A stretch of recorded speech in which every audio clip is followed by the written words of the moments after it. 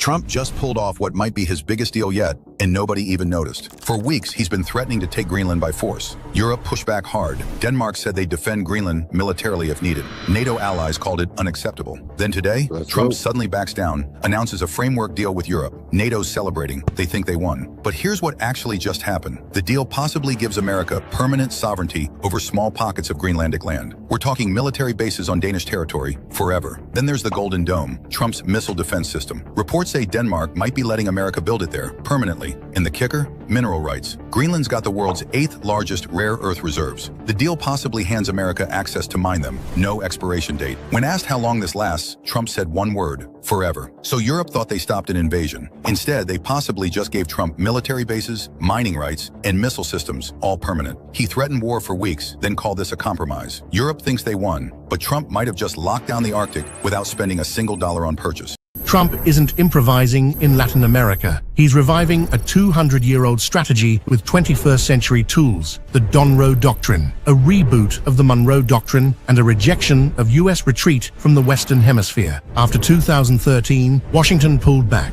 Others moved in. By 2024, China-Latin America trade reached $519 billion, up from $10 billion in 2000. China gained leverage over ports, lithium, copper, and rare earths. Russia armed regimes in Venezuela, Cuba, and Nicaragua. Iran supplied drones to Caracas. Then Trump struck.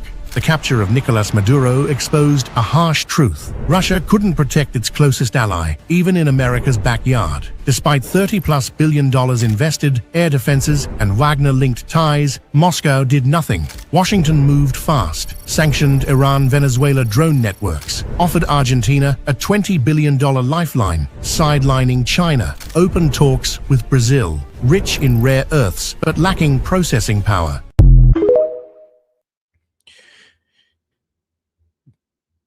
Yo, and we are live. Yo, this is Set with S.E.T Media, guys, and I'm back with another one for you. All right, guys, we're about to get into this ICE shooting, and we're going to go ahead and start with Dana Bash pretty much pressing one of these, well, I'm trying to remember. Oh, yes.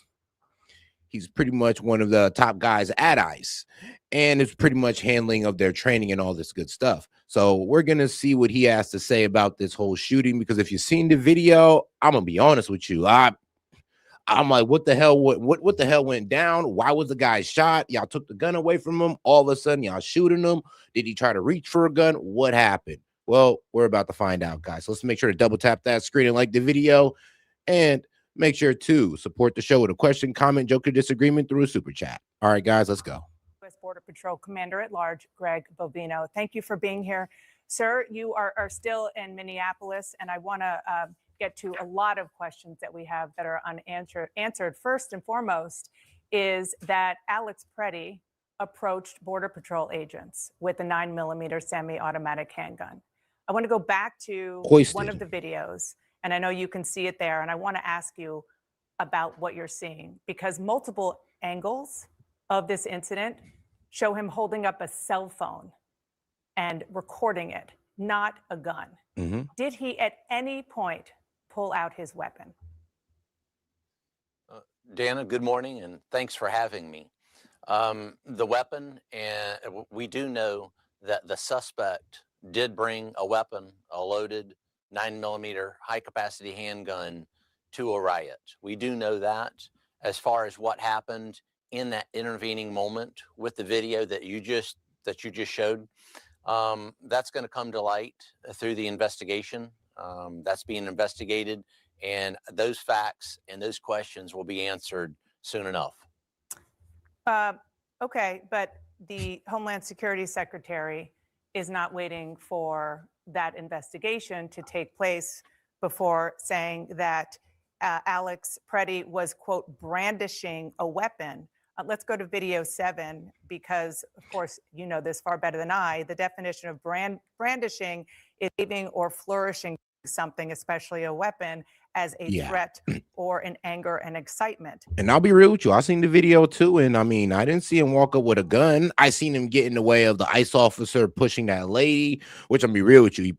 probably shouldn't have got involved in. But I seen him getting involved with that one. The ICE officers rush over. I didn't see him pull for a gun. Like I said, when he was on the ground, he may have, but the way it seems is like the ICE officers overreacted and they all just start unloading on this man, which is ridiculous.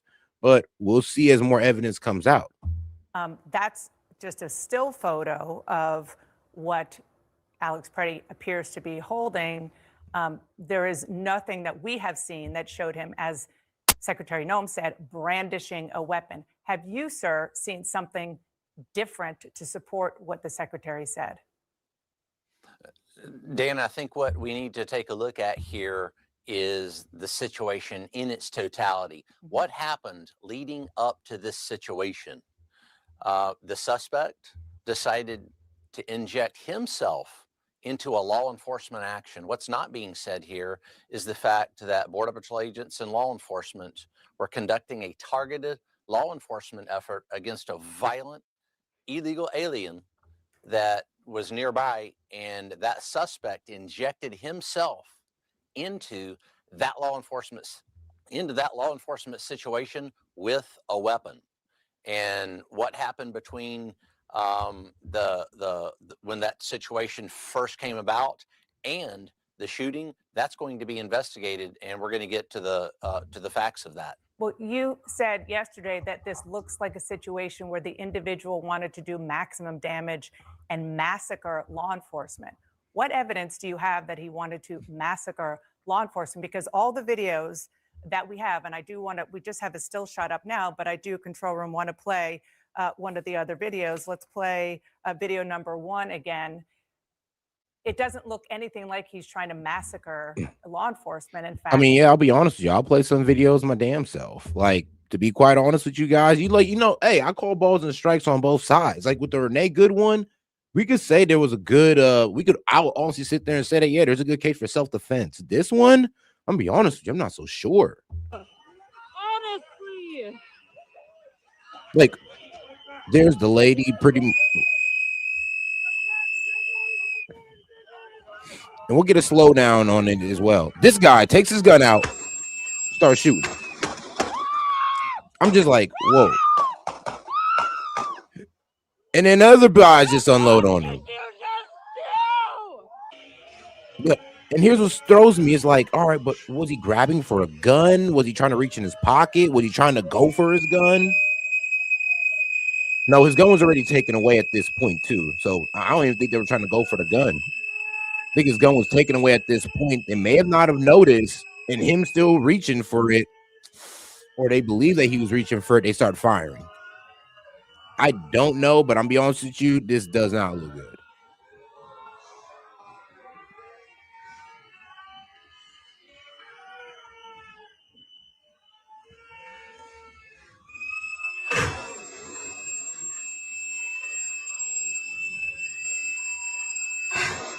Like, all right.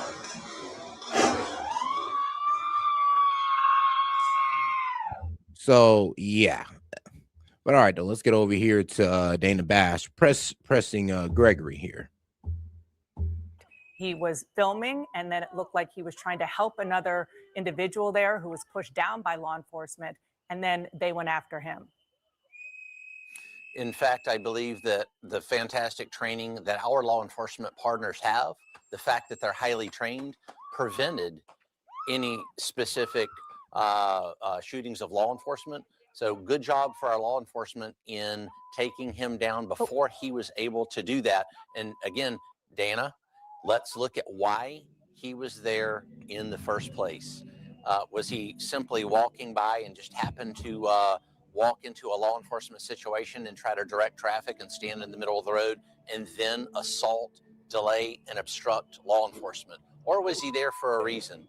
Did he fall victim to that violent and heated rhetoric by a Mayor Fry, a Governor Waltz? Look, Dana, they're trying to portray Border Patrol agents and ICE agents as Gestapo. I mean, yeah, they're trying to frame them as untrained lunatics and all this crazy thing, but all of them are like, well, they're either veterans, or ex-law enforcement. So these are not untrained guys. These are guys being put in difficult position by the people in Minnesota. They're being put in this difficult position. The mayor doesn't want to do any type of crowd control. They want the protest to obstruct and further put themselves in danger. And I kept saying that, yo, Renega's not going to be the last one if this doesn't stop. There's going to be more. And apparently I've been proved right. Sadly, I didn't want to be right about this, but if you guys, one, don't turn down the temperature when it comes to rhetoric against ICE, you wouldn't have guys like this guy who's going there trying to literally fight ICE. Think about it, because I don't agree with the man being shot, but he went up there trying to fight ICE off. When I'm like, bro, you're literally trying to fight off law enforcement. What do you think is going to happen after that? Nazi, and many other words. Did this individual fall victim, as many others have, to that type of heated rhetoric? I want to stay focused on this incident right now, because what you were saying is that he went there to try to stop this law enforcement operation. I don't think he did, video that we have seen shows. Yeah, I don't think he pulled a gun on him, though. Like I said, I think what I heard is that they took the gun away, and I'm not sure if the other officers seen that he took the gun away, but they knew that he had a gun on him. And somebody took the gun away, but I don't think the other officers got that. And he looked like he was still reaching for the gun, so they end up shooting him. This is what I'm just going off of my assessment. Like I said, we're still waiting on more to come out. Him documenting it with his cell phone, which is a lawful thing to do. And the only time he seemed to interact with law enforcement is when they went after him when he was trying to help an individual. No, that's not true. Push down. So no, that's not true. Actually, no, he stepped in the way of law enforcement. That's the actual truth. So, okay, let me see here if I can go ahead and pull this video up for you guys, showing you guys that actually, no, he stepped in front of the law enforcement, which was, I'm gonna be honest with you. I mean, hey, you can feel however you want to feel about it. I'm just here to tell you the truth. So this is the video here.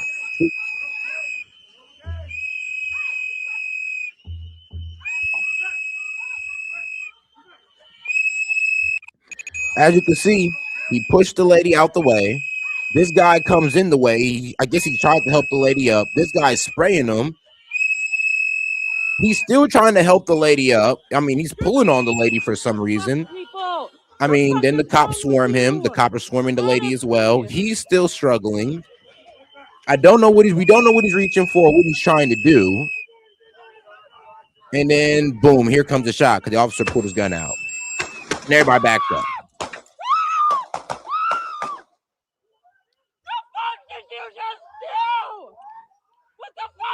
So here's another sad case.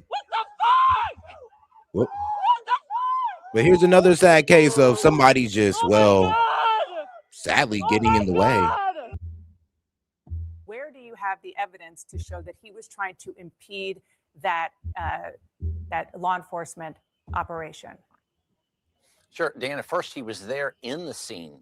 He was in the scene actively. Oh, guys, and I'm still under a shadow ban, guys. So you can do me a favor and double tap that screen and like the video, guys. Appreciate the support. Impeding and assaulting law enforcement to the point. But that's not illegal. He wasn't impeding it. He was filming it, which is a legal thing to do in the United States of America. Dan, let's don't freeze frame adjudicate this now.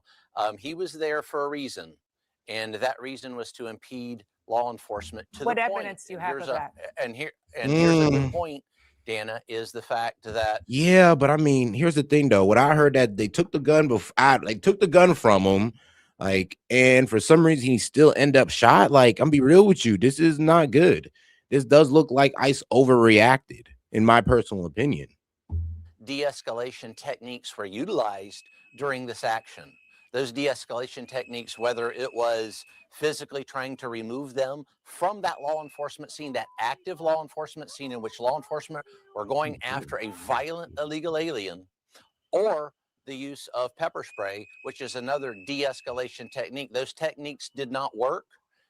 Officers always try to use the minimum amount of force necessary to either effect an arrest, which in this case was more than likely 18 U.S.C. 111, assault on a federal officer, or where did he assault the federal officer in any of the video that you have seen?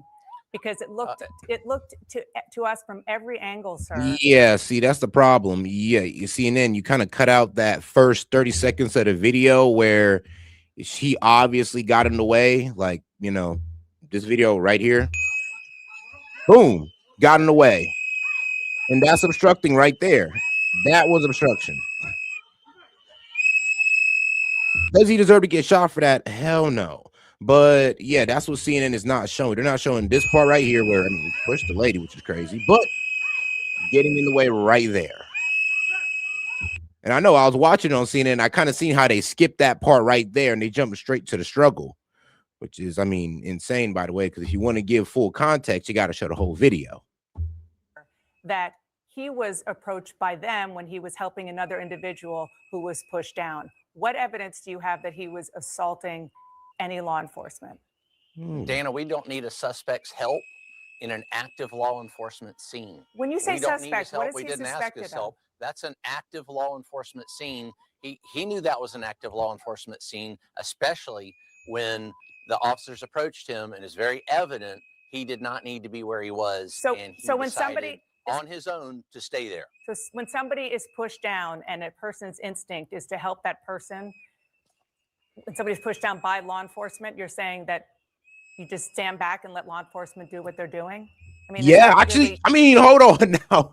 Yes, actually, that's exactly what we're saying. I mean, you step back, you let law enforcement do what they're doing. Yeah, I mean, if you try to get involved with, I mean, an arrest, they might have been trying to make an arrest on that woman. Why would you sit there, get involved? You can't do that, Dana. I'm not sure, like, why she's sitting there saying this, but yeah, you can't do that. His instinct is to help that person. When somebody's pushed down by law enforcement, you're saying that yeah, you just stand back and let law enforcement do what they're doing? Yeah, because if it was just regular police, nobody would have gotten away. If it was just regular police, everybody understands that. But everybody's treating ICE officers like what? Like they're not actual police, like they're not actual federal agents, and you're trying to treat these guys like they're civilians that you can just tell them, oh no, stop, you can't do this. Yes, they can, because you're telling them that you're trying to stop them, they can go ahead and take you in too. And she just sat there and said it out loud for all of us to hear, like, oh, so you're telling me they're not allowed to just stop law enforcement? No, not at all. I mean, unless law enforcement is going on a homicidal shooting spree, no, you can't. I mean, is that really human nature? Bro, you know, Dana, please, I mean, let's leave those emotions out of it. Like, trust me, we all feel bad for this man's death. That's human nature. But trying to sit there and say that, oh, he should have been able to obstruct these law enforcement, get in the way and fight back against them. I mean, do you hear yourself? Like, no, you shouldn't be inspiring anybody to do that with law enforcement. But here Dana Bash is trying to be like, oh, but it's the human thing to do. You're going to get people hurt. Situation is different. What our officers are faced with here in Minneapolis are chaotic, very difficult and violent situations in which individuals, and this suspect is not the only one to bring a loaded weapon to a shout out to my guys in the Rumble chat. Guys, head over to Rumble if you can. It's S.E.T Media on Rumble. So make sure to follow me on Rumble as well. I'll go ahead and post it in the chat later. The situations are chaotic and never changing. Follow directions for law enforcement. Don't inject yourself knowingly beforehand into a law enforcement situation. With respect, it feels as though in some ways you're blaming the victim here. The victims are the Border Patrol agents. I'm not blaming the Border Patrol agents. The victim. Nah, bro, that might have not been the right thing to say. I'd have said there's victims on both sides. That'd have been probably the more politically correct thing to say, because honestly, there is. I mean, bro did not walk out there pulling a gun on them. What bro did was he got in the way of ICE officers, just like Renee Good. They got in the way of ICE officers. For some reason, Dana Bash thinks it's okay for, oh, well, if a citizen's in danger, you're allowed to impede law enforcement. No, you can't. I'm not sure where she heard that from, but you are not allowed to do that. And if you're a CNN, and this is what scares me, because millions of people watch CNN still, believe it or not. So millions of people are watching this lady right here tell them, oh, no, it's okay. It's a human thing to do to sit there and get in the way of law enforcement. It's like, what? And then they don't want to take no accountability for the Renee Good shooting. This is the exact rhetoric that got her shot. Or the Border Patrol agents, man, let me get my man. The suspect put himself in that situation. The victims are the Border Patrol agents there. I want to go back to the gun, sir, because I think this is really, really critical. You can see. And shout out to Monty, super chatting. Well, sending in a Rumble rap. He said, Rumble rant. He says, link me up, big dog. Don't worry, I got you. An agent, and I just want to go to, let's see here, video 5. You can see a screenshot of an agent in a green jacket approach Freddie, and then he appeared to take a gun away. When the agent took the gun away, which seems as though it was Freddie's gun, that happened before Freddie was shot. Why was an unarmed man shot multiple times by law enforcement, by your Border Patrol agents? Dana, you don't know he was unarmed. I don't know he was unarmed. That's freeze frame adjudication of a crime scene. No, okay, but whoa. But here's the thing, though, because I mean, CNN kind of catching him up on this, but yeah, that guy right there, that's the guy that pretty much took the gun, though. When he took the gun, but I'm not sure if all the ICE. Well, sorry to talk while he's talking, but when he took the gun, I'm not sure the ICE officers honestly noticed it. I think they believe that he still had the gun on him, which is honestly, like I said, they should have double checked. That's a fault on them.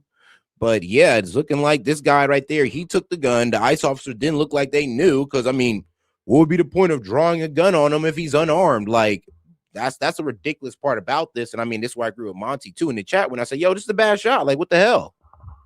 Crime scene via a photo. That's why we have investigators. That's why we have an investigation that is going to answer those questions. How many shots were fired? Who fired shots?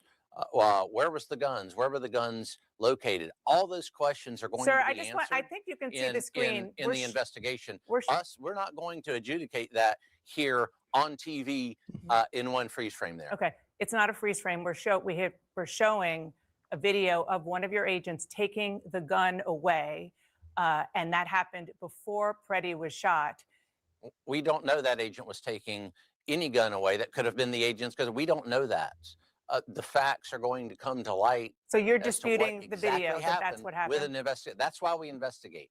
Well, with respect, you say that's why we investigate, but you're also drawing other conclusions that sort of fly in the face of waiting for an investigation. I just want to also go back to what I was asking about with regard to what Secretary Noem said, that he was brandishing a gun. At any point, do you have any evidence that, yes, he had a gun on his person? Was he brandishing it? Was he a threat because he had a gun in his hand that put law enforcement in danger? Dana, we heard the law enforcement officer say gun, gun, gun. So at some point, they knew there was a gun. So again, that is going to be part of that investigation as to what was happening on the ground there between those victims, the Border Patrol agent victims, and the suspect. Both the police chief in Minneapolis, O'Hara, and Governor Walz say Freddie was legally licensed to carry a concealed weapon. I mean, so are you saying great? That don't mean it's nothing. Not okay for him to exercise his Second Amendment right, not to mention his First Amendment right to be there in the first place, but his Second Amendment right to carry? I mean, to protest, yeah, but when he stepped in front of that ICE officer, that wasn't protesting no more. That was obstruction. Like I said, there's a fine line between protest and obstruction, and for some reason, these Dems don't get it. They don't get it. It's like, you know, when you protest, you can sit there and cry and complain all you want, hold up the signs, make fun of these guys all you want. But as soon as you try to get in their way, you are obstructing. Therefore, they can go ahead and arrest you, detain you, and all that good stuff. So I'm not sure where the confusion is, but well, actually, I do know where the confusion is. Shout out to Dana Bash telling you it's the human thing to do to obstruct law enforcement. So now I'm really looking at the Democratic Party or the Democrat base like, yeah, y'all kind of screwed, because if y'all listen to this lady and people like her, y'all walking yourselves into a dangerous situation. Like, period, point blank. And shout out to my man Anonymous. Happy Sunday. Off to church soon. Are we still mods over on Rumble? I'm going over there right now. Hope you have a blessed day, Set. Thank you for what you do. So, hey, man, I appreciate that, man. You have a blessed day as well. Man, throw a couple prayers in for your boy. Appreciate you. Shout out to my man Green Bean. And actually, yeah, guys, make sure to remind me though, because once Rumble starts blowing up, you know, once we get you guys over there on Rumble and that starts going up, I'm gonna go ahead and start placing guys as mods and all that good stuff. Because I'm gonna be real with you, when the Rumble chat start blowing up, I'm really gonna need you guys. Because remember, there is no censorship on Rumble, so whatever these guys type in the chat, I mean, bro, prepare to be surprised and offended. carry a gun? And if you do, you can be shot by federal law enforcement? No, I didn't say that, Dana. I never said that. What I'm saying is we respect that Second Amendment right, but those rights don't count when you riot and assault, delay, obstruct, and impede law enforcement officers, and most especially when you mean to do that beforehand. How do you know When that? you mean to do that, when you mean to do that beforehand, when you show up to an active crime scene, don't leave the crime scene, and you're armed, then you've got the decision-making process for that individual doesn't seem to be very good. Now, back to the Second Amendment. What you're saying about the Second Amendment is peacefully protesting with firearms. Absolutely, I've done that myself, and fully support that. But not when you perpetrate violence, obstruct, delay, or obfuscate Border Patrol in the performance of their duties in an There's active no crime evidence that scene. he was perpetrating violence. And there's no evidence, unless you have it, and we'd love to see it if there is, that he was intending to massacre law enforcement. Other than, I mean, I'll be real with you. Yeah, I'll give her that. I mean, there is no evidence that she was going out there to massacre law enforcement. I'm not even going to give that to him. Like, apparently the gun was in his holster. He was pretty much being a responsible gun user. He didn't take it out in front of ICE officers. I don't believe he even threatened ICE officers with it. The main problem is he came up an armed man obstructing ICE officers. I mean, I'm gonna be real with you. That is a pretty crazy threat. Like, hold on, you're armed and you're trying to get in the way of an officer, and you're an armed individual. Do you not understand what type of pressure that puts an officer under? Any man under. I'm just like, wait, you're armed and you're trying to get in the way of me as an officer? I'm like, yeah, I'm treating you as a deadly threat. And I know you got your Second Amendment and all that, but yeah, you're an armed individual coming at an officer. I'm sorry, but the officer's allowed to look out for their own safety. I mean, that's something that you Dems don't understand, but hey, I mean, apparently y'all wanted this guy to get ran over by Renee Good. He was just supposed to sit there and die, apparently. and the fact that he was there and he had a gun lawfully. Oh, let me go ahead and... He meant to be there beforehand. Again, Dana, he came there beforehand. How do you know that? A reason. How do you know that? Because he was there. But all he was doing was filming and documenting evident. it, which is legal. He was carrying a gun, which in Minneapolis I didn't is say legal. it was. All right, man. And shout out to our guys here. So still haven't tried 1775 coffee. Now's your shot. The 1775 starter kit just dropped. Only 1,000 units. You're getting the bold dark roast that hits hard, smooth medium roast, the Vitality mushroom coffee for clean energy and laser focus, no crash, all single origin, small batch, toxin free, mold free. Plus, you also getting a golden spoon clip because freedom isn't scooped with plastic, a frother strong enough to stir up coffee and your mother-in-law's opinions. And a black 1775 tumbler, $170 worth of coffee and gear, yours for $99. I'll say that again, $99. This is for the ones who've been watching 1775 blow up on Rumble, wondering if it's actually worth it. Spoiler, it is. Go to 1775coffee.com/studio and grab your starter kit before they're gone. Bold beans, clean fuel, and a morning routine that stands for something just like Rumble does. All right, guys, appreciate that. And shout out to 1775 Coffee. Let's get back to the show. And I didn't say it wasn't legal. So then what did he do that was illegal? Assault federal law enforcement when he does that. That's an active law enforcement crime Where do you scene see in the video that he was decided to enter into? Where do you see in the video that he was assaulting law enforcement? Because from everything we have seen, law enforcement was assaulting him when he was there trying to help another individual. Dana, law enforcement doesn't assault anyone. Follow directions of law Like enforcement. I said, though, he actually stepped up to law enforcement first. He's the one who pushed law enforcement back. And I mean, after that, I'm gonna be real with you, it's kind of, well, as we say, it's up from there. If he'd have never came in, and I know he was trying to protect that citizen, but he was obstructing a law enforcement at the same time. So sorry, but it is what it is on that note. All right, though. Let's see here. About to bring in Monty in a second. Directions of law enforcement in an active crime scene.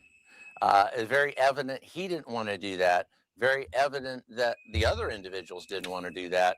And it's too bad the consequences had to be paid because he injected himself into that crime scene. I can't say that enough. He made the decision to go there. We didn't make the decision to talk to him. We didn't even know that individual was in existence until he came into that crime scene. I want to go back to video number 1, because you keep seeing that he injected himself into the crime scene. He was a guy on the street filming an operation. He was far away. He wasn't on the crime scene. And what I want you to see again is that law enforcement appears by the video we have to be approaching him and the person who is next to him, not the other way around. And so what I want to know is, what evidence do you have that he went after law enforcement? Sure. The fact that he was standing in the middle of the road, there was interaction between him, the bystanders, and law enforcement, and again, followed directions of law enforcement. He doesn't need to be in the middle of a crime scene. Dan, I don't think you would want to be in the middle of a crime scene, or you would want civilians in the middle of a crime scene injecting themselves into something that is none of their business at all. True. Can you also just answer? I mean, that's very true. And shout out to my man. Hold on, let me go ahead and catch up on the super chats. Shout out to my man Parabolic Curvature. He said, at this point, I don't care about yours or ICE rationalization of the event. He is gone. ICE are not de-escalating. Shields, all you want at this point. I mean, Parabolic, look, bro, honestly, we're not even defending it. Be real with it's you, an dog. unjustified. It's an unjustified homicide. It's not a murder. It's not an execution. I've heard all of it going. It is a wrongful death. They escalated the use of force triangle too fast. Yep. And the guy clearly, unless he had another gun on him, which they're not reporting, the guy clearly saw a gun based off of, when the guy in the green jacket pulled his gun out of his holster. That in a confusing situation, you see a print of a gun on a struggling suspect, and he yells out gun. They acted too quickly, but I still think, in as far as homicides go, it is a justified homicide, but a wrongful death. It's a bad shoot. It's a bad shoot. All right, but shout out to Parabolic Curvature. He says, if you heard Dana said, if you heard what Dana said, it's human to help someone up, and you think she said it's okay to obstruct, then this is why I say you're still for them. Here's the problem. I mean, I'm still for the ICE, what ICE is doing in their mission, but here's the problem, dog. It's human to help someone up, but when you do it to obstruct law enforcement, when you got to stop at law enforcement to do so, that's obstruction. You don't know what he's doing that for. She could have been doing anything, committing a crime, or just getting in the way. And he's allowed to sit there and push them back. What he's not allowed to do is go up there and tell that officer, oh, back him off, throw him off. As an armed man, by the way, push this guy back and tell him, no, you're not doing this. It's like, you can't do that to an officer. Like, bro, go ahead and try it. I mean, shoot, next time an officer got somebody pulled over on the side of the highway, pull up, push that officer, said, leave this man alone. Will you do it? Of course not. So just for the record, when he pushes an ICE officer away, that is assault on a federal agent. That is also obstructing. The reason ICE contacted him is because they did not want him in the area. They did not want him around them for whatever reason. Maybe a car needed to come through. You don't know. You don't get to be the arbitrator of what ICE, a federal law enforcement with a federal mandate, gets to do. Now, with all that being said, he was armed while breaking a law, which is considered assault with a deadly weapon, even though he did not have his gun drawn. Even if you drive drunk with a loaded gun in your glove box, you're still committing a crime with a weapon. Now, does any of that mean that he should be shot down in the street? I think I counted like 9 or 10 times. Absolutely not. Nope. But there is an escalation to this, and he, as a citizen, has an obligation not to resist any sort of law enforcement actions. He can't. No one can resist, whether it's a lawful detainment or it's just them rounding people up. You cannot resist under the color of the law. Can't do it. He decided that he wanted to be Captain Save-A-Ho, and the situation escalated. Why? Because, like the guy said, he injected himself into something that was none of his fucking business. All right, but hold on, Monty. And shout out Sorry. Tove for sending in the $1.50. Appreciate the support, Tove. And shout out Tove, by the way. I mean, congratulations. So shout out to the extra member to the family. And all right, and Parabolic, because I know Parabolic, I know he ain't trying to hear it. I know He's Parabolic ain't ready to trying to hear it. cook me. He says, keep the rationale to yourself. I'm just telling you, bro. We get it, dog. Trust me, we get it. We don't really agree. I don't agree with how this went down either. But Yeah. I keep trying to tell you guys, like, do you know that, like, bro, the Democratic base is being provoked to do this by y'all leaders. I mean, like I said, I know you kind of took this like you mischaracterized it, but bro, I'm gonna have to stand on this. When Dana, when she sit there and said, "Oh, that's just what a normal person would do, or that's what any good person would do is help somebody up," yeah, sure, but not while an officer pushed that person down. And be honest with you, I'm not. like I know it sounds effed up to say, but when that officer pushed that person down, that is that's right there. That's a law enforcement situation. You cannot get involved, especially as a random person walking up armed. Hey, Seth, you notice how everybody else that was, quote, just filming didn't get into the middle of the fray? True. That's true. I'm just saying. That's true. Everybody else that was just filming, or anybody else that's been pushed down, you don't see people start fighting with law enforcement officers. That's what he was doing. He was fighting with law enforcement officers. And when you He was fight struggling with him. and you are armed, the chances of you dying goes up like 60%. Man. And all right, guys, and I went ahead and posted the Rumble link. So if you want to go ahead and join us over there on Rumble, that's where the party's at right now. But all right, let's get back to it. To the question about the gun, because again, do you have any evidence? And shout out to my man Anonymous. He says 6 months clean and sober. And hold on, man, we got to give you a shout out for that one too, though. Man, it's a good day. It's a good day for the. It's a good day for the chat, man. Actually, it's a really good day for our members. Man, I love you guys, man. So I'm glad y'all having a good one. That he was brandishing his weapon. Did he? He wasn't brandishing a weapon. On the weapon? No, he wasn't. No. Yeah. Again, the officers on the ground, in that melee, we hear gun, gun, gun. So that gun at some point became visible to officers. But could it have been because they had him on the ground and maybe his shirt came up and they saw that it was on him? That doesn't mean that he was. And that is why we have an investigation, Dana. Fine. That is what we are investigating. You're not going to know that now, and I'm not going to know that. I think an investigation is great, but the Homeland Security Secretary said he was brandishing a weapon. Do you That's a have lie. evidence that we haven't seen that he was? I don't know what's up with Chrissy Noem, bro. She be taking shit too far. Like when she tried to say, "Oh, did Renee Good's a domestic terrorist?" I'm like, bro, you shouldn't have said that. You could have walked off perfectly without saying that. And then here she go, "Oh, he was in brandishing a weapon." It's like he wasn't. He wasn't. Like he wasn't. You didn't know he had a gun until you were on top of him.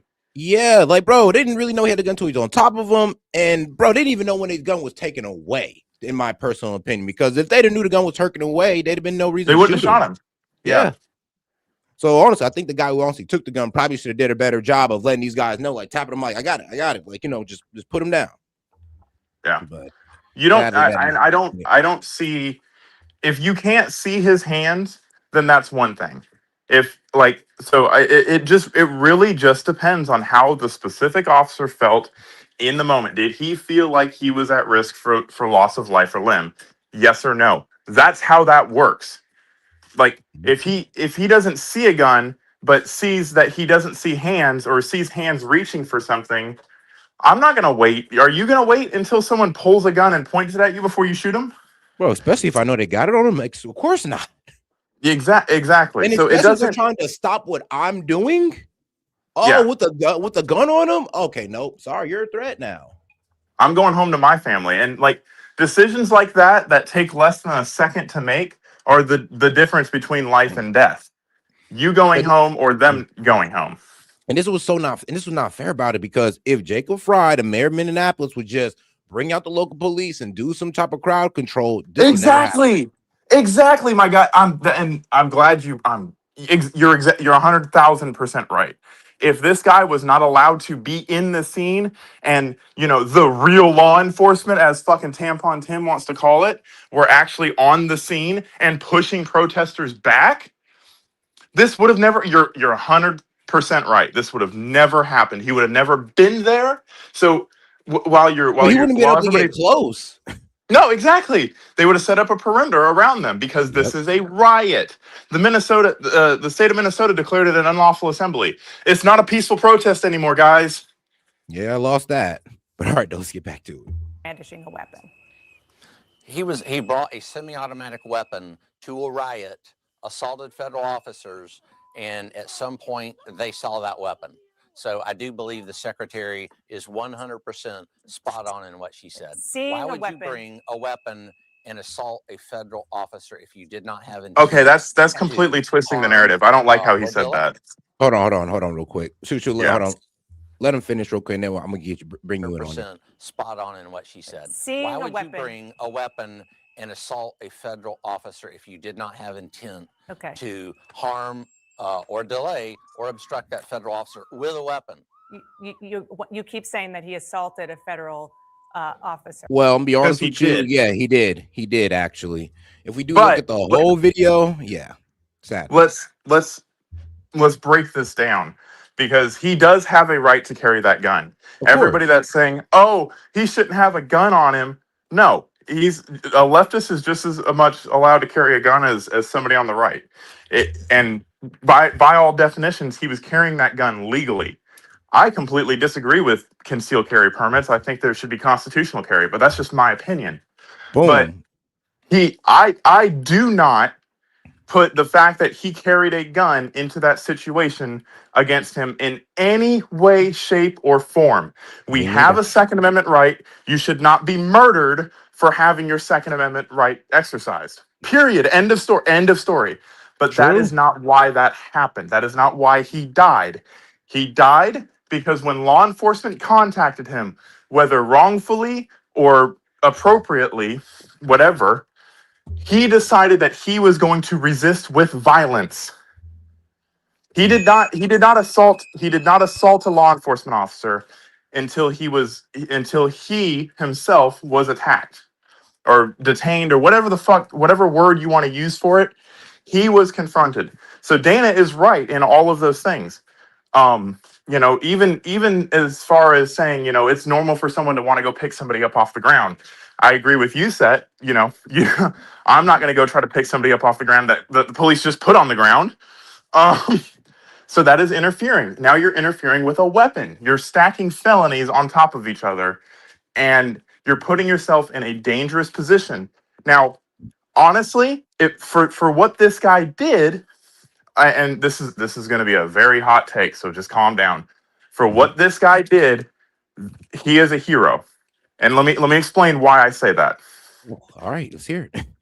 So he is a hero because he saw what he thought to be injustice and stood up to it. That is the definition of a hero.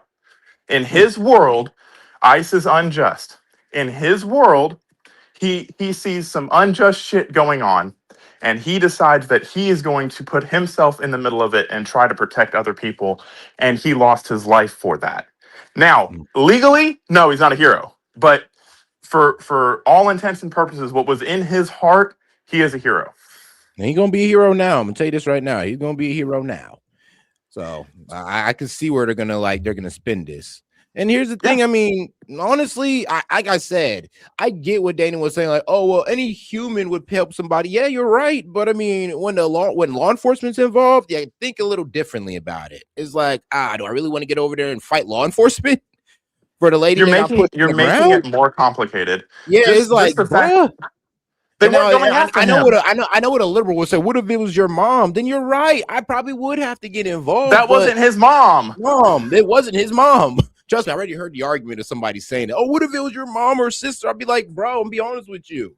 I'd tell my mom stop fighting." Honestly, if I had my gun, I would have probably left my gun on the side. Then went and go get involved. To be honest with you, because I don't even want them thinking that I'm that type of threat. Yeah, I would tell my mom to stop fighting. Yeah, that too. Though. I would say, "Hey," and she would know better. But if that was my mom struggling,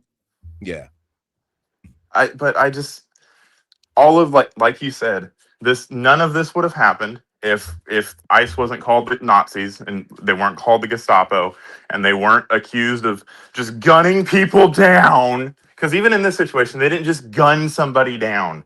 There's this thing called the fog of war, and the fact that we can slow this down all we want, but this happened in less than 2 seconds. Yeah. Like, stop trying to demonize authority figures. That's really what this boils down to, because it would the same people that are talking about we have real police officers were throwing their police officers under the bus during the summer of love. So True. um, Like, bro, the real police officers y'all talking about, like, your mayor doesn't even want to dispatch. So, yeah. like, what's going on So there? they let them do their job, and this wouldn't happen. They weren't going after Peretti. They were going after an illegal immigrant who was already violent. Like, come on, guys, stop. Do better. All right, though, let's get back to it. Shout out Bonte, man. Oh, God, let's not forget to like the video or double tap that screen, guys. Appreciate the support. But again, we have not seen evidence that happened. It looked like he was on the defense. And again, he had a gun legally. It's sort of feels like it's legal until he uses it for a crime. Law enforcement and conservatives who are very pro Second Amendment saying the problem was that he had a gun legally. No, the problem is, as I said, the problem is you try to obstruct an officer while armed. That's illegal. You don't have the gun legally. So for everybody that doesn't know and has suddenly become a Second Amendment fan, welcome to the Second Amendment community. I've been waiting for you. If you are using a gun in the commission of a crime, you are not legally carrying the gun, even if you have a permit to do so. Your permit does not allow you to obstruct federal agents with your gun. It allows you to protect yourself in certain situations that are considered lawful. This is not a lawful situation. His concealed carry permit means absolutely nothing other than he wasn't a prohibited person from carrying it. He committed a crime while in possession of a firearm. That is a crime in and of itself. It's its own separate crime. No, you ain't lying. Oh, guys, we got like 14 of y'all on Rumble, man. Make sure y'all like the video, guys, on Rumble, man. Let's go ahead and break ourselves to the algorithm on Rumble. Yep. Let's go ahead and break through on Rumble since YouTube playing games. Bro, you already got twice the amount of people on Rumble that you did on YouTube. But you're not shadow banned.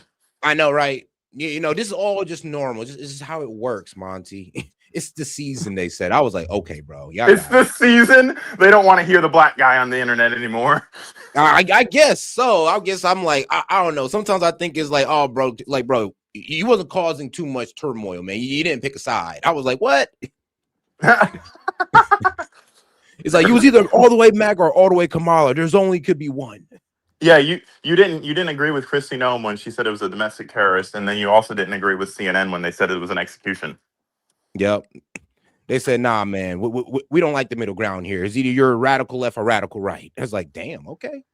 But I don't think that this was a good shoot. I mean, I think in the eyes of the law enforcement officer perceived a threat. I'm not gonna sit here and speculate on what he thought, but if he were a good person and not corrupt, this is what he would be thinking. It would be that someone has a gun, I see them reaching for it, I don't want to die, and that is reasonable enough to use deadly force.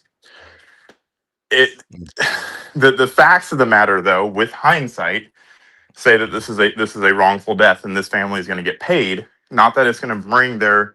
I'm like this. Like, let's not throw this guy through the mud. This guy isn't some weird leftist that decided that he wanted to go and block the street. That he didn't do any of this. He got, he did not let the temperature turn down and decided that he was going to insert himself. He didn't try to run anybody over. He didn't try to pull his gun. As far as we can tell, right? He's an ICU nurse. He just tried to get in the way of the ICE officer and the lady he pushed down. He was being a hero in his world. And there's consequences to your actions. I don't think they should have been death, and especially as many times as they shot him. Yeah, good God, they unloaded on him. The ground, they was still shooting. I was like, and y'all went too far. I was like, okay, and y'all went too far now. Not the man laying lifeless on the ground. Y'all still shooting. It's like, bro, what? Yeah. But I don't He know. injected himself. He put himself where he did not need to be. He put himself in and put law enforcement officers in jeopardy through his actions. good point. These were his actions, not law enforcement officers' action. We had to react to an individual that came there for a specific reason. And again, what that reason is, we're going to find more out about that in the That doesn't matter. days. No. Hold on, bro. Let it finish. That doesn't matter why he came there. And again, what that reason is, we're going to find more out about that in the coming days. I'll be interested to see what his reason for being there, while Border Patrol agents were arresting a violent criminal illegal alien doing their that doesn't change anything. duties in Minneapolis. That's the question. Why he was there doesn't matter. It was obvious. He was there to protest. He was there to protest. Seen a lady get pushed down, and he got involved, and that's what got him killed. Sadly. But he's trying to insinuate that he was there for some nefarious purpose, as if to defend what he knows is not a good shoot into some. Bro, they don't got to do all this though. It's like, bro, y'all No, don't. they don't. It's okay to admit that y'all made a mistake. I hope y'all know that. Exactly. But I mean, as soon as here's why they're not doing that. Mm-hmm. As soon as they admit that they made a mistake, they're going to want to crucify that man.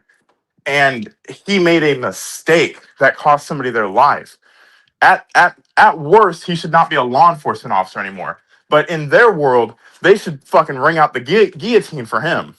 No, and somebody said something interesting in the chat. Somebody says, well, what if this guy says, oh, let's be real. If he said I have a gun and I'm gonna shoot you, let's be real, he wouldn't be getting in the way of an ICE officer trying to push him back. He'd be committing threats. Yeah, I mean, bro would have pulled out that gun and started waving around and said, what y'all about to do? I mean, that would have been a more, and this whole narrative that this is suicide by cop and that he intended to massacre the police. Enough of that bullshit. None of that is even relevant. You want to talk about people turning the temperature down, but yet you're going to say some inflammatory shit like that when everybody has fucking eyeballs. Literally. It's like, bro, I don't know. I don't care how y'all try to clean this up. It's best y'all just be honest and be like, yo, this just was not a good shot. No. We was with ICE on Renee Good. We was like, all right, y'all got it on that one. Everybody's calling it murder, but we see it's self-defense. This one, bro, wrongful death for sure. I mean, to be honest with you guys. Like, it's not murder. It's not murder. It's not even negligent homicide. It's a wrongful death because it's by the definition of the law, he was entitled to shoot him because of what he perceived. Now, and you can't argue with that. You can't argue with what the man saw or what the man felt. And if he swears under oath that I thought I saw a gun and I thought I saw someone reaching for that gun in the arms and legs of tangle of that guy, I was trying to protect other people from getting shot because I recognize the gun is not one of ours, then yes, that is a legal shoot. It is a wrongful death because he didn't have a gun. Yeah. Or let's not mince words. He didn't have a gun and he was mowed down. All right. Oh, but the question is also, why is an American citizen now dead for the second time who was there to because your document, rhetoric in this case, and clearly to be there as a bystander, which is his First Amendment right. He wasn't there to clearly document anything. Don't socially engineer the topic, Dana. He was not there to document. Appeared he came to be. there for That's a reason. fair. Appeared to be. He obfuscated and delayed officers there on the scene. That's pretty evident to me. I want to ask you about your agents. You said that this was a highly trained agent who had been serving on Border Patrol for 8 years. What was he trained for? Because these are your Border Patrol agents, and they're now in the interior of the country, in American cities. Was he trained in urban policing? Yes. Basic law enforcement. Are trained. Hold on, Monty. We got to let the video play out a little bit. And your mic is kind of loud, so you're like immediately talking over the video. Oh, man. You've given me God powers. In the interior of the country, in American cities. Was he trained in urban policing? Yes, all of our Border Patrol agents are trained in all for all types of environments. Yeah, most of them are ex-law enforcement. So most of them are trained in law enforcement. The problem is when you let the public or you let these protesters do whatever they want, this is what's going to happen. I mean, honestly, there's no amount of training that can prepare them for this. S.E.T, So Yeah. BLET, which is what every law enforcement officer must go through, whether they're Border Patrol, they're ICE, they're DHS. At some point, they have to have gone through BLET. And if Yeah. they haven't, if they're a brand new hire, they're going to go through BLET. BLET is what she's referring to as urban law enforcement. Yeah, and I Yeah. know, and that's what I was saying. I'm like, they're ex law enforcement, so if they didn't do it then, they definitely had to do it before they hop out with the ICE badge on. With a badge and a So gun. Yeah. yeah, so I'm sorry, but like they keep trying to push this rhetoric as if they're untrained and all this good stuff, That's what they're but that's trying to not do. Yeah. true. That's not true whatsoever. Remember, there are a lot of vets. There's a lot of ex law enforcement. I mean, and then probably small groups from security teams. But I'm sorry, these are not untrained people. I want to reiterate that and be very specific every time we say that, so that there is no doubt in people's minds, because what she's doing is, you're right, she's pushing more rhetoric that she knows is false. She's lying, and the only way to show a lie is to tell the truth. Including urban policing, this particular Border Patrol agent had 8 years with some specific skill sets there with both firearms and less lethal munitions. Also, let's take a look at the training and the environments that Border Patrol agents operate in. We operate in places like San Diego, California, Tucson, Arizona, New Orleans. All those have Border Patrol sectors. Detroit, Michigan. We've got Border Patrol sectors in Buffalo. So this myth, and I saw this just last night on CNN, this myth that Border Patrol agents don't work in urban areas is just that. It's a myth. We're well adept at urban areas, conducting that Title VIII immigration enforcement wherever we go. It doesn't matter if it's a desert or an urban environment. We're very well adept at doing that. Is the agent or agents, is it your understanding that more than one agent fired a weapon at Alex Preddy? Again, that's going to be part of the investigation. I'm not going to speculate on how many shots or who shot or that type of thing, because I don't know. Are the agents who were involved still on the job? Yes, they're these Border Patrol agents are going to more than likely be on administrative duty, but they will remain Border Patrol agents. Yes. What does that mean? So they'll be off the streets for a bit? Not in Minneapolis, they will, but only in Minneapolis. Here, they'll be at a different location. Okay. And before I let you go, I just want to button up Sid's in the chat point that you were making about what Alex Preddy was doing there. Do you accept that it is the law that an individual has a right to film what law enforcement is doing? I believe that all citizens of the United States have those First and Fourth Amendment rights, as long as they do so peacefully and don't delay, obstruct, or assault anyone in doing that. And that's the issue here, because he was not peacefully doing anything. All right. And just for the record, and we've seen this video multiple times from multiple angles, there is no evidence that he was doing anything other than being peaceful until the altercation began. Again, I look forward to seeing the other evidence. So she's conflating the fact that he's not to the bottom of this, and do want to get all of the. Go ahead. She's conflating the fact that he's not throwing fists and pulling the gun out with that he's not obstructing. Obstruction is not peaceful protest. It is not violence as defined as what violence is, but it is not peaceful protest. There are limits to the First Amendment. There are limits to the Second Amendment. There are limits to the Fifth Amendment. Now, should this, why do I have to explain civics and economics to everybody? I mean, hey, man, they ain't trying to hear it. But hold on, guys. Let's see, come on, man.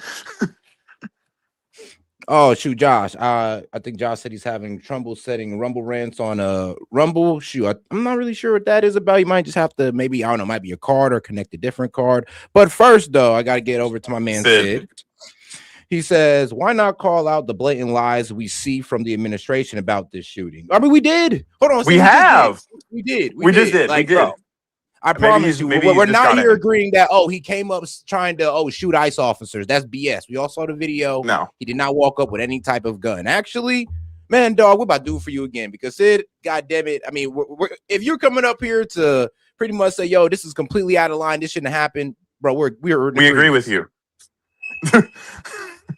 because check this out, bro. We're gonna see it. We're gonna get into how Alex Jones got into it as well. I went into it as well. Maybe we should let sit up here because, you know. Yeah, I got you. Hold on here.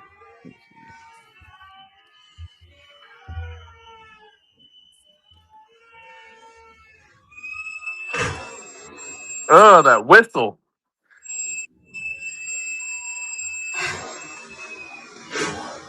Yeah.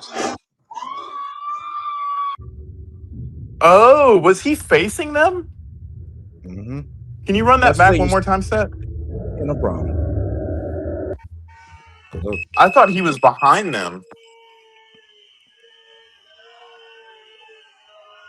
Crazy.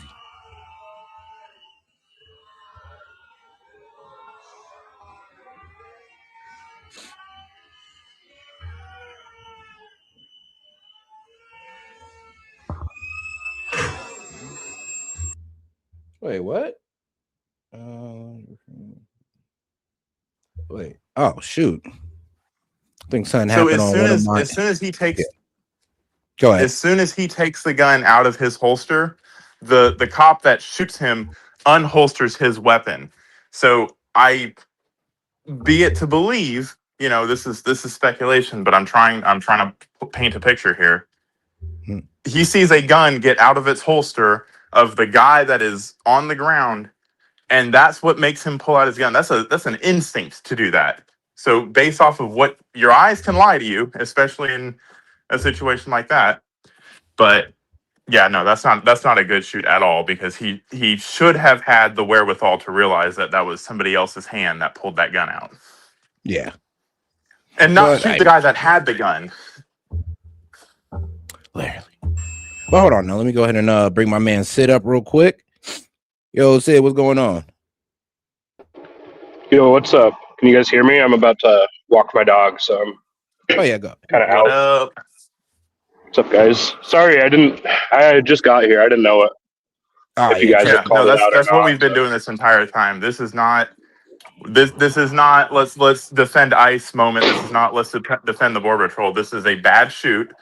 This is I'm not going to go as far to say this is murder, because he was acting in his capacity, but this is a bad shoot, and the administration is just trying to cover it up. Well, it very well could be murder, though. Do you agree with that?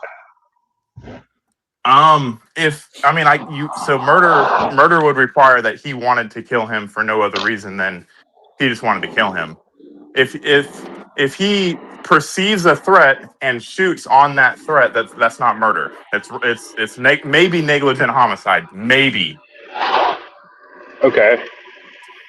Well, have you guys seen the video that, I can't watch right now, but is it the video where it shows very clearly the other officer taking his gun out of Yes, we just watched that one, and the other one where the cop is literally, you see the other angle where he has the gun in his hands, and everybody's trying to say, "Oh, that's not the gun." That's absolutely the SIG P320 with the Romeo on it, the Romeo 0 on top of it. And you can hear in some, after he's shot, even asking, "Where's the gun?" And the guy says he has it. Why weren't they alerting? Why wasn't everyone in the know that this guy took out the gun? And why did they fire so many shots when this guy was prone on the ground? He's dead, laying there, and they're still firing shots at him.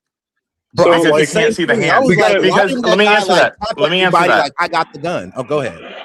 So once you've initiated deadly force, everybody else is going to start initiating deadly force. Why? Because they can't see his hands. You just have a situation where someone just yells "gun," and everybody starts shooting. But it wasn't everybody shooting. That's why you can't see their hands. And as soon as they stop shooting, they don't keep shooting again, because he's dead. Well, everybody wasn't shooting. No, there was like 2 or 3 people shooting. All it takes is 2 or 3 people to shoot 2 or 3 times, and that sounds like an execution. And that's why we're saying we should wait for. What's up? There's reports about them counting the bullet holes when the medics showed up, like not rendering aid immediately. There's video of that one officer clapping while the shots are going off. I mean, this does look malicious to a lot of people. I ain't heard about all that. Because I don't know how any reasonable officer would have any fear for their life in this situation. And I mean, some of them were fucking pistol whipping him in the head while he was going down. Where's that in the training? Where's that in the use of force training? Hold on, a pistol whipping. All right, hold on. Now we got like no one was. He was slapping him in the head. He was not pistol whipping. They did not have their guns drawn until they shot. Look like they I think the guy in front of him. Okay, maybe they're punching him. That guy had a glove on. He did not have a pistol in his hand. What made that use of force, or the use of force where Alex Preddy stepped in him initially, where they pushed that woman down? What makes that justified? I mean, we're talking about the use of force in the instance of shooting, but we have to look at a totality of circumstances, right? That's what the case law tells us. And absolutely. So what justifies any of these other use of force?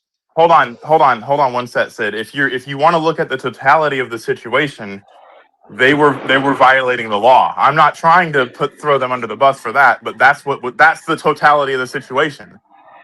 Were they? What were they doing? Absolutely. I mean, it didn't seem like the recording is not violating the law.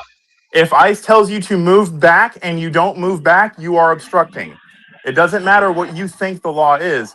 Their word okay, but if they just tell you to move back and then instantly shove you, I mean, it wasn't like she just stood there. They said move back and shoved her, like pretty much while they were saying it. No, they didn't. They were literally walking down the street saying move back. When they got to her, they said move back again. This guy was directing traffic. He was moving out of the way. Like, I don't know. I don't think is he a stoplight? Is he a stoplight? All right, hold on, guys. Hold on. Now, before we can go too deep into this, let's go ahead and look at Alex Jones' video. I'm gonna play it halfway through, and I'm gonna bring you guys in for this because he has a crazy take on it as well. Under what authority does? Oh, and shout out to my man Josh. He says it's different on Rumble, not double tap. Yeah, on Rumble, it's like the horizontal. You gotta actually click it. Yeah, you actually gotta click that like button. Oh, if you're on the vertical, go ahead and just double tap that screen for me. Smash that like button. Obliterate it.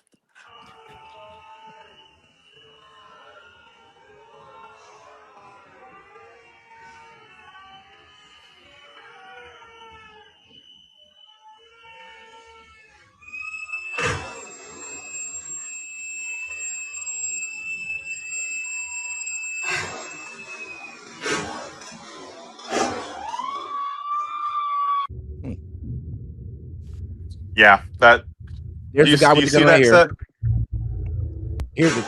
All right, let's go. So as soon as the guy that you're about to show us pulls the gun out, that's when the cop pulls his gun out. No communication, bro. Yeah, no, that's goddamn. Yeah, I know this guy probably tripping like, yo, you're shooting him? That's why he froze and looked back. Yeah. God, I'd have been froze too. It's like, bro, the guy just took the gun. We shooting him? Yeah. This is a team failure.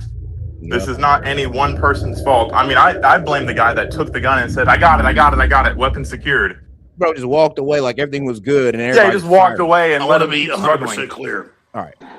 With all the pressure ICE is under and all of the violence and agitation against them, I'm surprised there hasn't been bigger mistakes or violence yet. And if I see any real evidence of ICE doing something wrong, I will call it out. But this Alex Preddy, who died during the huge demonstrations in Minneapolis, Minnesota today, if you watch different angles of the camera, they are tackling him. They're on top of him. They took a gun off of him later, a handgun. But you see when the gun goes off, it's not clear what happened, but you see the ICE officer jump and run back, and then they pull their guns and start shooting him. So did he use his gun? Did he go for somebody else's gun? Did a gun go off? We don't know. Wait a second. It is a P320 now. But ICE... Say that again? Dude, it is a P320. Did it just fucking go off? What the fuck happened to this guy, man? This Alex Jones guy used to warn us about like military on the streets, about FEMA camps, about the overreach of the government, telling us we all needed to all have our guns all the time. And the minute the state, oversteps and unjustly kills somebody, he's right there to suck the administration off. Right there to... No, he's not. He's literally saying this was an unjustified shoot. He's suspending, like, all disbelief there because, like, did he shoot? I mean, are you watching the video, Alex? What do you mean, did he shoot? Like, we all see it. He did not shoot. Is there any sense But where you did can a watch gun this go video and off? think, Is what he Alex, said. He said, "Did a gun go off?" did a gun go off? We've seen the video I slowed don't. down. The first gun going off that we hear is the ICE agent shooting it. You don't know that. You can't see the muzzle flash. You don't see I recoil mean, on you that can gun. hear gunshots, man. You can hear Right, them. but was it the P320 that he just pulled out of his hand that has a history of going off when there's a struggle? I don't know.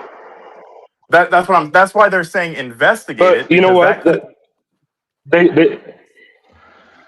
They could have waited to come out, this entire administration, and not said this was a guy that came there to do maximum Yes, damage and he that's was obviously a bullshit. Yeah. terrorist. Yeah, you're right about that, but that is bullshit. That none of that is helpful. They want to talk about turning the temperature down, and they're going to say shit like that. That is not the And case. that leads me to believe that this gun didn't just misfire and then that scared all these guys. Because if that's what happened, they could have waited the 3 hours, got an interview from all these agents, heard from the one, when I grabbed his gun, it misfired. It's the P320 6 hour. So they do that. And that could have been the statement. But the fact that they're not saying that one, and that what they are saying too, just really leads me to believe that's not what happened. Do you want some more clarification? It is absolutely wrong of them to do that. I'm not going to defend it. Now, what I am going to say is, how would you respond to that as a leftist? How do you expect the crowds that are rioting, that are already throwing rocks at them, to respond if they actually admitted fault? That wouldn't be admitting fault. I think people would be a lot more comfortable with that being the story than hearing from the administration, like, basically, you're a terrorist if you're exercising your First and Second Amendment rights Bullshit. in public. Yeah. That's what they're doing. That's why I'm agreeing with you. That is bullshit. Yeah, and I'm not trying to be like you're disagreeing or anything. I'm just saying my take on it. You know? Yeah. No. Absolutely. Like none of this should have happened. The cops could have fucking escalated force differently. The guy could have just, not decided to go protest that day, but that's his right to do so. Yeah. He could have decided that he didn't want to interfere with law enforcement because that is established that he did. Like, all of a whole 100 million things could have changed, and a butterfly could have flapped its wings in Japan and changed this entire situation. But this is what we have to deal with because of rhetoric like the Trump administration is putting out right now. But it hasn't been historically the Trump administration putting it out. It's been Jacob Fry and fucking Tampon Tim saying they're the Gestapo and the ICE and that you need to do everything you can to stop them. Well, they said that you need to record, and thank God people are recording, because now all we have is people. Sid, now they're saying that after they already said do everything you can to stop them. Now they're saying I've seen that. Tim Wall saying it for weeks, and I've also seen a lot of videos of him getting cut short to make it look like the worst thing possible is being said, which I'm seeing a lot of from the right, by the way, with multiple Democrat officials where they cut the video short. There is no way you can cut a video that's going to outframe the proportion of saying they look like the Gestapo. There's no way to manipulate that. He said that. They do look like the Gestapo. They do, but bro. They're in hoodies and masks and. So how many people did the Gestapo release? How many people did the Gestapo release? They're saying, real quick, they're saying that they have the authority to go in without a judicial warrant into homes. There's Vance is saying they have absolute immunity, which he walked back. I mean, these guys do resemble the Gestapo. To answer your question, I don't know how many they released. And how many people were allowed to protest the Gestapo? Just because it's not. Do you agree that you can compare things that aren't exactly literally the same? Like, if you want to be a sensationalist, yes, you can. But no, you can compare things that aren't one-to-one things, dude. If you want to stoke fear, you can. There's other words to use them as, maybe a police force enforcing law. But this is not what the police force looks like to anybody, dude. The police force in America doesn't look like people that are unwilling to identify themselves, no badges. You can't sue them. You have no recourse against them. You can't sue the wear government anyway, masks. Sid. You know that. They wear masks. You can sue the government, but you can't. Only if the government agrees to be sued. Yeah, I know, but you can't. I mean, you can't do anything with ICE. You can't even tell who they are. You could be a fucking federal agents. They could be people impersonating ICE, and since ICE is unwilling to identify, how do you know? Because, oh my God, really? Are you going to try to split hairs on the matter? Maybe the badge on their vest that says ICE. Maybe the cars that that's cost hundreds of thousands of dollars. Maybe some of them are in plain clothes, dude. Oh, a car like an SUV with tinted windows with a light bar.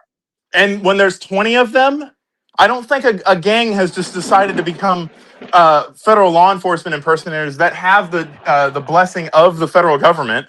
I don't think that's what's happened here, Sid. So stop being sensationalist and look at it objectively. There's no, dude. Have you guys seen that report of that Slate journalist she's a leftist? She's on Antifa Watch, and she tried to get a job with ICE. She's a liar. She's a liar. No, they've already refuted that, and they said she's a liar. Okay, well, she provided proof. They didn't. You can't. She provided the emails and correspondence she had with them. Oh yeah, how did she do that? Did she go on OpenAI and create an email document? No, dude. She gave her email. She's bullshitting. She did not get a final job offer. Dude. She did not get a final job. Sid, you know how I know she's lying? Hey, Monty. You know how I know she's lying? Because I went through the same process at the same time she did. This administration is suing people for bad polls. If she's lying, they could sue her ass right now. Isn't it weird to you that they're not? Maybe they have bigger things to fucking worry about, like every leftist on the fucking planet going off at the same time. Okay, but Trump is... Sorry, sir. All right. Real quick, can I say all the time on that one? Can I make my one last I'll let point, Sid though? get the last word. Yeah. Go ahead. Okay. To you saying maybe they have better things to do right now. I mean, Trump is suing pollsters for polls that he didn't like. I don't necessarily think that it's because they have better things to do. Unless you're talking about like the ballroom. Not the federal government. I'm talking about Trump is the executive branch. No. Trump as a private citizen is suing pollsters, not the federal government. But you're right. You're right. He is wasting his time on that. Okay. All right, let's get back to our guy Alex Jones and let's hear how he lands the plane on this. Doesn't want to kill people and have prosecutors trying to put them in jail. They don't want to have a woman try to run them over with a car and have this happen. Prosecutors have been trying to analyze the video. Will show it slow down here. But ICE doesn't want to kill people and have prosecutors trying to put them in jail. Exactly. All right, here it is. So the pistol reportedly found on the man shot by ICE appears to be a custom work SIG P320 nice gun. AXG carried with an aluminum grip module, G10 grip. Damn, I mean, bro, that way to give us all the specs like you're trying to sell it to us or something. I went on SIG's website. That is like a $1,800 gun. $1,800 pistol. Yeah. The Romeo Zero on top of it's like $800 or $600. Brody, okay, yeah, this is complete misinformation. Whoever wrote this post, I mean, they're a piece of shit. There was like around a $2,000 gun. Unusual to see an illegal alien with such an expensive weapon. It's like, what? This is why you don't listen to. This is why you don't listen to everything you see on X, because people will say the most craziest things. So, no one's claimed him to be an illegal alien. He's a nurse at the VA. Yeah, he's an ICU nurse at the VA. That's what. But yeah, you can tell this came out like the moment that it happened. Like the moment that it happened. Good God, people are stupid. Man. They don't want to have a woman. It's a nice gun, though. Card have this happen. It is. And we have the Democrats in the Podesta plan that I've harped on for a year plus, saying that when they try to send out ICE to their regular duty, they're going to tell the public it's illegal. Same stuff Obama did, Trump did, all of it. That this time they're going to say it's illegal and have an uprising. And y'all there, people that die. Dead protesters, as they told Axios 6 months ago, as the pretext to launch this uprising. So the system, the Democrat Party, the Soros funding is using this to create a crisis. And so people are saying they killed this guy in cold blood. It's not clear what happened. You see a magazine clip pop out on the ground that fits his handgun, and you see them apparently struggling for something. Was it his gun went off? Was it one of their guns went off? They're surprised. They run, and then they pull their guns and start shooting him. And that's what. So I have a question for you. Yeah, what's up? So I've heard a lot from people on the right talking about how, it's all this rhetoric about how ICE is the Gestapo that is causing all this chaos.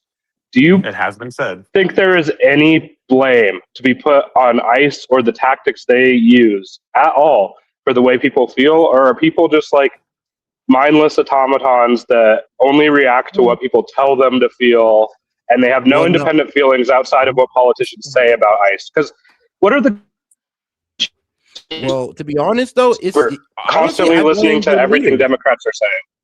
Well, here's the thing. Yeah, I blame the Democratic leaders. First Like, of all, Monty, they weren't operating in any other way different than how they've ever operated under Trump until they started getting doxxed, until can y'all hear me? the left made it a problem. I can hear you. Can you hear me? Yeah, I can hear you. All right, cool, I was going to say they weren't Sorry, operating Monty, this way. that was for S.E.T, Monty. No, I don't think Monty can hear me, actually. But yeah, what I was pretty much saying was that honestly, yeah, I kind of do blame the Democrat base. Well, not all of them, but I blame the Jacob Fry. I blame the Minneapolis mayor. He could do all the crowd control in the world, but he refuses to do. Instead, he's inspiring these protesters to get in the way of ICE, which is putting their life in danger. So, and I mean, look at Dana Bash, what she just said. Oh, it's just a human thing to do to get in the way of law enforcement. I mean, I'm sorry, but that's ridiculous to say. And they're low-key putting people's lives in danger because you're telling them that this is okay to do. When Jacob Fry don't want to go release the police to do crowd control, he's telling them that, all right, it's okay to do this stuff to ICE. And let's be real, ICE is not trained for crowd control, but they're doing crowd control. So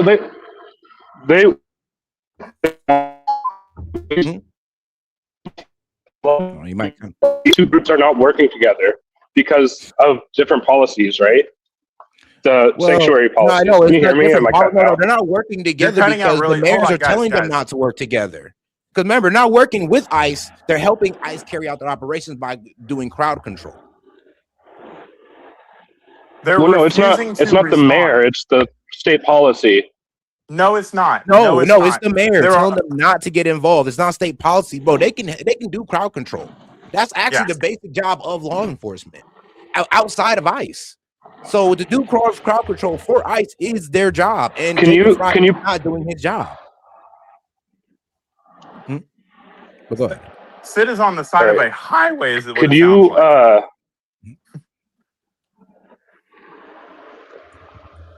Can you guys hear me? Yeah, I hear you, brother. Yeah, I can hear you, but you're. Yeah, I hear could you show me? Could you guys tell me? Damn it. Sid, call us back when you get home. I think he wants me to look something up though, but one second. Yeah, I'm thinking. Yeah, I don't know. I can guess where. Can you hear me now better?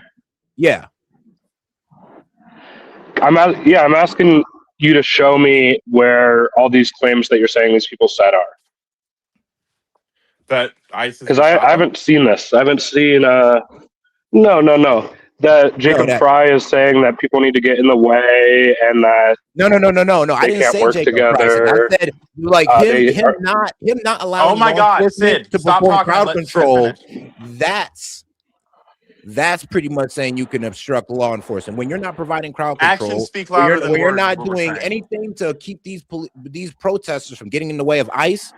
Yeah, you're provoking the obstruction. Like he don't have to say it. He's doing. And can you show me where they're not doing anything? The fact that this happened. If they were doing all I've seen is frustration from in there. Well, all I've seen is frustration from the chief of police about ICE and saying that they're getting flooded with calls about ICE's actions. No, but what's all about their actions and they're not providing. ICE's actions are not illegal, Sid. What? ICE's actions are not illegal. No, they're not. None of them are. No, they have an authority to do what they are doing. It's been established several Everything they times. do. Yeah, bro, I'm not going to speak in generalities, but they are not doing so much crime that there should be thousands of calls of ICE. That's people that feel entitled, that have gotten the affirmation that ICE shouldn't be there and have been manipulated into thinking that are calling the police to protect themselves from ICE. Just go in your house. Here, Remember when I'll Tim Walz I'll shot give. people with I tear know. gas for not staying in? Hold on. I'll give my take on this. The question I asked you, Sat. I think All right. that the vast majority of people are angry because they're seeing how ICE has been behaving. I think it's way more likely they're seeing in front of them in the case. Sid, call us back when you get home. Nah, because I know it is wherever you're impossible going. to have a conversation when you can only hear 3 words. Nah, it's a city going through the nice area, through the nice part of the neighborhood. We get very little reception. But all right. He's in All right, hold All on. right. That's the entire I'm state. stopped. I stopped my car. I stopped my car. Can you hear me? Oh, wait, you're driving on the live stream? That's that could get set in trouble. No, I stopped it. You've been on the phone this guys. entire time. All right, guys. Come on. I had to do that to him. He did it to me. All right, but let's try to be serious here. Now, I was saying did you guys hear what I said? I do think it's ICE that is making people more riled up than these politicians. And it's way more likely that people are seeing what ICE is doing than they're watching a fucking Tim Walz press conference. Come on. I'm gonna be honest with you. No, I'm gonna respond to this one though, because I'm gonna be honest with you, bro. It's Tim Walz and Jacob Fry that are actually letting this go on. The reason why Renee Good is dead, the reason why this RN, this male nurse is dead, is because these guys refuse to do their job to protect their constituents, which is providing crowd control. If there's crowd control being provided, ICE wouldn't have to do it, and this would have never happened because there wouldn't be as many ICE backed off by police officers and not taken down by ICE. Like when people say ICE is not able to do crowd control, you're right, because that's what the police was supposed to do. We wonder why this hasn't happened in red states, because the local police helps ICE. This is why it's not happening in red states. Not because Donald Trump loved red states or ICE loved red states more. It's because in blue states, it is being promoted to obstruct ICE. But well, no, they're not. They're also not surging 3,000 ICE officers to patrol the streets of because they're not being obstruction. There's no obstruction. There's no obstruction. There's no obstruction. They don't need 3,000 officers because they can do the same job with 500. They can't do their job because people like you that are defending this. But go ahead. Let's see. They can't do their job. No, when you. I mean, according to the administration, they've got like 12,000 people out of there. What do you mean? In spite of it, not because of it. In spite of it, them obstructing. In spite, because they surged 3,000, they can continue doing their job. What happened to states' rights here, dude? The state doesn't have the right to harbor illegal immigrants. It's the federal, bro. We're talking about immigration. I'm sorry, but that don't really. It's kind of out the door. He's trying to mock Trump because Roe v. Wade got sent back to the states, and he said he wanted states to have the right to do it. So now it means that states can become their own countries in Sid's world. Or have their own immigration law. They don't. It's the United States of America. That is a federal concept, that we share borders with 2 countries and we maintain those borders. And we go and get people that violate our immigration and customs laws. That's what ICE is. But all right, Sid, we gotta let Sid finish. Sid, you got anything else to say though, brother? No, I'll wait. Are you pulled over on the side of the road to talk to us? I appreciate that. You're a nice person. It's not them executing him. But that's what's going to happen when you have all these armed people and stuff coming out and saying kill ICE and win confrontations. And it's because the local police and the governments are not turning over these illegals, rapists, murderers, arsonists, you name it, even when they're in jail. They have to go out and get them. That's why this is new. That's why this is happening. So they've created the atmosphere and then said their own battle plans. They would do this. That's how I predicted it all. So here are the videos. Here are the facts. not a bunch of emotion. They're doing too much, man, and they keep pushing people, you know?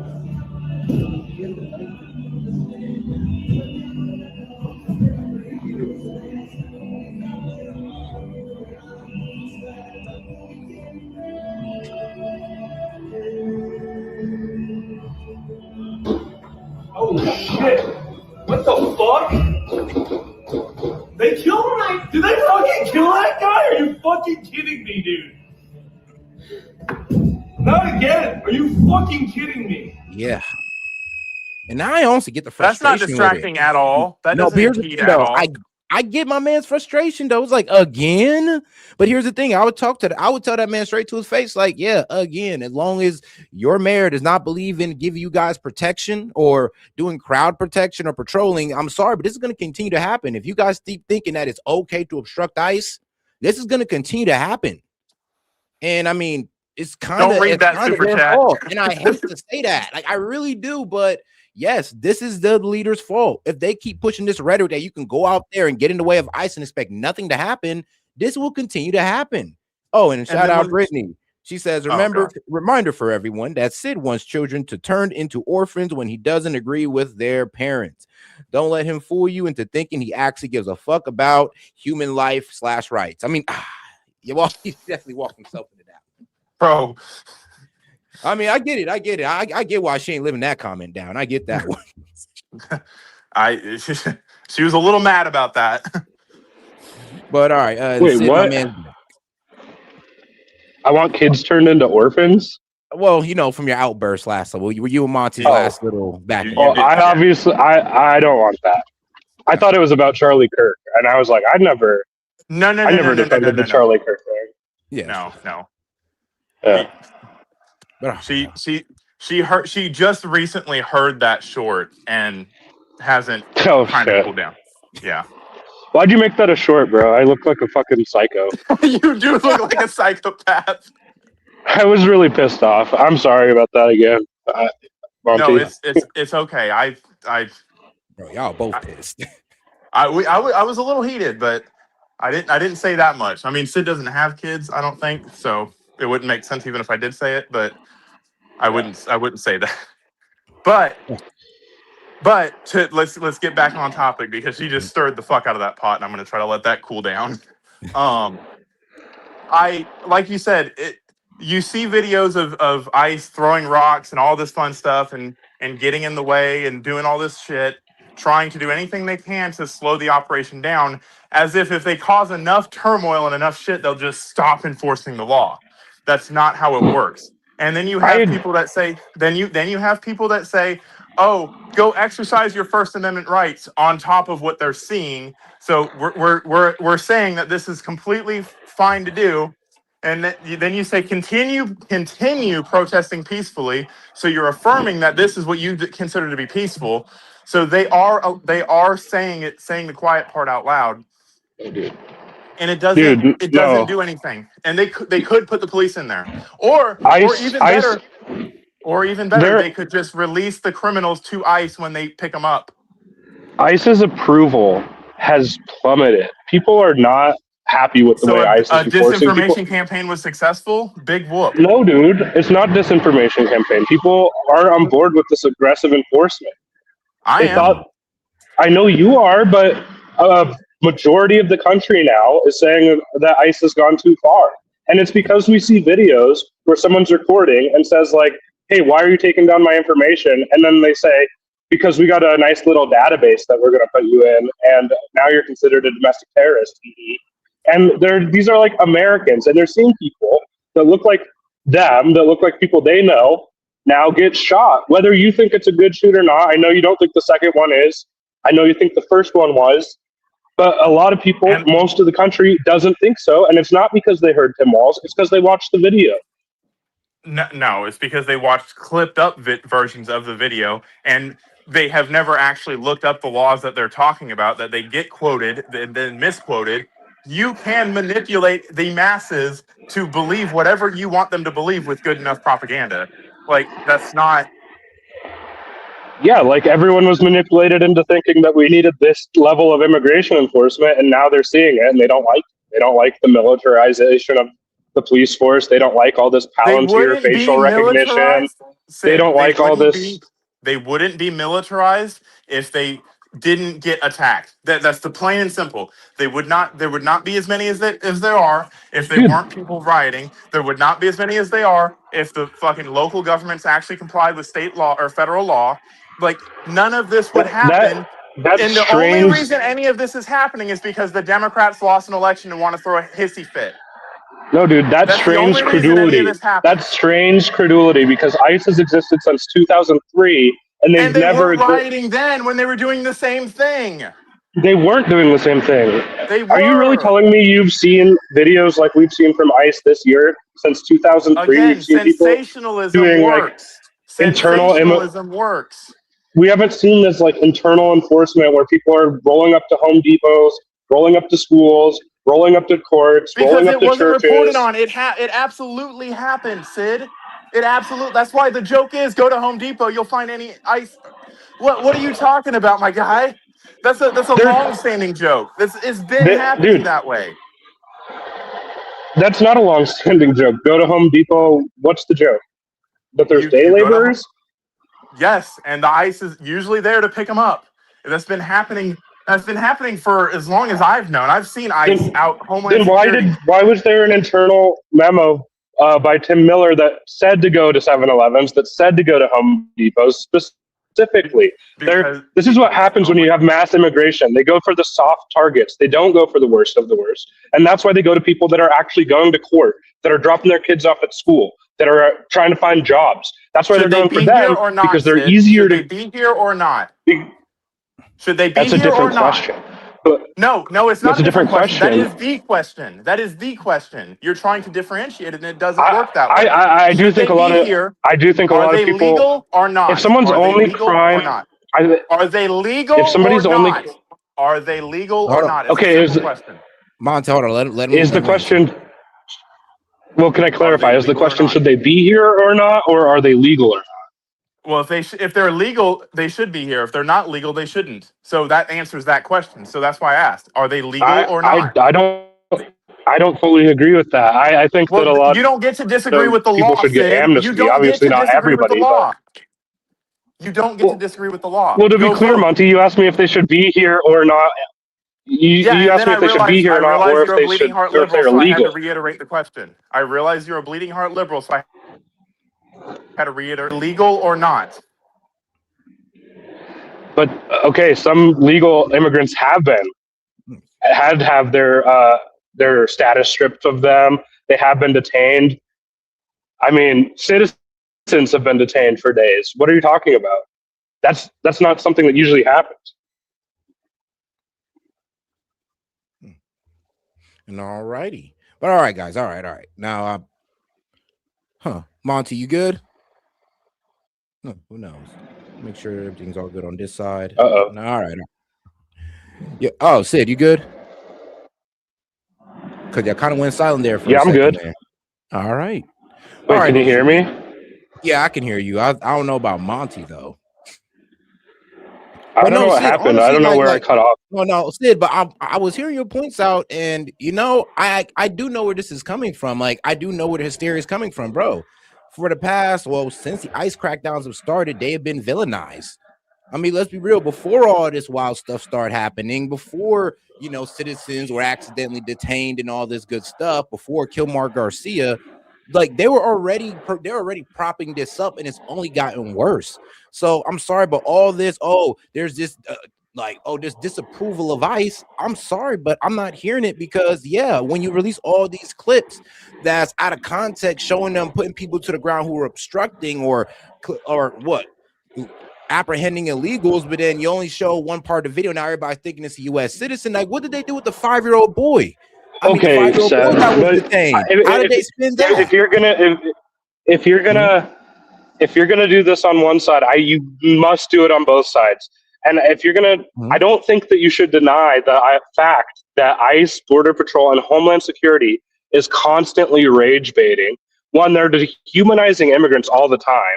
They make them sound like everyone that they're getting are like rapists, pedophile, murderers, even though I think it's like 47% of the people that they have deported have Chrissy Gnomes. I mean, any sort of criminal I know record? it's hard to believe, but Chrissy Gnomes talking about 70, and I'm like, whoa. Oh yeah, and that is a lie. Their own data refutes it. That's what she says in public, and then they're like they put out these videos that make all these immigrants look this way, all these leftists look this way. They're like laughing in people's face. They're having these huge they get more money than the fucking Marines, and you want me to sit here and shed tears for them when a Democrat expresses their own opinion about it, which is it valid to have the opinion that ICE is unjustified? I would say this. I honestly, I don't see it. That's what I would hit you with. Is like, are they unjustified in what? Carrying out immigration law? No, they're not. I mean, honestly, they are justified. I'm sorry, my bad, misspoke. But yes, they are justified in carrying out immigration law. Were they justified in this shooting? No, they're not. But when it comes to handling immigration law, this is what the left is getting in the way of. This is what, sadly, the Democratic leaders in Minnesota don't want. They don't want ICE in there, not because for the safety of the people, it's because they just don't want the illegals to be deported. And here's the thing: they care more about these illegals than the safety of their own people. And I get what you're saying. Oh, well, not all of them are criminals, but all of them have done something illegal under our law, even if they didn't go out there and commit a murder or do anything extra. Dude, there are people that were totally on board with ICE's mission before they saw them become militarized, before they saw all these contracts with these facial recognition, like AI. You know, people feel like it's becoming a police state for good reason, because ICE is the most funded police force, and they're going around gleefully bragging about creating a database with American citizens in them where we're considered domestic terrorists if we record them. But here's the thing, though, like Sid, it's kind of crazy how y'all don't see how y'all are like making y'all own problems worse. If y'all problem is ICE, all this obstructing, stopping them from doing what they need to do, protesting and trying to impede on it, I'm sorry, but it's only going to make it worse, and they're only going to bring in more ICE agents. Think about it. After Nate Good got shot, 1,000 more came. I'm not sure when you guys are going to get the message, but how you guys are going about it is making it worse. If you guys get led into a police state, it's due to your own actions, because you thought it was okay to get in the way of law enforcement and immigration law. I'm sorry, but as much as I feel bad for you guys are getting in the way of the implementation of immigration law. This is why it gets so bad.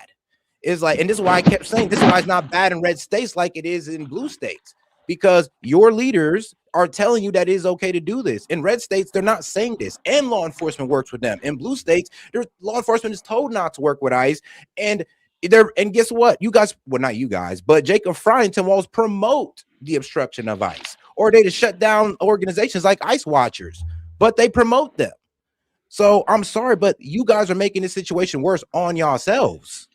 They call everything obstructing. You're allowed to record ICE. You're allowed to say, but hey, ICE is here. You're allowed to run down your neighborhood and say, ICE is here. ICE is here. You know what? You're allowed to say, ICE can't come into your business without a fucking warrant. But you're not allowed to follow their vehicles while yelling out, ICE is here, ICE is here. That's impeding an investigation. That's an instruction. Okay. So I get what you're saying. You got to admit, there's lines that are being crossed here. Like, bro, I'm in agreement with you on that, but they're not doing that, bro. ICE has crossed a line for so many people, and you can say it's all propaganda, and you can say it's all bullshit, but you guys are losing this fight. You guys are losing the messaging. People are getting tired of ICE. People are supporting the protests more than they support ICE, bro. I think that might just be in Look at the polling. Look at the poll. Well, look at the where polling, from CNN, CB, like CNN, from any pollster, the aggregates. Look at Trump is underwater on his best issue, which he's never been underwater on before, immigration. According to every single poll, he is underwater. He's in the negatives. People don't like how he's doing this immigration enforcement. Bro, it doesn't. I'm be honest with you though, and this is why I like to say, bro, who cares about their feelings? This is about the implementation of our immigration laws, which is being carried out. You should care because of the mess that the Democrats created. So it's like you guys are looking. These feelings are going to vote, man. You should care because the feelings are going to vote. Bro, here's the thing though. If we got the right results, then I mean, F the feelings. If we get all these guys out and it's a better America, F their feelings. And I'm Dude, be honest I with you, think that dog. you could do Like this I in a said, you're way not better making way the where people. situation better by not holding your own accountable. I mean, is it okay to sit there and obstruct police? I haven't heard you say that. Dude, Is it? Minneapolis? No, I don't think that's okay. Okay. But So then you know, Minneapolis was then totally you sit down fine. here and agree that most of these protesters aren't really protesting. They're trying to get in the way of ICE officers. They're vandalizing FBI vehicles and unmarked vehicles. You got to sit here and admit that, yeah, bro, some of these protests are out of line and this is making it worse. It's not all ICE. But, dude, totally fine before they surge these agents. And how are you going to say, like, did you see the letter that Pam Bondi sent to Tim Walz? No, I did not. It basically said if you hand over your voter data and election data to the federal government, we'll get ICE out. So is this about law enforcement, or I'm is gonna this have to about verify creating that one. a sense of Would you hear? Okay, yeah, no, or is before this I go about ahead. creating a sense of fear and chaos, and then using that to get sensitive voter and election data from the states who have all plenary authority over their elections, by the way.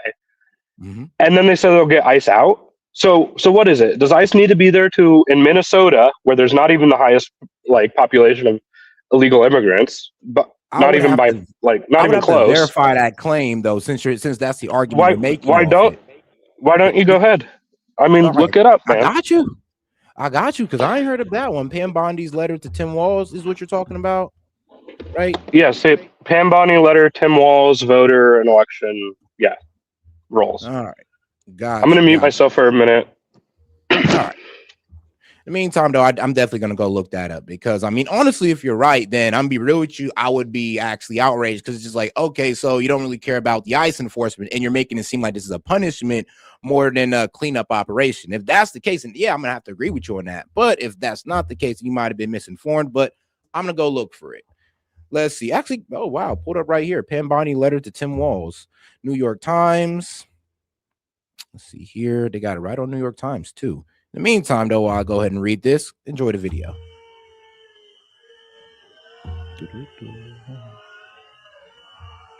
Really?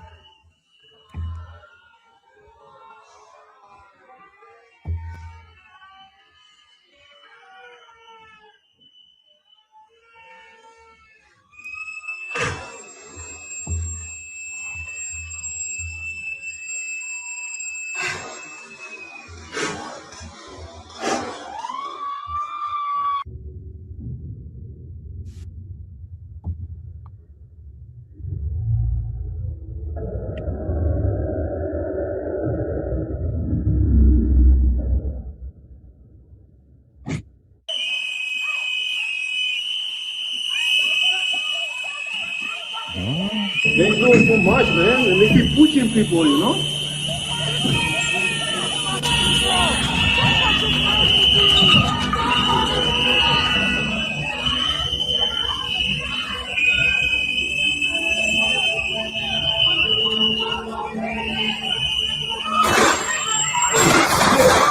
What the fuck? They killed him? Did they fucking kill that guy? Are you fucking kidding me, dude? Not again. Are you fucking kidding me? That guy's dead. All right, no, I did went ahead and did a little bit of research on what my man Sid was saying. So let's see here. I know she talked about it a bit on Fox News, and then we're going to go ahead and read through the letter. And Tove, I got you. Tove, I got you. She says, may I come up? I got you. And shout out Brittany. She said, oh, Monty's phone died. All right, we'll see Monty back right now, actually. Yeah. But all right. So you guys have said a whole lot of things, and my original point is all of the semantics that Sid's trying to pull and say, and all the opinions that he has are just that, opinions. It really only one thing matters. Are these people here legally or illegally? Did Trump get elected to remove the illegal immigrants? Yes or no? Was that not his main campaign focus? Yes or no? And is what ICE is doing legal or illegal under the Constitution? But hold on, if all of those things are yes, your opinions on the matter and whatever poll you want to show us do not matter. You don't Now, get to have your opinion on the matter of law and no, no, order Auntie, no. is at Before the you ballot go off, box. before you go off, we do got to verify this Pam Bondi letter. Now I'm gonna go show a video, and I'm gonna go ahead and read through the letter that she actually sent them. I thought you just read through it. Rape, homicide, manslaughter. That's who they're trying to protect in Minnesota. I do not understand these people. We sent Governor Walz a very strong letter today. We had been working on this letter. We got it out saying that he better support President Trump. He better support the men and women in law enforcement, because if he doesn't, we are. And that's what we're doing. All right, so they actually released the letter right here. After ICE agents shot Alex Pretty, Pam Bondi, who is the head of DOJ and has nothing to do with ICE, sent a letter to Tim Walz that basically says, this is your fault. If you want to stop, cooperate with ICE, give us your welfare records and give us all your voter data. Ooh, the welfare records is going to hurt. But all right, here, Office of Attorney General in Washington. This was sent yesterday. Great. Yeah, Governor Walz, the state of Minnesota has refused to enforce the law, and the consequences are heartbreaking. Americans are watching politicians ignore federal law, federal immigration law, criminals attack federal law enforcement, and rioters storm church services. I write to urge a change. In December 2025, the Department of Homeland Security launched Operation Metro Surge to protect Americans from the dangers presented by unchecked illegal immigration, including violent crimes, drug trafficking. Since the beginning of this operation, law enforcement has put themselves in harm's way to arrest dangerous criminals, including members of notorious violent gangs, criminal illegal alien convicted of homicide, drug trafficking, sexual assaults against a child, rape with a weapon, and other horrific crimes are now off the streets because of Operation Metro Surge. Unfortunately, you and other Minnesota officials have refused to support the men and women risking their lives to protect Americans and uphold the rule of law. Because Minnesota, Minneapolis, and St. Paul have chosen to ignore federal immigration law by enacting sanctuary laws and policies, the federal agents led by U.S. Immigration and Custom Enforcement, aka ICE, and U.S. Customs and Border Protection, CBS, have operated alone. And politicians in your state are not just refusing to help these agents, but they are putting federal agents in danger. Minneapolis Mayor Jacob Fry said, ICE, get the F out of Minneapolis. We don't want you. Whoop. It doesn't matter what you want. Yeah, I don't want to follow the speed limit. Does that mean I get to do 100 miles an hour? All right, but hold on here. He says, you refer to our law enforcement as Trump's modern day Gestapo. Minneapolis City Council members Aisha whatever her last name is, stated that the city must be ready to act as the last line of defense of targeted communities. Minnesota Attorney General Keith Ellison has previously compared ICE enforcement to being under attack by Nazis. The result of your state's policies and politicians' anti-law enforcement rhetoric are a national tragedy. Violence against ICE officers and agents has increased approximately 1,300%. Vehicular attacks against ICE officers have increased 3,200%. Perhaps most disappointing, the lawlessness caused by these policies have bent into scared spaces of worship. Damn. Yeah. My bad. Bled into sacred. Sorry. Small wording. There we go. Sacred places of worship. Okay. You there, Seth? Yeah, I'm here. Wait, you hear me? Yeah, y'all hear me? God damn it. What the fuck is that? Yeah, Monty once again. But let's see here. Parishioners. Let's see where it meant by. All right, here it is. But pretty much, the people in the church that Dom Lemon pulled up on. I didn't know that was that in Minnesota? I did not know that. Yeah, they were met by anti-ICE mobs last weekend, and several dozen individuals stormed city churches, in Minneapolis to interrupt worship service and scream in their faces of frightening Christians and their families. The violence against our officers and the violations of religious liberties cannot be allowed to continue. The lawlessness in the street is matched by an unprecedented financial fraud occurring on your watch, and out of control fraud in your state also implicates election security. Ooh. Okay.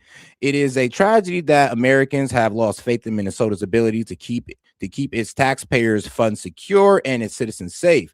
You and your office must restore the rule of law, support ICE officers, bring an end to the chaos in Minnesota. Fortunately, these are all common sense solutions to these problems, but I hope we accomplish together. First, share all of Minnesota's records on Medicaid and food and food and nutrition services programs, including the Supplement Nutrition Assistant Program data with the federal government. Allow the federal government to effectively investigate fraud, will save Minnesota taxpayers money and ensure that Minnesota's welfare funds are being used to help those in need, not enrich fraudsters. God damn. Second, repeal the sanctuary policies that have led to so many crimes and violence in your state. Removing criminal illegal aliens from Minnesota neighborhoods will save lives, and state and local officials should support this goal.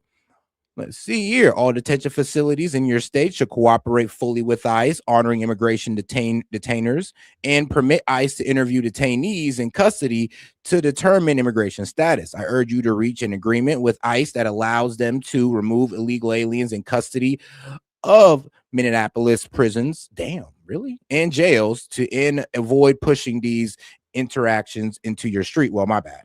Yeah, these interactions into your street. Third, allow civil rights divisions of the Department of Justice to access voter rolls to confirm Minnesota's voter registration practices comply with federal laws as authorized by the Civil Rights Act of 1960. Fulfilling this common sense request will better guarantee free and fair elections and boost confidence in the rule of law. I'm confident that these simple steps will help bring back law and order to Minnesota and improve the lives of Americans. The time has come for state and local officials in your state to change course. As the chief law enforcement officer of the United States, I am committed to enforcing federal immigration laws and keeping every American safe. Minnesota can and should be partnered with this administration. Do not obstruct federal immigration enforcement. Do not allow rioters to take over the streets and houses of worship. Do not hinder federal officers from investigating financial fraud and violations of election laws. And whether state and local politicians stand in the way or not, we will work every day to protect Americans and make Minnesota safe again. I request you to join us in this effort. Sincerely, Pam Bondi, Attorney General. I mean, Sid, it sounds like a little more than what you said. I'm gonna be honest with you. But all right, I'm pretty sure all y'all heard. What does voter data have anything to do with it? I mean, hey, because she's an attorney general investigating in election integrity. It's a whole letter. What? No, dude. The federal government doesn't need access to voter rolls and voter data. To verify that is filing. No. Did you hear what he said? Hold on. I heard what she said. Yeah. It does not. States do not have to comply with that. States control their own elections, and every state they do not. If they vote in a federal election, there are federal election laws that they must follow. They do not have to hand over any of this. Trump tried to do that in this first term. Nobody complied with it, and all the states won. And the states that are refusing to comply with it right now are winning in court because it's not the federal government's purview. Cool. What about the rest of the letter? Did she say, oh, give us the voter rolls and we'll get rid of ICE? Or did she say, with or without your support, we will still fucking maintain our operations? So why are you lying? Why are you lying? Did you not read the letter? It literally said, oh, we need to calm the tension. Did you read the letter or not? I did, and I just Or did you get the bullet points from Reddit? No, I don't have Reddit. Thank you, sir. But wherever you consume your garbage news from, because you lied. I read the letter, man. Admit you were wrong. Admit you were wrong. No. Let him answer fully. All right, go ahead. This is, it's very clear what it is. The letter starts out by saying, oh, it's crazy that, all this chaos and lawlessness has been unleashed in Minneapolis. Why are you summarizing it? We just heard the letter. We just heard the letter. No, you don't have to summarize it. No, let him go. Let him go, Monty. You read the whole thing. You gotta let him finish, Monty.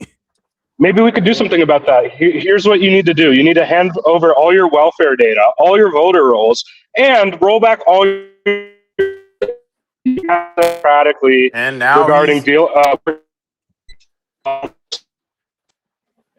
All right. Something going on S.E.T's side again. So S.E.T lied. S.E.T completely you guys can't hear me? misrepresented the truth. I can hear you No, guys. we can hear you now. You were going in and out for a second there. Get better service.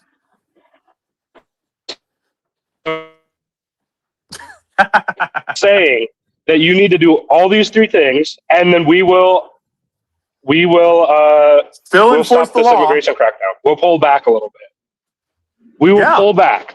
If they can arrest the illegal aliens out of the fucking jails, they don't need 1,500 or 3,000 people. They can arrest. No, they can't. What do you mean? Why do they need that right now? Are they raiding the jails? Policies. Are they raiding the jails?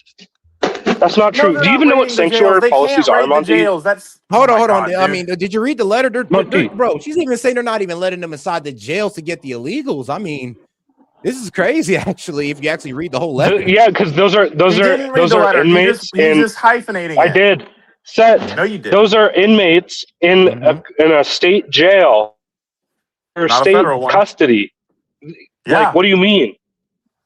And there's a sanctuary policy for undocumented immigrants. Now, hold on. Now, from the way Pam Bondi's positioning the argument is like, no, they know these guys are illegal, even though they're in state custody. They're supposed to be detainers, and then ICE supposed to be able to pick these guys up, but apparently that's not being allowed. They're not working with ICE even through the jail system. They're not working with them through the crowd. Like they're not giving them local police to help them out. They're not letting them get these guys out of the jails to deport them. I mean, and they give all the inflammatory rhetoric against them. I mean, like, bruh, and this is being written out all in Pam Bondi's letter. And I get what you're saying, because you're right. But let's be real though. She started off with the immigration topic, then she switched to, but let's also hop on voting fraud and all that, and fraud going on in your state as well. So pretty much, because she's the Attorney General of the United States, not just the Director of ICE. So she hit 3 birds with 1 stone. She's not the Director of ICE, Monty. No. She has nothing to do with ICE. You're focusing on immigration. She's the Attorney General of the United States. Maybe fix your phone and you hear everything I said. Why would she be saying that we will cut back on this ICE operation? What does that have to do with the voter rolls and the welfare data? Bro, did it say that in there? Hold on now. I read that pretty thoroughly. It did not say that in there that they would withdraw ICE. Where did it say that they're going to cut back on the ICE operations if they hand over their voter rolls? That's what you claimed implied. Before we read It says there's a bunch of ICE. That's what you claimed it said before we read it, and now we're proving you wrong. We cannot be interrupting. Want to restart the letter for every 3 sentences. We got to let a guy, my man Sid, finish a couple sentences, Monty, before you just interject. But he's refusing to answer the question. I'm not letting. I know, move away from it. But still, he's moving the goalpost. That's how you win an argument if you're a leftist. I'm not letting him win. No, Monty, he's not going to move the goalpost. Monty, you gotta let him finish. Like, even if he's moving the goalposts, cool. If he's talking, let him hang himself. But if you interrupt him every 3 seconds, I mean, it's hard to pin him down on anything. He still hasn't answered the question I asked at the very beginning. When is he going to admit that he lied? Oh, well, hold on now. Before you know, he could have just been misinformed. I didn't lie. Like, no, I read that. He said he read the letter. He said he read the letter. That's not misinformed. He saw the same letter we saw. So at what point is he going to admit that he lied? Because nowhere in that letter does it say that we're gonna pull back ICE if you give us your voter rolls. Well, it doesn't I would say frame that. it like this. I would frame it like this. Like, why we came to a different interpretation of that letter. It doesn't matter. That's how he presented it, to make an inflammatory comment about how it's not about the rule of law. It's just bullying the states. That was his claim. I'm holding my hat on that. It is bullying the state. What does any of this have to do with voter data? What does any of it have to do with voter data? Fraud is against the law, Sid. It reads like a fucking mafia letter. With it's like, oh, it's a shame your fucking city's burning down because we surged federal agents in here.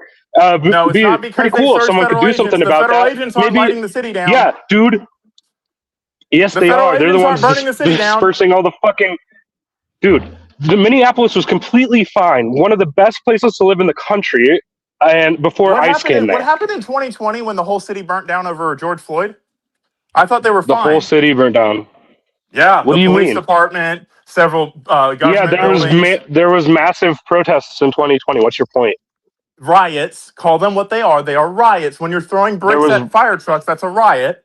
There was both. There was both riots and protests. But you don't talk about the riots. But you want to say it's this perfect utopia. Okay, now who's moving the goalposts? We're talking about 2020 now. You said it was a All right, perfect guys. play. So It was perfectly fine until ICE got there. It was not Yeah, perfectly fine. dude. That's my That was point. 5 years. That was 6 years ago, man. And they've had fraud and fucking everything else since. So they're not Everywhere perfectly has fine. fraud. Everywhere has fraud. Trump loves pardoning fraudsters, by the Okay. way. You So should so look up how many no, fraudsters, now people you're convicted moving of the fraud. goalposts with whataboutism. Yeah, well, you guys don't care about fraud. Trump pardons fraudsters constantly. He's pardoned like 20 of them. Pam Bondi sure seems to care about it. That's why she's going No, after it. no, only if it's a political enemy. I mean, you're rich to talk about political enemies after the Democratic Party tried to put the president in jail. So shut Dude, up he about committed that. tons of crimes. No, he didn't. He's No, a he didn't. criminal. He's a No, he thug. didn't. He's a He didn't. gangster. He's a gangster. Okay. Yeah. I mean, he is kind of gangster. He is kind of gangster, but you know, He learned a lot from the mob. He learned a lot from the mob bosses he let rent out Trump Tower. Okay, True. Sid. So He did. again, when are you going to admit that you lied and intentionally tried to I didn't lie. misrepresent what the letter said? So I you didn't lie. This is absurd. So that when the you said Attorney General was talking about this in the context of ICE being in the city. We're not talking about in the context of what is ICE. This is Pam Bondi, the Attorney General, in charge of all laws. Yeah, and that's the context she. And he's lost signal again. Well, all right, guys. That's the context it's in she the imbued context in her of own all letter. laws. She is the Attorney General. That's the bottom line. And you lied. You lied. At very not in the context of all maliciously laws. misrepresented the situation. I did not. All right, now I do got to Turn over the voter rolls and we'll get rid of ICE, is what you said. She said. You misrepresented her, or you lied. All right, Monty. That is the subtext. That is the subtext of the letter. No, it's not. It's cooperate with the investigations. Stop threatening federal agents. Stop fucking impeding ICE, and there won't be so many people in your state. That's what she said. And what will we give you? And what will we give you in return? Safer state or safer streets. Hello? I don't even think. Honestly, I didn't even think she Safer said they were going to pull out ICE. I didn't. She said, "With or without your cooperation, we will continue making the American public safe."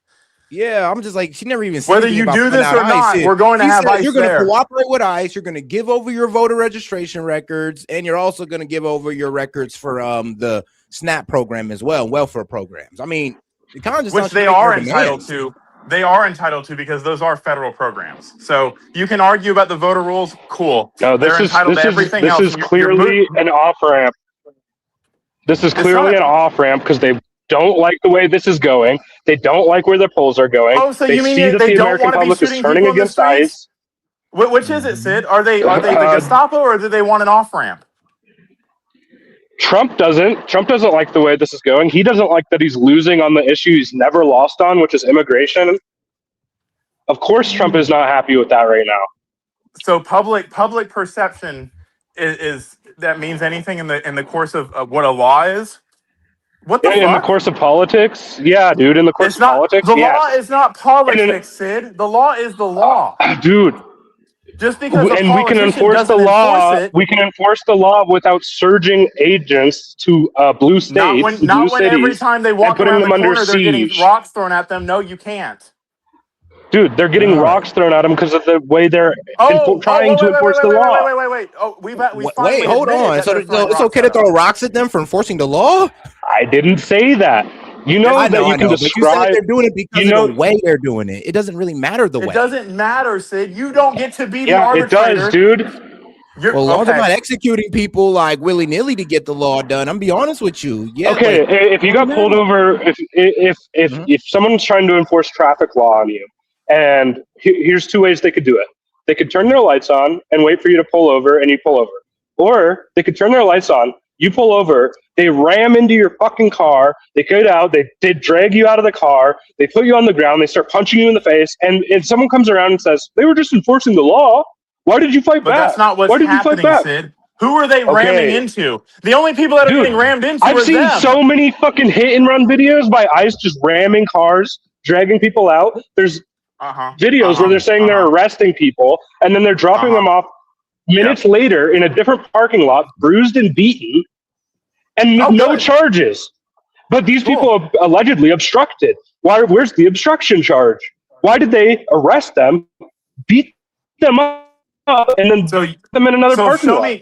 Show me With no charges. one Well, video. what's that? Show me one video of that happening, and I will concede the entire argument to you. Show me one video of someone getting picked up in one spot and dropped off in another with no charges, and he's just blindfolded and beaten, and then dropped off at Sears. Show me one video of that, and I will shut the fuck up. You can't. You can't because it doesn't exist. You're making shit up again. Monty, will you give me a second to do that? Go ahead.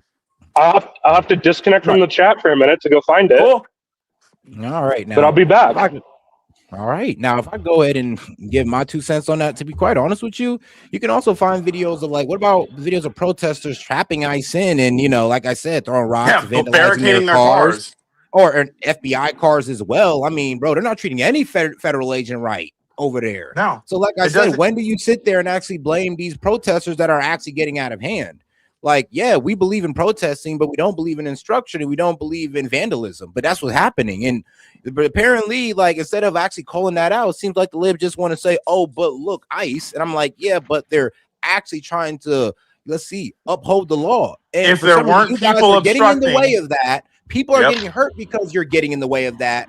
But it's all the blame is on ICE, though. And remember, you have leaders who could actually give crowd control to protect these citizens from a fate like Renee Good or our guy Alex. So, like, when does any of this ever come down? When does personal responsibility Monty, take over? Be real with you, Monty. This is what I say I hate about the Democratic Party. You don't hold y'all own accountable. Your guys can do so much to make this go away. You guys can do so much to turn this down, but you don't. Because they don't want it. They lost an election and they're mad, Set. That's what this boils down to. They don't like that the orange man is in charge, and they're going to do anything they can to stop anything they can from happening.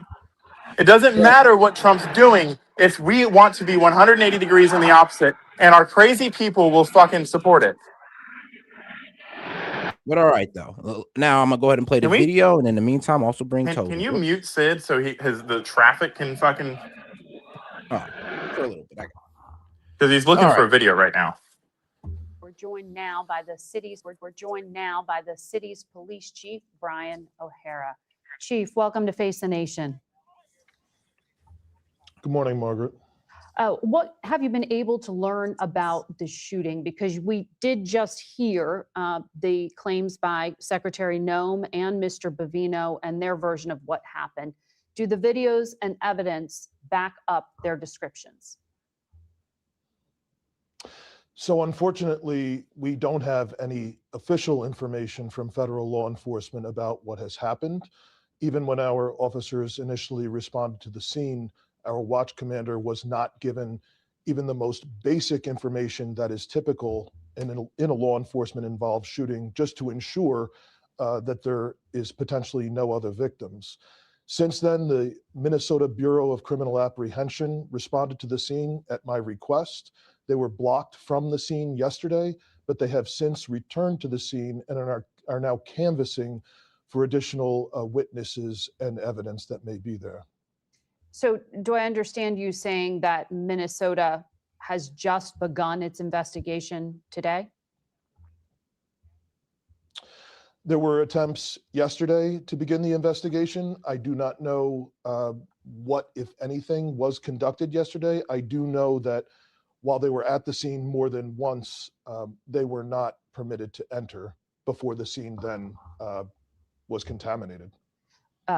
And for our viewers, Minnesota is a little bit different. There is this Bureau of Criminal Apprehension. That's the state agency that investigates use of force incidents. They are separate from your police force.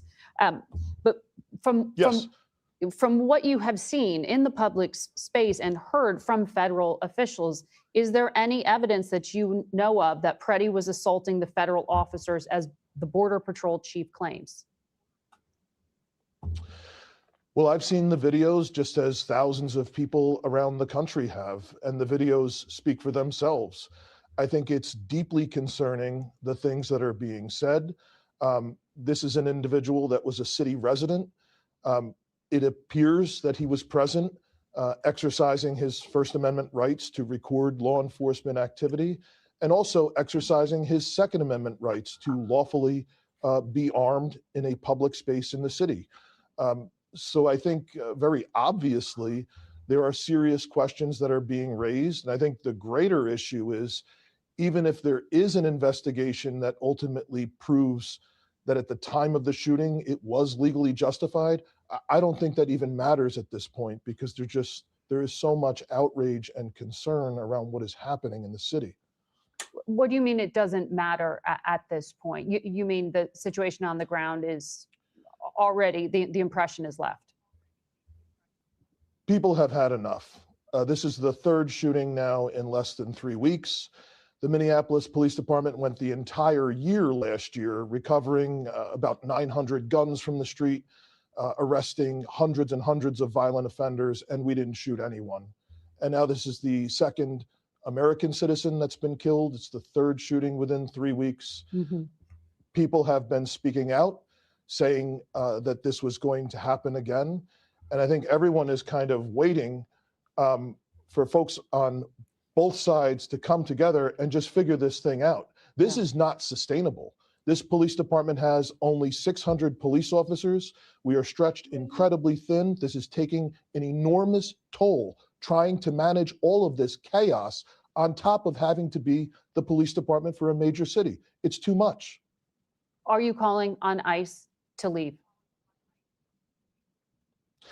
We understand that for as long as there has been ICE, there has been immigration enforcement in Minnesota. The problem is not that enforcement is happening. It's clearly the manner in which these things are happening. Well, these tactics are very obviously not safe, and it is generating a lot of outrage and fear in the community. Let me ask you about what we know, because DHS claims that Preddy had a weapon on him. You said that you implied Preddy was carrying at the time of the incident when you said he was a legal firearm owner with a license to carry. Do you know if the weapon remained concealed, or was it ever brandished? I have seen different experts and people analyzing the video that have made statements about that. I cannot speculate, but I don't have any evidence that I've seen that suggests that the weapon was brandished. Okay, because we checked, the Minnesota gun permit rules allow for concealed carry, and there are no restrictions on carrying in a protest. Yes. But the Homeland Security Secretary said that he had 2 cartridges on him in addition to the gun. I mean, all right, first thing that irritated me is how we have over 600 police officers and you ain't used not name one of them to help out in this situation. Wait, pause. So I want to give the police chief some credit, because I think he's trying to be objective. He's a leftist, but he's trying to be objective. So I will entertain this. 600 police officers does not mean you have 600 police officers on duty. Usually most police departments run 4 shifts. So an A shift, B shift, C shift, and D shift. 12 hours for day and 12 hours for night, which means you typically work 150 of this, a quarter of your police department at one time. So they have 150 police officers for a city that I don't know the size of Minneapolis, but I'd venture to say it's over 150,000. You have 150 police officers for 150,000 people. Now, you cannot use all 150 officers, because that's what it would take to quell a riot every single day. You can't do it. No. What you can do is you can augment police officers to close down roads so that ICE can, do these things. You can arrest people that do you can do all these things. But here's the thing. The belligerent leftists out on the streets are not going to follow the commands of police officers, because they don't. They never have. Until a police department becomes like the Minneapolis Police Department or the Portland Police Department, where you have the chief of police up there crying or kneeling at the casket of George Floyd, they're going to be violent against them too. They do not care about law and order. So it's not about, if the police were just doing their job, yeah, it would help, but they would beat on them too. They would be they're helping the Gestapo. They're helping the Nazis. They're not hiding Anne Frank. They're letting Anne Frank go. So the goalpost would just move again. So I can see it in the way he's saying it. It's like it doesn't. We absolutely could do that. Things we're not allowed to, because that's our policy. So what I want to see is, I want to see rhetoric that says we will arrest you if you vandalize the feds. We will arrest you if you do X, Y, and Z. Until we get to that point, it's all lip service. All he's doing is saying we can't do anything about it, and he's right. He is right. Objectively, he's right. Because why do they have 600 people in a city of 150,000? I don't know what Minneapolis's city. I'm venturing to guess. Why do they have 600? Is it maybe because 5 years ago they defunded the police department and fired a whole bunch of people? True. Yeah. I mean, come on, man. I mean, Minneapolis ain't no small city. Go ahead, Toes. Yeah, and what's interesting is Toledo is much smaller than Minneapolis, and a few years ago, even though about 4 years ago they ended up cutting the department by half, that still left us with almost 3,000 officers between all of the departments. Yeah. So Toledo is much smaller than Minneapolis. And they're crying after they shot themselves in the foot, and they're refusing. Literally, this whole issue. When you pick up an illegal immigrant, respect the ICE detainer on them. It would take 3 people in a van to shackle him and take him out of prison and put him on a deportation plane. And that's what they don't want. And the reason that they don't want it is not because they don't want to follow law and order. I mean, leftists love not following law and order. But the reason they don't want to do that is because they do not want the Trump administration to be successful on their campaign promise of removing people. So they've pushed it that far. Now, okay, fine. You won't give us to them? We're gonna go in the community and get them. Oh, we're gonna organize massive riots and pay for protests to happen all around you. So it's gonna be complete chaos until someone dies, and then when someone dies, we're gonna label you as murderers. Oh, that didn't work. All of this is a Democratic ploy to make sure that this current administration is not successful in anything, or that there's something that they can point to that says they did wrong. So like low information voters like Sid say, Sid, turn your mic off. So people will say, oh, look, the approval ratings are down. No shit, the approval ratings are down because people don't want to live in complete fucking pandemonium and chaos all the time.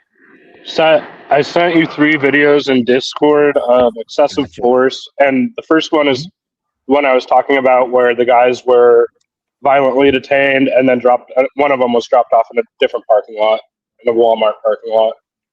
All right, I'm about to go ahead and access that now. Now, Sid, I do want to get your thoughts on that, though. If you're, I didn't catch a lot of what Monty said, but he said I'm a low information voter that is like, oh, the polls are down. But my point there is that you guys should pay attention to that kind of stuff because people don't like this and they're going to vote you out of office because of it. That's my point. You know what? Don't pay attention to it. Don't care about it. That's all the better for me. Didn't the polls also say he'd never get elected? No, they did not. The polls in 2024. Pretty sure they did. The polls in 2024 had it as a toss-up. They had it as a toss-up. Everything. So they didn't have it as he was going to wipe every swing state off the map? Huh. Some did. Some didn't. Almost like they tried to manipulate voters. Almost like they tried to dissuade Republicans from even showing up. Almost like that's voter manipulation. Don't pay attention to it. Don't pay attention to the polls. I mean, it doesn't.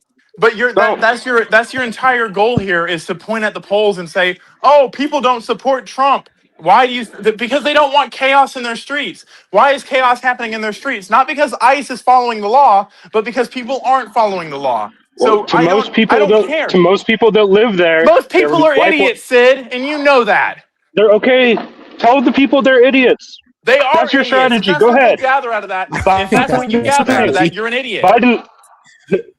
Biden tried the same thing, man. Good luck. That's a great message. I mean, he got a point there. He got a good point. I'll be real with you. Sid actually made a good point. He just Biden did try to tell us we're all idiots for worrying about the economy. Biden didn't even know his name. He couldn't even sign his own name. But all right, guys. And Trump was calling Greenland Iceland. So no, he wasn't. Yeah, he was. You need that video too. But hold on now. We're gonna go ahead and go through Sid's videos because he did send 3 of them. So we're gonna go ahead and look at all 3 of them because he brought proof. So and shout out to Raxter for following me on Rumble. Appreciate that. So God, yeah, make sure you head over and follow me on Rumble. But all right, though, let's go ahead and get right to it. And this is 2 Target employees who are U.S. citizens injured during a Richfield arrest, most likely by ICE. There are so many videos of ICE agents detaining people across the state, and one of them has sparked an intense backlash that we've been reporting on, reportedly showing agents detaining 2 employees at a Target store in Richfield. Ian talked to the man who took the video and has the latest on where those workers are tonight. You doing all right? Huh? I'm not doing all right. Chaotic moments at the Richfield Target last week. You good? What's that? You good? As Border Patrol Commander Greg Bovino and federal agents stopped in. Hey, you guys Americans? Huh? None of your business. The encounter captured on cell phones by bystanders as back and forth turns to 2 Target employees being tackled and detained. You or what? Big boy, I ain't gonna lie, that's a big guy. As one video ends, Christian, do you have somebody you want us to call? My mom. others begin as one of the men shouts that he's a citizen. Leave him alone.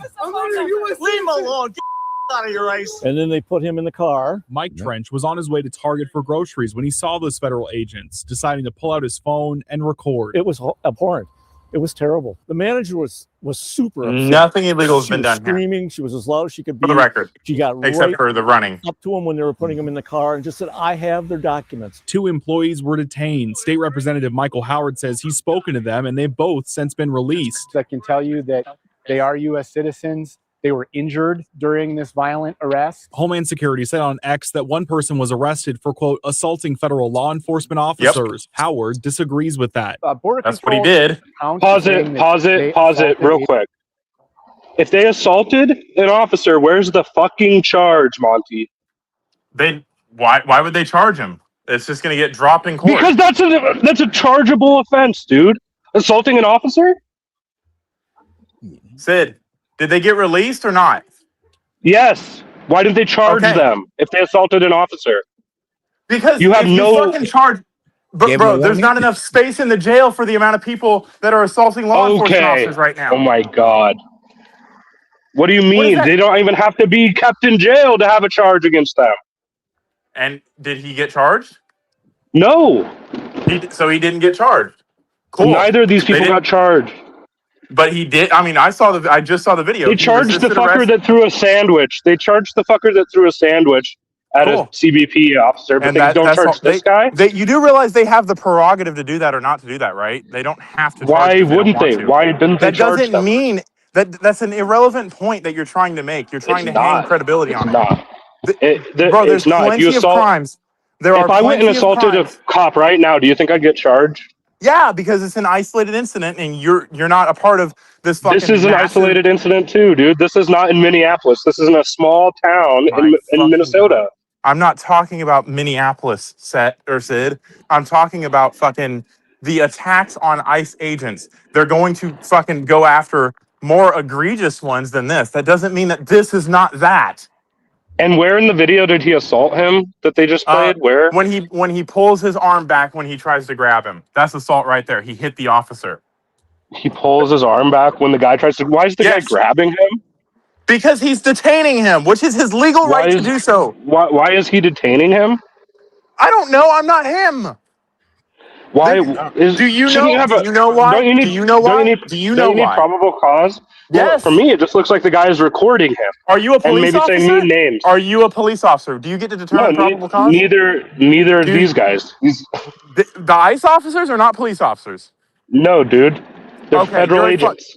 That's a police officer, you dumbass. Why does it say police on their chest? And you know what? They don't act like police officers because when they shot that man, they fucking fled like criminals and left the cops to clean it up. What are you talking about, you fucking moron? Damn. Well, you are literally making yourself sound stupider by the moment. What I'm talking about is the ICE fled after they shot that guy. Yes, that's what they do. They leave the scene because they're not allowed to be on the scene. They're going for interrogations, you dumb fuck. And Minneapolis police had to go to court to get them not to delete evidence. Who fucking cares? Why are you so now? I care. They have to preserve evidence. They have to preserve evidence. Yeah, they don't act like cops. How is are they my point. deleting evidence? How are they? They were detaining witnesses. They were confiscating their phones. All right, guys. All right. Like, Time out. Nah, this is fucking dumb. Bro, he's bringing the most stupid fucking flat argument I've ever heard him ever bring. I mean, hold on, guys, because I think I'm gonna have to like give you guys like a little debate session on this one. I have to go anyway. I'm gonna let Sid. I'm gonna let Sid have this one. I literally have to go anyway. All right, so I'll have to go in a minute too, but. Notice how there's no argument in response. It's just calling me a name and screaming. Because it is clearly obvious to anybody that has eyeballs that he resisted arrest, that he assaulted the police officer. He's floundering right now. He's floundering. I'm not and he's floundering. Screaming. I'm trying to explain it to you. This is why you don't get a response, because you fucking keep interrupting. I'm not floundering. I'm fucking laying it out before I leave. He resisted arrest. Okay, he ran. He fled and eluded another felony. And then he hit the officer when he fucking tried to grab him. Those are 3 charges. So because they're not charged. Just because they're not charged. Just because they're not charged. Let me answer the question. Does not mean that he didn't do it. Okay, buddy. And all righty, now shout out to Laughable Panda. We can agree that the system is flawed. However, the problem is the screening process, not the institution. Then again, even if they screen better, we would still have people rioting in the streets. I mean, true. Exactly. Let's be real. It isn't really ICE. It's the reaction of the protesters. It's the reaction of these people, which is maybe don't go and protest lawful order. Maybe don't go and protest a federal agency. Maybe, just maybe, mind your own fucking business and stay home and stop trying to fucking stir the pot. Stay home. I thought you were saying it was their First Amendment right to protest. It doesn't fucking matter. Do you want to die? Because you're gonna fucking die if you get in the way. Look at it that way. You're gonna die. Your First Amendment right? Yep, for your First Amendment right, Sid. I think go ahead. I think you should. If they're killing you for your First Amendment right, they're not killing. That's him for really his what you're First Amendment saying, right? They're killing him for getting in the way and then brandishing a weapon and trying to shoot somebody. He didn't brandish the weapon, dude. Are you going back now? Are you going back on what you said earlier? I misspoke. Shut the fuck up and calm down, you fucking baby. All right, dude, guys, you're the only one calling names, man. And all righty. Now, shout out to my man Parabolic Curvature. Let me go ahead and get his super chat in there. He says U.S. shares border with 3 countries, not 2. We do. What's the third country? Yeah, me too. I'm wondering, like, who's the third? I apologize for that. I was not expecting the dogs to go off the way they did, and I was not able to get my mute quick enough. You're fine. You're fine. But all right, guys. What is the third country that we share a border with? The U.S. Hold on now. We're gonna bring this back around with you two, because I want to actually have a structured debate between you two, because I think that would be actually a whole lot better than this back and forth that we're getting.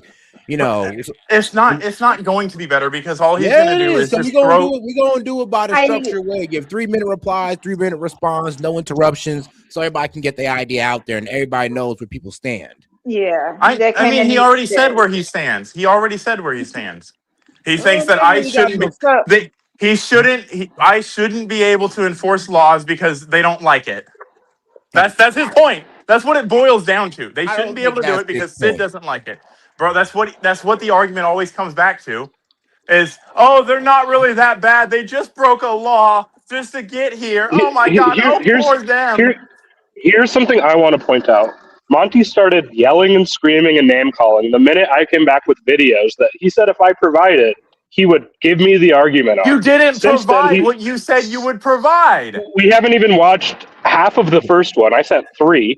Exactly, and I've already disproven what you said. You said he was just picked up, poor guy, he was beat the fuck, and then dropped off. You didn't see the scuffle where they were fighting with him in the street? Dude, there was no scuffle. They just grabbed him. For no apparent reason, by the way. He's walking backwards and recording them and calling them names. Video has no and then context. ICE had to get it, Sid. ICE had to release a memo that said, hey, people are allowed to call you mean names. It's not a crime. I don't know if you saw that one. True. But why do they have to tell the officers that? in the first place because they react like this, and then they have no. It strains credulity. They have no charges to bring, but Monty's claiming this guy committed 3 felonies on video, and they're unwilling to charge him with 1. Yet they release him, beaten, injured in a different parking lot minutes later. Where's the video of him being beaten and injured? By the way. Well, interesting that ICE didn't record themselves doing that. But he was injured when he was released in the Walmart parking lot. Oh, got you. So you have no proof. What? Got you. The so proof is that he was injured. Oh no! How did he not fall down the stairs? How do you know he didn't get beat up after The stairs of released? the SUV? His own claims. He says he was injured in the arrest. Was he fighting back? Yeah. You can see don't the get video, injured if you're not guys. fighting. You don't get injured if you're not You're fighting. gonna get injured. You can see the video. And why aren't they charging this guy then? You guys have no answer for that. You have no because I've answered it twice. I've answered it twice. I have a bigger decent things to answer. I worry mean, they about. could have gave him a warning on the nice side. Yeah. It's called discretion. They have the discretion not to charge people. It's not a mandatory, he commits the crime, he's going to get charged. It's called discretion. If you're assaulting an officer, you are going to get charged. Anyone I've listening to this, assaulted don't think officers that as a kid. I wasn't charged with assaulting an officer. Don't think I that you have can go assaulted out and officers, and I have not been Okay, charged You with can't it. just It's go out called and discretion. assault someone. don't think you can just go out. Anyone listening to this, that you can assault an officer like they are claiming, like the ICE is claiming, and not get charged with it. You see it for your own eyes. You see it with your own eyes. They're not claiming it. It's what happened. No, you don't see it. I don't see where he assaulted the officer at all. I don't know where you didn't I don't see it. I have eyes, and he did not assault the officer. Yes, he did. Where? Do you know what the definition of assault is, Sid? Where did he assault the officer, the Monty? definition of assault. Go ahead. No, where did he assault? Why don't you tell me? Why don't you just tell me where he's? Run the video back. Let's run the video back because I have to fucking leave, and I'm tired of fucking you moving the goalpost on the conversation every time you get proven wrong. You don't know what that means. What is the goal? Run the video back, please, Set. No, Monty, I'm gonna need you to clarify where I moved the goalpost from where to where. Every single time I say, it wasn't this, then you move on to another topic, or you fucking say you change. Shut up! Do you want me to fucking answer or not? Shut up! I need to go, and you're fucking being ridiculous. You move the goalpost. You're lying. I'm not lying. You're the only one that's lied here tonight is you, bud. You've lied about everything you said, lying. including this. Dude, you're lying about the assault, and you're lying that. Can you the video that Sid set in set? Mm-hmm. That's not the video Sid set in. That's the video of the shooting. I thought you meant the video of when you said did he push him or not? Oh, okay, you meant Sid's video. Whoops. Yes, when he's fighting with the officers. We're about to see a violent assault from this guy. Did I say violent? An assault does not have to be violent. All right. Chaotic. Assault is violent. No, it's not. It's putting the fear of violence into somebody. That's the definition of assault. Putting the fear of violence into somebody. Okay, tell me where that happens. Can you play the video? I'm playing right now. Two target employees being tackled and detained. You or what? Good guy. Look, grabbing him. And now he's running. And now he's hit him. Christian, do you have Where did he hit him? When he swung around to face him, he hit him. He didn't. No, he didn't. Threw a left hook at the officer. As one video ends. Christian, do you have somebody you want us to call? Maybe it was he threw a left hook. Okay, hold on. I kind of see what Monty's talking about, actually. Like, if you see how he kind of like jerked his body really fast, like he was throwing something, look, boom, right there. Like he did it kind of quick. That doesn't look like a punch. It's a whip around. It doesn't look like a punch to you because you've been proven wrong and you called me a liar. So I want my apology now, please. That is actually 3 out of 4 people believe what I just said. I mean, we can't say that's actually an instinctual thing to do. Sorry.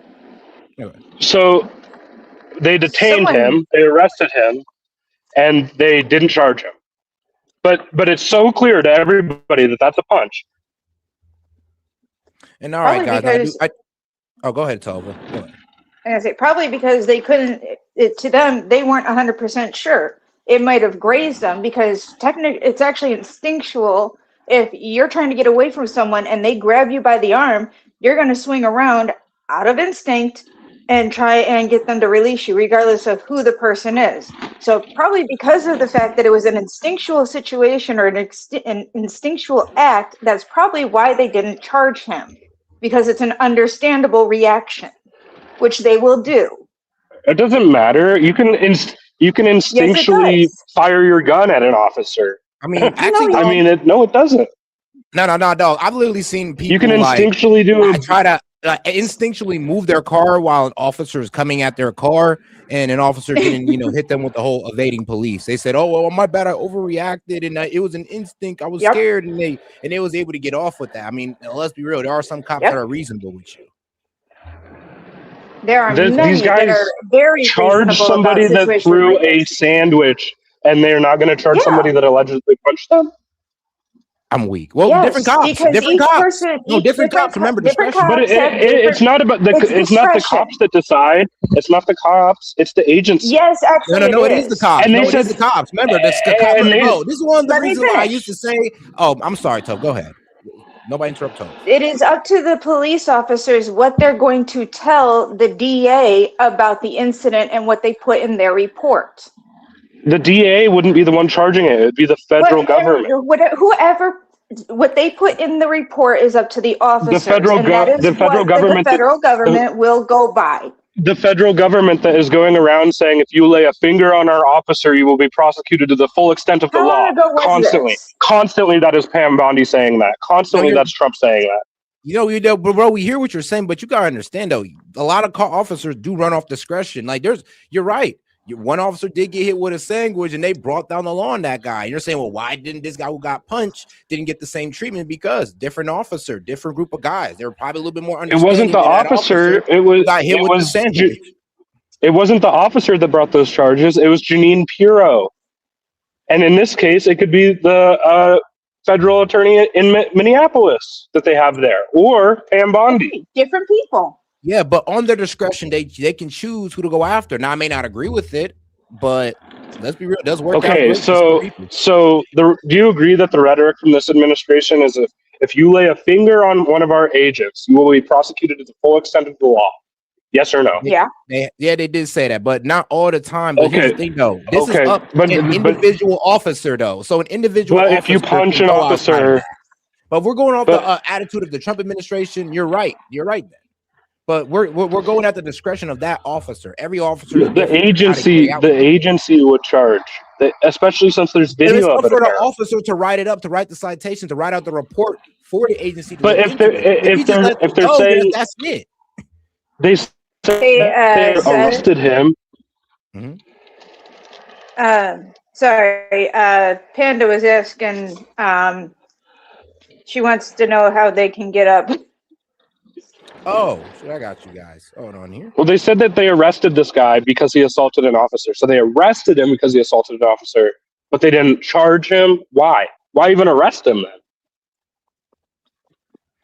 then? Probably to talk. To find out who he is. Yeah. Remember, there's plenty of reasons for them to arrest someone. That doesn't mean they're going to keep them. If any of this is convincing, all this narrative crafting and stuff, if this is convincing to anybody, I just don't even know what to say. Bro, I'll be real with you. We're not even trying to narrative craft. Like, the thing is, though, there is, like, just like you said, there's holes in what we're saying. There's holes and also in what you're saying as well. Nothing can be the same. Not really. Yes. What I've said is that the policy of this administration has been: you lay a finger on one of our agents, we will prosecute you to the full extent of the law. Then they claim that they arrested and detained this guy because he assaulted an officer. And what an individual officer does, I mean, but it's not. It's not about that. The agency itself would be the one that prosecuted it, not the officer. It's not him has to write in his private capacity. Step one is with the officer. But we all got to admit they did write it up. If the officer don't report it, then what did the agency go on? Nothing. How are they claiming it's assault if the officer didn't write it up? No, they didn't claim it was assault. Remember, that was yes, they did. No, it says it in the video. They say that they arrested him for assaulting an officer. Okay, then let's be real though. When he turned around and it looked like he threw that punch, we didn't see it. The officer's body was blocking it. For all you know, it may have been a push, it may have been a punch, it may have just been a turn of the arm. but we didn't really see what.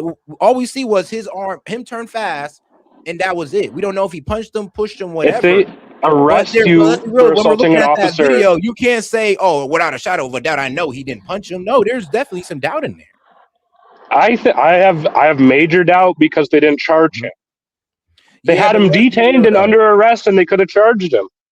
Yeah, but let's say they were being real And that would about send it. a Like, look, message. you're an American citizen. I get you might have overreacted. Just don't do this again. We'll just let you go on this one. Like, bro, no, they don't gotta be savages all the time. Like, bro, there are officers that actually are that will let you off, especially if it's not that big of a deal. Like, I'm be real with you, like in this situation, there's a misunderstanding. They thought he was illegal. How is it not that big of a deal? Away. They perp walk him into the car. They fucking are injuring him while they're putting him in the car. For what? For reasonable suspicion of possibly being an illegal. He gave himself, I'm sorry, but he kind of put himself under the reasonable suspicion light with how he was coming at them. By being brown? No, well, I'm being what illegal what illegal immigrants are putting themselves in the faces of officers, of immigration officers, recording them?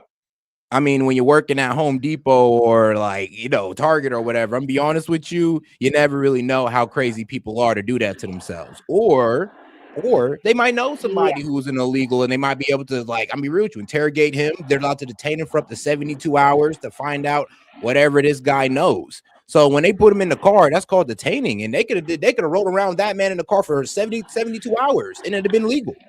Yep. It's just the way detaining works. And like I said, not all officers got to go what the Trump administration say, even though that's what we want them to do. Dude, do you guys want to watch the rest of this video and the other videos? They're all very short. Once before. Of course. I'll give you I've heard your take on this one. I disagree. We disagree on this. But got you. But all right, I think it's excessive force and unnecessary. So.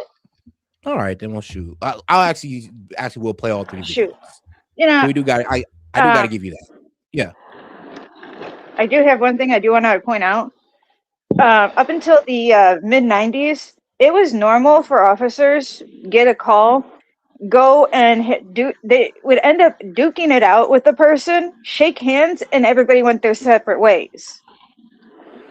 That was completely legal for many, many years, up until the mid 90s. It's not legal. It's just not observing the law as written. But all right, guys, let me go ahead and get out to Laughable Panda. She said the First Amendment is freedom of speech. The Second Amendment is to bear arms. You have the right to say what you want. Just be careful because the other person can also have a gun. I mean, that's true. But all right, guys, so we're going to go ahead and play out his videos real quick because they're really short. Own and record. It was abhorrent. It was terrible. The manager was super upset. She was screaming. She was as loud as she could be. She got right up to him when they were putting him in the car and just said, I have their documents. 2 employees. Oh, and one more super chat because shout out to the Rumble rant said by Laughable Panda. Appreciate it, sis. And then shout out Brittany coming in again. Said it's too dumb to understand how dumb he is. Well, done. Oh, Laughable Panda came. What else? Well. Hello. Hey, how you doing, Panda? But all right, I'm going pretty good. Yeah, I love to hear. I'm gonna go ahead and play these 3 videos and I'm gonna get y'all thoughts on it. Were detained. State Representative Michael Howard says he's spoken to them and they've both since been released. I can tell you that they are U.S. citizens. They were injured during this violent arrest. Homeland Security said on X that one person was arrested for, quote, assaulting federal law enforcement officers. Howard disagrees with that. Border Control's account saying that they assaulted agents is what I would say is folks can believe their own eyes. Plenty of video that showed these workers violently being arrested. Greg Bovino himself is the one that asked these workers, are you U.S. citizens? Howard says he understands some online saying these actions come after verbal insults were thrown at agents, but says that doesn't warrant treatment like this. Because someone said a naughty word, that allows them to brutalize United States citizens for expressing their constitutional right. That false equivalency is... the gap is unbelievable. In both instances are just a sort of terrifying and egregious situation. Now, I have reached out to Target for a comment on this, and Jana, I know you have as well, but we've been told that there is no statement coming from the company on ICE activity. Jana. Yeah, Ian, just a simple no comment. And so the young men are out of custody, no charges, nothing? Yeah, I asked Howard just, what the current situation is with them, because he's the one who's kind of been working with them and speaking with them. He says they're both out of custody right now. Obviously, we heard the situations with them, one with the dropped off at that Walmart, the other one detained for a long time as well, but both are out right now. All right. And one of the things that we have covered, and maybe you got to this and there's so much going on, but, questions about, people are asking questions about can DHS go into these stores or ICE or Border Patrol? And the answer is a little bit complicated, but it's yes. Yeah. Yeah. I know you and I have talked a little bit about this, but yes, I mean, it's sort of this quasi public private space as well. All right. Thanks so much, Ian. We appreciate it. All right. Now let's go. Whoops. Good afternoon. To the next video that Sid went and posted here. We are also hearing. Can I just say something from another person about? Yeah, go ahead, Parabolic. Hey, first off, good afternoon. Second off, I hope my mic's okay. It's a different mic, so I don't know if it is or not. You're good. And then third, so the one thing I will say about that last video, them trying to detain him, right? The only thing we can even say off of the video, just the video, again, we don't know every single fact. I'm not going to sit here and pretend like I do, but off the video only, it looks like they are trying to detain him on a hunch. And you can briefly detain people on hunches. The Terry stop law applies here. However, I will denote that it did seem like the police seemed to, we'll just call them the police, seemed to try to escalate the situation as the gentleman was trying to back away. They were just trying to film and back away. So as the ICE officers continued to pursue them without having said anything about, are you American citizens beforehand, right? While these guys are filming, I think that everything past that is what I would refer to. Well, I think there's a legal precedent. I don't know if I'm using it in the same legal precedent, but fruit of the poisonous tree, right? They're just detaining him because he was saying bad things, and they didn't have any actual justification to detain him. Okay. All right. I see how you came to that. And hold on, shout out Brittany for sending a laughing disco for 250. And on my honest analysis of the video too, it does seem like he was like egging them on. He said, bro, asked him, yo, are you illegal? Are you even here illegally? Are you you got your papers and all that good stuff? He continued to ignore them, and he was just like, all right, cool. Go grab them, guys. And he grabbed them, and they went and grabbed them. Like it did seem like it was about as simple as that. Now, when the ICE officer was walking towards him and that kid turned around, I'm not going to sit there and say that he punched him, but according to the ICE officer, when he made that sudden jerk around, he assaulted him. So I wouldn't necessarily say he punched him. I would say that he maybe did try to push him. Like based off that that video, it does kind of look like he tried to push him away. Like, get off me, man.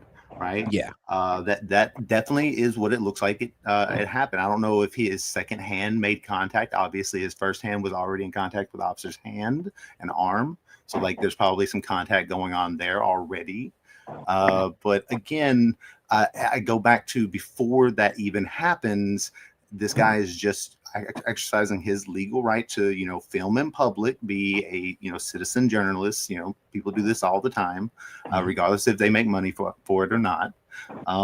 And the ICE officers, because of his words to them, started to concoct in their head, and this is just my own understanding of what I saw in here. I can't actually speak to what their actual mindset is, just what my belief is. They started concocting, oh, well, let's get him because he looks different. And that is profiling, and that's wrong. Yeah, but the Supreme Court gave them the okay to do so. Now, I mean, if the Supreme Court says that mean it's okay, well, no, not really. But I'll be honest with you, when it comes to catching these guys, we are going to have to do a little bit of profiling because sadly, most of the people that were let in here were brown and black. Yeah, also, Monty said something earlier about, oh, are you going to argue with the law? People argue with the law all the time. That's how laws get changed. Like, I know he's not here to defend himself, but that's just real. You can't say, oh, you're not going to argue the law, are you? Yes, all the time. I do have something to say to that. So, if you look at the video, it does look like in the second clip of the video that he's trying to run away. And it does, like, I know that a lot of standard procedure when when a suspect is fleeing for at least police is to try to tackle them or to, catch them however you can. And like, even doing that, it can look like it's excessive force even before hands are thrown, because it's just, hey, they're getting tackled. It's a full body weight being pressed on them. I'm not even And arguing so, excessive force, by the way, just so we're clear. no, I'm just Yeah. saying, because that's what Sid was arguing, was that it's excessive force. I don't see any hands being thrown. All I see is them tackling him and putting cuffs on him. Can we play that clip again so I can see that?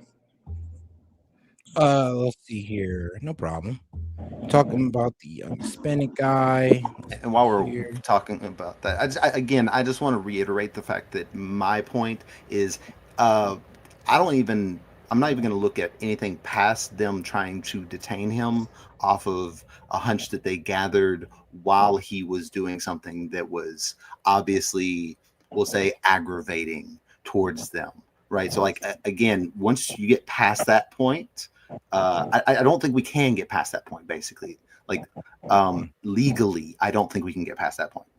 All right. That's why they didn't actually, like, in my view, that is why they didn't actually charge him, because they knew that looking back on any video evidence of this, they were going to be like, oh, we were starting to detain him after he was recording us, after he was around our area. We weren't there for him. We weren't there to investigate him in any way, right? He was just recording, and then we started to try to, quote unquote, investigate him. And I think that everything past that is through the poisonous tree, and we can't even look at it. And I think it says a lot about what ICE's actions are by what they release in private. When they have to start circulating memos that say, hey, it's not illegal for people to say mean things to you, and that's not justification to just arrest them, that does show that instances possibly like this, because it came out after this, and other instances like it, that what they did here was wrong and wasn't justifiable.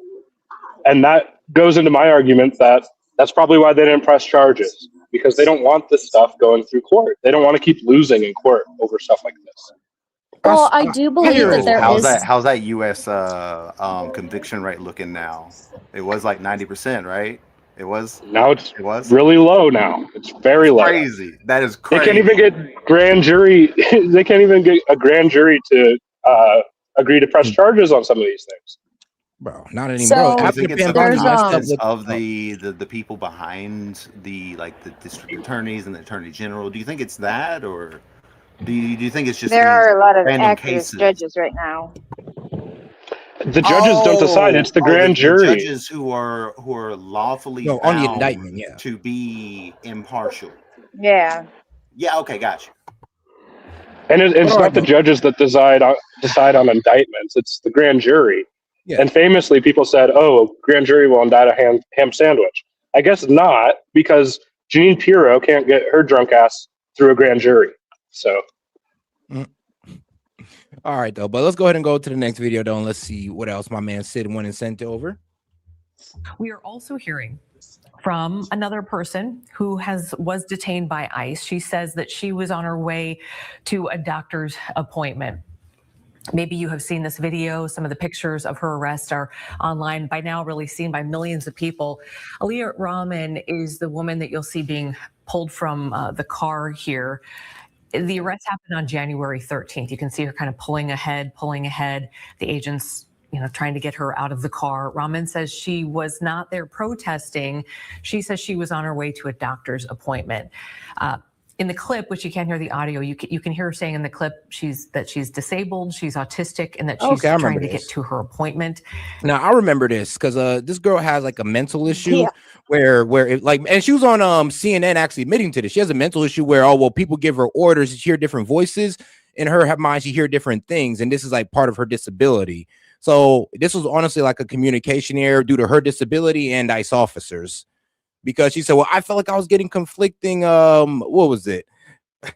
Conflicting orders, when Conflicting no, she orders, was getting yeah. the same orders, but sadly though, she was too busy. Well, I mean, one, she was scared and she overreacted, and she started hearing things that, well, she wasn't hearing. And instead of actually listening to the ICE officers, she wasn't listening to them. And that's what got her pulled out of her car, her disability, and the fact that ICE officers couldn't communicate effectively to her because of her disability. And remember, she said this on CNN. It's not just me just And saying ICE disability. officers, regardless of that, have been known to give conflicting orders. They did give conflicting orders to Renee Good. Some of them said, "Get out of here." Some of them said to drive away earlier, get out of here, and then they started saying, "Get out of your car." No. They told her to get out of here the first time. She didn't listen. Then they came to her car. That's what they always do. I remember they did a whole news segment on there about how they handle obstructions. They go to their car. They say, look, you can get up out of here. And if you don't, then something's going to happen. They gave that. They go to their car. They stand in front of them. There was no second warning. Did you fully look at? They came for her. What is it? Barnes versus Reyes. Yeah, Did you yeah. fully look at that? I remember I brought that up. So remember, so you I think first off, number one, you got that completely backwards. You said it's the officer's view on it, and I said no, it's the totality of the evidence. Now, again, in layman's terms, whoa. I said that. No, I say no. Yeah, no. Even they said it's the totality of the evidence, means the full scene of it within the officer's view. Everything from the officer's view to the camera view and all of that. That's the totality of evidence. When I was reading it out, they also included in that case that they have to go from what the officer was seeing as well. That is part of the totality of evidence. No. That's one of the things that they have to do. That is not. So I had to look. I had to look something up. I had to look this up. So, give me a second. I just went kaput. Okay, so I was looking up like laws against using excessive profane language. Like, just there are 5 cases where it is not okay. Like, actually, can get you jail time or fines if you are just, using a whole lot of cuss words or stuff. There's the disorderly conduct. Like, if you're doing something that, like doing something along with that, they can charge you with disorderly conduct. There's threats. If you are pushing them or hitting them in any way, then they can arrest you for that. Then there's something called the fighting words doctrine, which is language that is intended to provoke an immediate violent reaction from the listener. It is not protected by the First Amendment.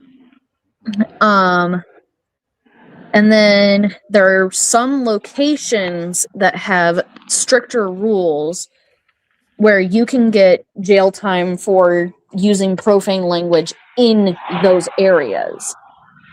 So I was just looking at this. U.S. law, but can I just say something? Go back on number 1 right quick. Just read that back to me, and I do have something to say to that. Number 1? Yeah, the first thing that she said, the first. Disorderly conduct. When you have. So disorderly conduct, when you're swearing excessively, like where he was repeatedly saying, fuck you, fuck you, fuck you. Yes. Okay. So notation number 1. Did you know that a police officer cannot be the complainant? It has to be a citizen that is not of the U.S. government, right? Like that I can't be an entity of the U.S. government. So it has to be a citizen that reports them for disorderly conduct, and then the police officer then has to arrest. It's not that, I'm screaming at the officer and the officer's now, that's disorderly conduct and now I can arrest you. That's not how that works. It has to unless it's accompanied with physical action. Yes, and so with physical action, but that's not the words. The words are actually not even a part of that at that point. It's just the physical action, right? So like the words never even meant anything at that point, right? It's only the physical action that even matters for that. And again, disorderly conduct can be reported by a citizen, and if the officer is within earshot and the citizen reports it, then the officer can then arrest. That is 100% the case. You got that down pat, right? But again, an officer cannot be the complainant for disorderly conduct. Yes. Okay, Yes. got you. Just for that, oh, that makes sense. All right, that makes sense. All right. You can see the agents kind of smashing out the window, pulling her out of that vehicle. They cut away her seatbelt and then end up kind of carrying her. One more thing away about by the her fighting arms and words. legs. Now, in a statement, Aaliyah Rahman says that while in custody, she repeatedly asked for a doctor, but was taken to a detention center. And according to her, she didn't get medical help until she went unconscious in her cell. She says she was treated for injuries from assault as well. So she's alleging assault here. She says she feels, quote, lucky to be alive. DHS, so anytime we show anything like this, we always want to try to get, the whole story here. So DHS, we did reach out to them, and they did address this particular arrest in a statement online, sharing another video of Rahman's arrest and saying, quote, as officers carried out their law enforcement duties, a significant crowd surrounded them and began and this a significant crowd surrounded them. Like I said, this is what needs to stop. Like, you can't sit there and try to crowd like a bunch of police officers while they're trying to do their job. That is basically obstruction. But once again, it's not being stopped by, the Minnesota leadership. It's not being stopped by Tim Walz or Jacob Fry. But, it's all ICE fault, though, somehow. Leading law enforcement operations, a federal crime. One agitator. It's not all ICE's fault, but you say none of it is ICE's fault. Oh, well, I'm gonna be real with you. And Renee Goodwin, not really. But in this one, I ain't gonna lie, ICE does share a good amount of blame here. So for this one, yeah, they do actually have something to work ICE is on ICE. On the fighting words, Chip Clint's, I'm going to butcher this word, Chaplinsky versus New Hampshire makes it to where now it is direct in-person, face-to-face confrontation is fighting words. So over the internet cannot be fighting words. That's true. That's just straight up case law. Away from the scene, and she was arrested for obstruction. Another agitator assaulted an officer by jumping on his back. 6 of these agitators were taken into custody for assaulting law enforcement. I do think that there may be some sort of precedent for if you're over the internet but have the ability to get to someone within a reasonable amount of time, that might actually still be considered fighting words. Like if you're in the same city or something like that, I think that still can be considered fighting words. But I think it's within a reasonable amount of time. All right, there was another video that my man S.E.T sent in from New York Post.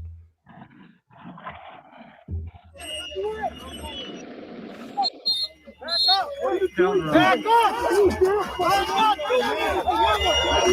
What the? What the hell?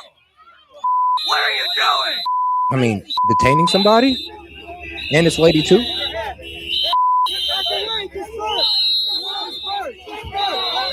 Yeah, but why does man have now? to mace that dude who was already on the ground, both hands behind their back? Genuinely. Can you please give me a logical reason why someone needed to be maced after they are fully detained? To be quite honest with you, there is really no good reason besides F that guy. So I did just look up. And Sid's problem. I did just look up the fighting words doctrine. It says here that it generally requires the speech to be delivered face to face, not through a note, not through the internet. Yeah, so like you said, it can't be done over the internet. Yeah, it can't be seen and as again, the general thing is because it can be if you do it over the internet, but you are within the ability to come fight them, then I think it's still considered fighting words. What do women really want? I don't care what they want. I only care what they respond to. See, my focus is a little bit different. What the hell was going on with that? What was that? I don't even know. Shoot, it wasn't even showing me the short that I was playing, so it was a slight glitch on the page. But all it said was, what do women want? I don't even know what I want. What? I'm sorry. Half the time, I don't know what I want to eat, but like, otherwise, I know what I want. I'll sit there and I'll stare at the fridge like, yeah, all this food looks good. I want to eat it all. Can I take a shot at what you want? Happiness, security, who don't? Peace. Same thing everybody wants. There's no difference in what men and women want. It's just like how some people go about things. Yeah. Well, I mean, if you're talking about relationship wise, I do think that they want two different things, but that's a whole nother conversation. We'll focus on relationship and dating another time. But all right, though. Now, let's see here. I do want to get over here to CNN. What do I see? Well, actually, though, now that I've gotten through all of Sid's videos, you know, I could sit here and say that, yeah, not all these are clear-cut examples of ICE being overly aggressive. That last one, though, I'm not even gonna lie to you. Yeah, him spraying him on the ground while he was already on the, while him spraying him on the ground when he was basically detained and can't do anything, that was unnecessary. So, I mean, I'm not supporting that. But the other two, yeah. So the last one I think is excessive violence. The one that we saw before that was I don't really I genuinely don't know what that was there. Bad I might have to, communication. I have to look at that further, especially if there is like mental illness involved in there, because they're like we at some point in time we have to like understand that like the people who are trained need to be the ones who are the ones taking the responsibility of things, right? Like, so like you understand that like if a manager is over like a McDonald's, that manager's job to make sure all these different foods and stuff come out. Like, you're not going to get mad at the cashier because they didn't have fries, right? But you can get mad at the manager because that's their job, is to make sure that they have fries, right? So like people in responsible positions need to be held to responsibility. And that's been my position this whole time, right? Like the ICE officers did not actually follow proper procedure in the Renee Good situation. They should have pulled up behind her vehicle instead of in front of her, to be able to then get out into a death zone, right? That is always considered a death zone. By that point, they've already done two things that's absolutely like, by policy, they should have already been fired. Right? Like, can we at least agree on that they pulled in front of a vehicle and then stepped out into a fucking death zone? Sorry. Whoa. No, actually, no, we cannot, because when Renee Good moved her car backwards, she put that ICE officer in that space. No. Before that. Wait, when he circled the car? Whenever he got in front of the vehicle. Yeah, no. That's what I'm saying. No, the only reason he was in front of that vehicle is because Renee Good pulled out and put him in front of that vehicle. No, I am arguing before that. No, before that ever happens, whenever the police officers, the quote unquote police officers, ignore all training and pull in front of her vehicle instead of behind her vehicle, like all training requires. Then they get hold on. You talking about the Renee Good shooting? Yes. Yeah, but bro, nobody was in front. No officer pulled in front of her. If anything, an officer pulled to the side of her. Did. Yeah, no, they didn't. How the hell she drive? Bro, if they was in front of her, then she wouldn't be able to drive forward. So you're gonna tell me they didn't pull around 3/4 around her vehicle instead of just getting from the back? Yes, end of the vehicle. Yes, that is textbook policy. That is against policy. You don't do that. Whoa. But hold on, no. But guess what else is against the law? You can't park your guys. You can't park your car sideways in the middle of the street, honking the horn obsessively. That's why they came behind her vehicle and then pulled off to the side of her. And they was in their ICE van. I mean, in their ICE cars or whatever. Like, bro, you're allowed to do that. You are putting the people who aren't trained over the people who are trained. You're like, oh, we're gonna hold them to this super high standard, even though they're not trained in any sort of methods. But these ICE officers who are trained supposedly in all these different methods completely ignore their training, and then you're like, okay, whatever, it doesn't matter. He walked directly. No, he didn't ignore his training. No. So hold on. Right quick. The officer who got hit, But the other officer, the first one to come over to Renee Good's like driver's side window, the one that was like videoing her beforehand, right? He walked in front of her vehicle, which is textbook against policy, because you don't do that, because you put yourself in harm's way. And then his other buddy then did the exact same thing, walking in front of the passenger side light and then getting in front of the vehicle. They both did things that were textbook against policy. They should have been off of any case before they ever got wrong. to shooting her. You're wrong. You're completely wrong. You're completely wrong, my friend. Like, if you want to talk about the first time he went around that vehicle, I'm be real with you, that's a stationary vehicle, and he was just recording. She was just recording her. Like, let's just be honest. He was allowed to go around that vehicle and record. Now, here's the thing, though. When he moved across, now when those officers came up and told her to get out the car, and she didn't listen, then they put their hand inside the car trying to get her out, and she pulled out while the officer's hand was still in the car. That's what put the ICE officer in front of the car. Are you listening to a single thing I'm saying? Bro, are you? I'm trying, bro. I don't even think you were talking about the same footage at a certain point. Their SUV pulling 3/4 of the way in front of Renee Good's SUV, and then the first officer steps out, walks in front of Renee Good's freaking vehicle. Then the second officer steps out, walks in front of Renee Good's vehicle, and then the shooting happens. Hold on, there was no second officer in front of Renee Good's vehicle.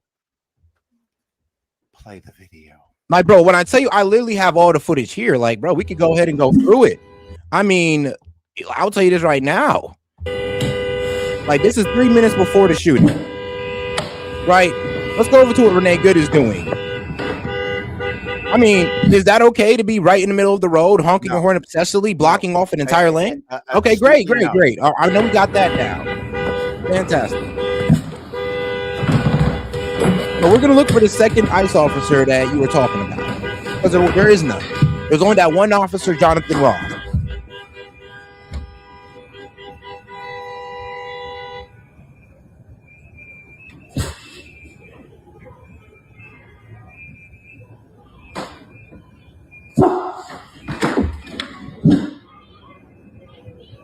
This is 3 minutes leading up before the shooting.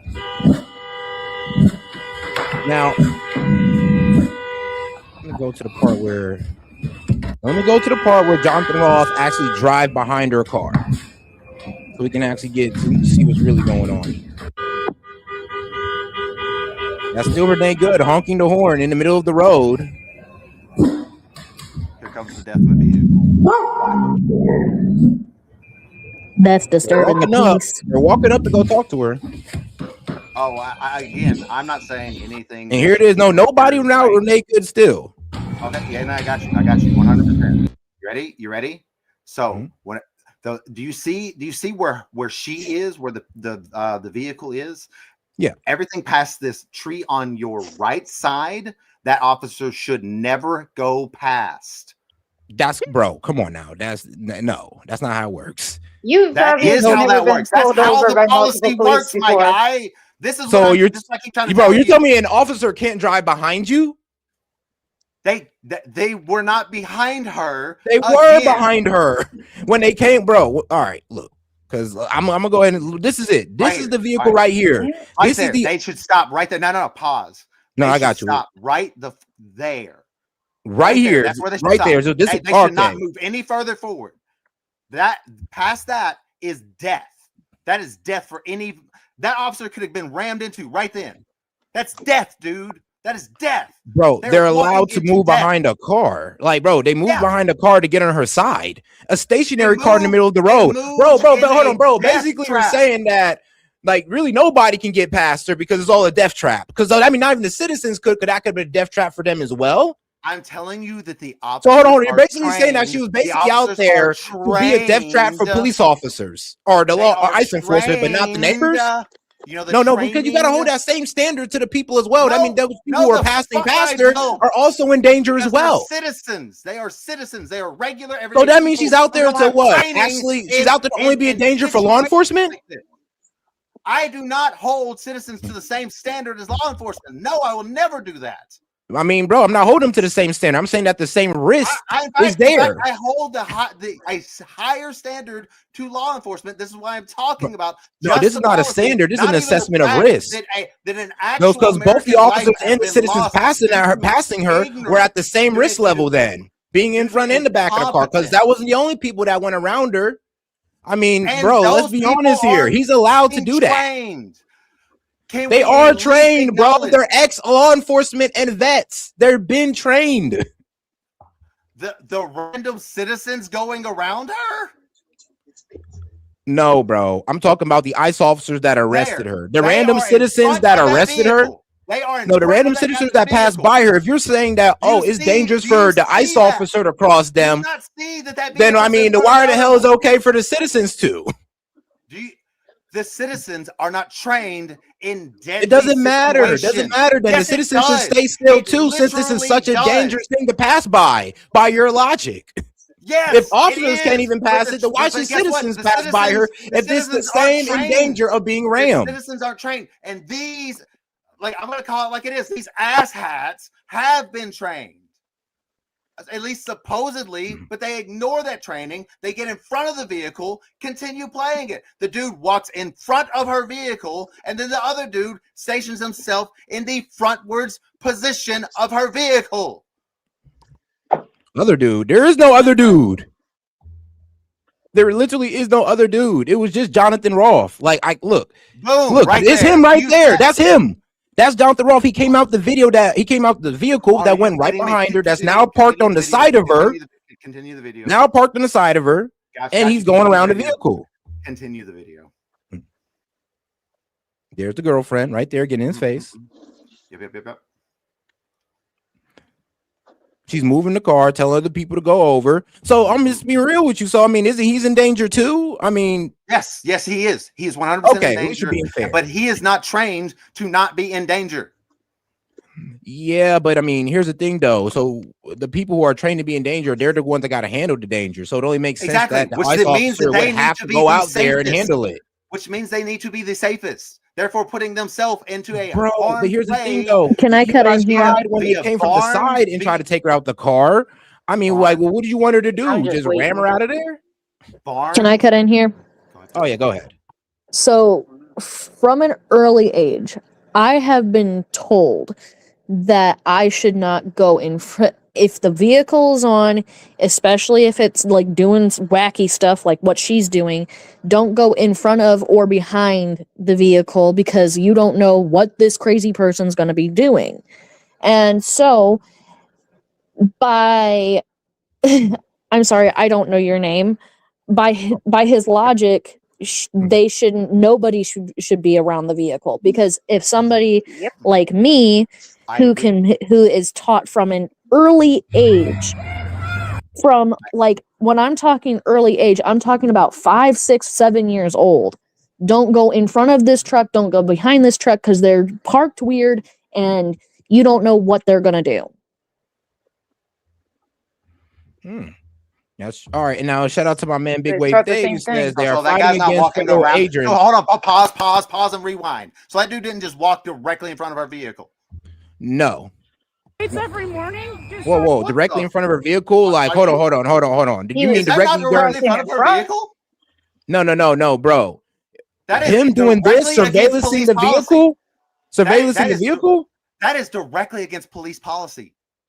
Nah, I think it says Yes, against it is. possible to get in No, front of you an were supposed to evading say at an vehicle. angle that you can observe the front. Like, no, an evading vehicle, a moving vehicle, not a stationary. I mean, they can move around a stationary vehicle. No. Yeah, If they the can. vehicle is on, which it is, you are trained to not Yeah, be but in if they- front of that vehicle in any way. But let's be honest though, because remember when she was told to get it. Look, the first time Yes or he's no, in is front that of the dude in front vehicle, of he's the allowed to do that. Question, He's allowed yes or no, to. is that He dude in has front to of the gather vehicle? information. Now, the second Yes or time he was no, put in front of the just answer vehicle, the that was question, because she Ken. moved back and put him Just in answer front of the question. vehicle. Just answer the question. Is that dude in front of her vehicle right now? Right now, of course, yes. Yes. Okay. So and then so But he then here's the goes thing, over though. to- You're misquoting the pause, rule book 1 here. second. No, 1 second. Just 1 second. Let me get the follow up in here. And so then he walks over to her side of her vehicle, right? That's officer number 1 in front of her vehicle. Now, then Jonathan Ross then does the same, but doesn't get no. This is Jonathan Ross. This is Jonathan Ross. There is no second guy. Okay, this is Jonathan. Bro, Jonathan Ross was the only person that circled her vehicle. Only person. They like, unless you're talking about the other 3 ICE officers that tried to tell her to get out the vehicle and walked up. That like, unless you're talking about them, the only person that was around that vehicle at that time is Jonathan Ross. There is no other ICE officer. There was. It may have been a different angle, but there was 100% 2 different ICE officers who walked in front of her vehicle. 3 different ICE officers, bro. There was only one. There's only one ICE officer. I said 2, not 3. But oh my bad. There's only one, not even 2, just one. It's only this guy right here, Jonathan Ross. That's it. Only him. And you're gonna see, he was the only person. You can see the other ICE officers on the other side telling her to get out. Okay. Handed in the car, wife tells her to drive. She pulls back on the car. Think about it. She goes in reverse and puts him in front of the vehicle. And there's actually someone behind her car. After he's already put himself in front of the vehicle. She was given orders to get out the vehicle. So let's just take a second officer out of it. How about that? We'll just say that Jonathan Ross himself walked in front of her vehicle on multiple occasions. Correct? Well, one occasion, yes. One occasion, and then the one where she put him in the line of fire, yeah. Or line of the vehicle. Is he past the B line? Is he like when it was stationary? I mean, yeah, sure. Right here. Yeah. Right here is he past the B line. Past the B line? Yeah, yes, bro. I'm already giving you that. He's past he the walked B-line. around that car Therefore, when it was he doesn't stationary. need to be there. Therefore, he doesn't need to be there. Actually, he kind of does. He needs to surveil it. He needs to actually mark them down and all that because they're planning to arrest her because they gave her a warning. She ignored said warning, and that's why he went around and recorded the vehicle, license plate, and all that. But you're taking out what he was doing during that entire moment. I am telling you that even if it was just him who went around the vehicle multiple times, he is obviously doing something that is against the policy of every known police agency. You do not go in front of a vehicle for any reason if it is in operation. If the vehicle is on, you do not go in front of it. The only reason that you would put your quote unquote vehicle in danger is if you are attempting a box maneuver. And even then, that is very dangerous and almost never used except for in instances where the car is already stationary. And you need multiple vehicles, not one. Now, let me go ahead and read this out for you. All right. So officers may also pull in front or besides a vehicle for an investigative detention.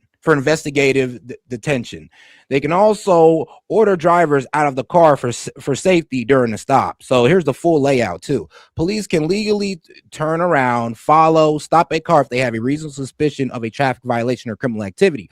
Officers may also pull in front of or besides a vehicle for investigative detention. So, I mean, well, bro, you're wrong. They can, and actually, here's the thing: he did pull inside. He went to the back of her to not obstruct traffic and pull to the side of her, which he can do. So like, you're telling me it's like, bro, it's right here. It's right here. So you're telling me that the B-line policy is complete BS, bro? You're talking about in terms of a moving car. No, the B-line policy is during a traffic stop. The B-line policy is during a traffic stop. Just look it up. Bro, officers may also pull in front or besides a vehicle for investigative detention. So, I mean, that's great. Now look up B-line policy. Bro, I'm sorry, but bro, this is my point right here. You said that they couldn't do it and they can, but I got you. But I got you. A few words. All right, B-line policy. Don't worry, I got you, brother. I'll be fair. Let's see here. B-line policy. Well, I mean, that didn't work out the way I did because I got a strategic UK wide network, but I got you. B-line policy, police. Whoops. Policy. All right, here it is. The thin blue line symbol in police. This represents the concept of a police officer line between. Oh wow. Okay, so I got you. Yeah, blue line policy. No, it's Zip it and back up. All right. Back up. Oh, I know, so, Loki. but hold on now. Let me go ahead and read my man Big Wave Dave super chat. He said they are fighting against federal agents trying to get criminals out of this country. Sid, her dumbass decided a criminal was more important than federal agents. Dumbass, and that's it. I mean, no, that's shout out to my man Big Wave Dave. And then shout out to my man Sid donating to get the panel's reaction to the New York Times analyst I sent in Discord. I already got it up for you. And shout out Big Wave Dave coming in again. He said, okay, so again, they were there to get rid of a criminal. This woman wanted to block federal agents from doing their job. When did that become okay? No one bitch when Obama did it. Now all of a sudden, this is a problem. Thanks to Dems making so. I mean, yeah. And Sid is incessantly. Wait, Todd ED.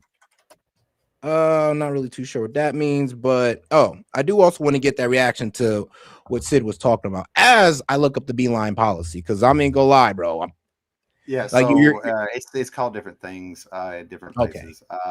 Mitigation zone awareness. Officers are trained to identify and avoid standing in the quote unquote danger zone directly behind or in front of the suspect vehicle.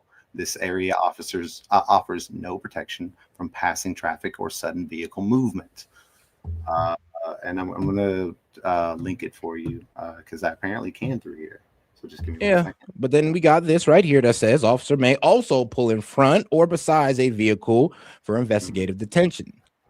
So I mean, they can order drivers out of the vehicle, which they did order Renee Good out of the vehicle. She did ignore that, by the way. No.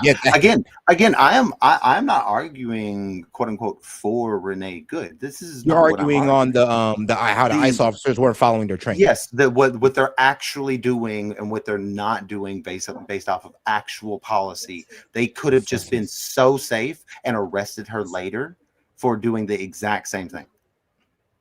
That is just facts.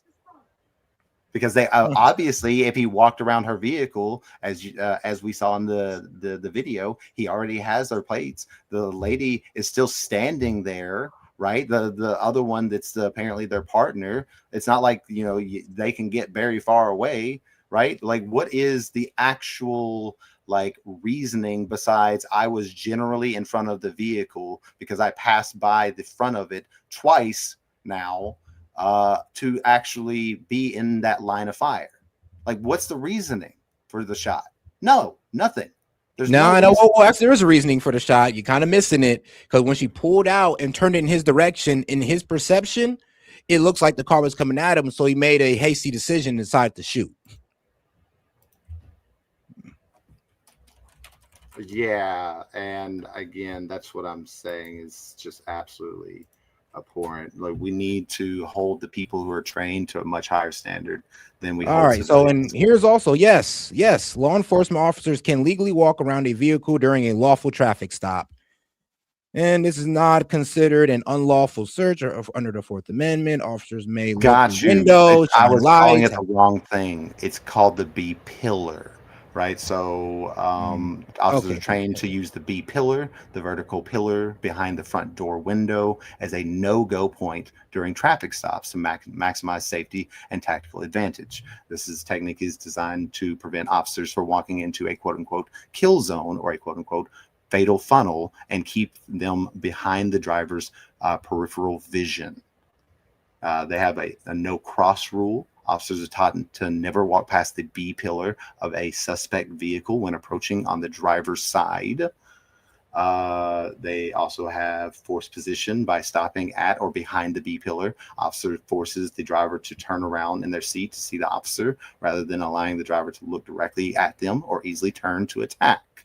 Again, these are all policies that every single police academy adopts because they are safe practices, and these guys were not following safe practices. They were putting themselves in harm's danger, specifically Jonathan Ross. I'm gonna have to look up the details on that because according to What everybody else is saying, yeah, a police officer can legally walk around your vehicle during a lawful traffic stop. And let's say that was a traffic stop right there. They're saying, all right, cool, you can't go nowhere. We're going to wait till ICE pulls up, and she tried to ride off during a traffic stop.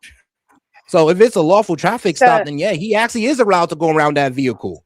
And she tried to pull off during the lawful traffic stop after she was told to get out the vehicle. So I'm gonna be real with you. She kind of put herself in there. Hey, can I jump in here real quick? Go ahead. So I'm guessing neither one of you have been pulled over by multiple police before, profiled or anything like that. I have. Yeah, so many Okay, times. so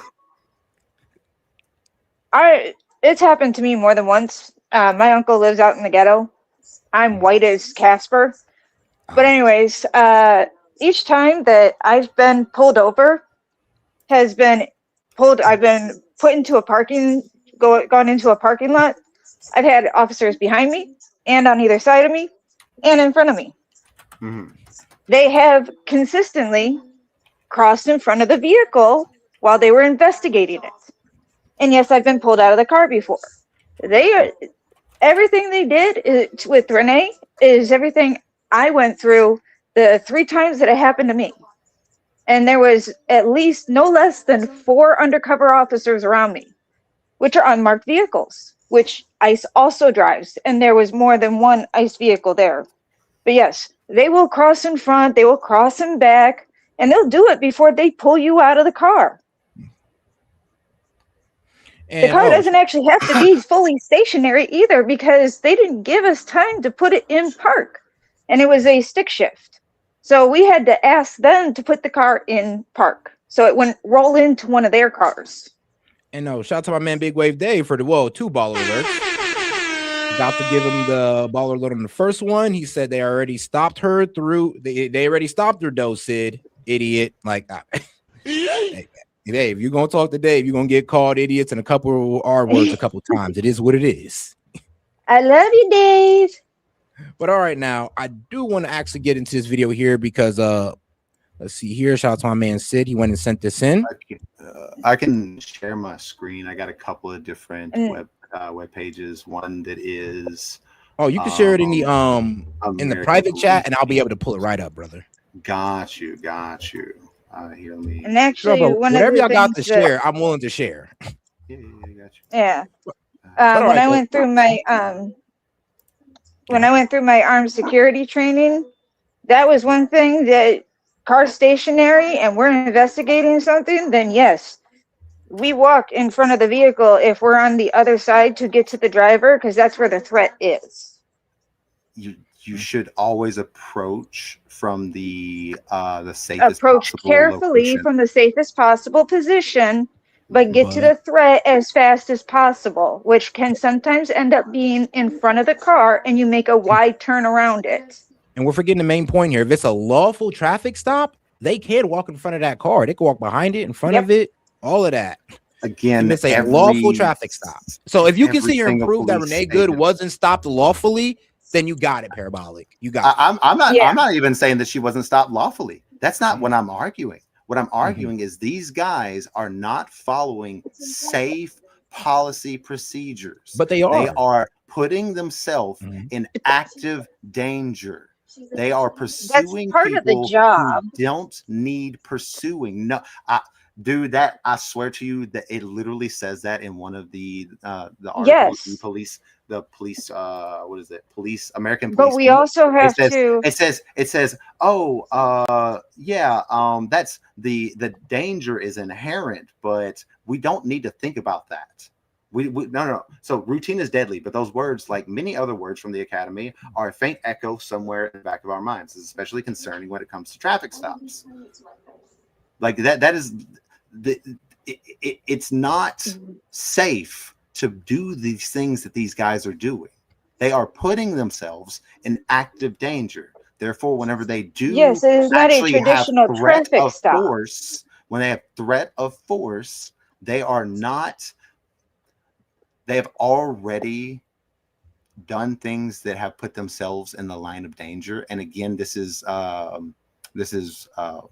Barnes versus Reyes.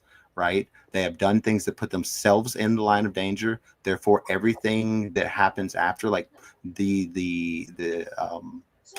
lethal force, is not justified under Barnes versus Reyes. Right. All right, guys. That's what it says. It says the moment of shot is not the only thing we're looking at anymore. Right. We're not just looking at it. We're looking at everything that happened up to that point. And what happened up to that point was they drove past a point where it was safe to be.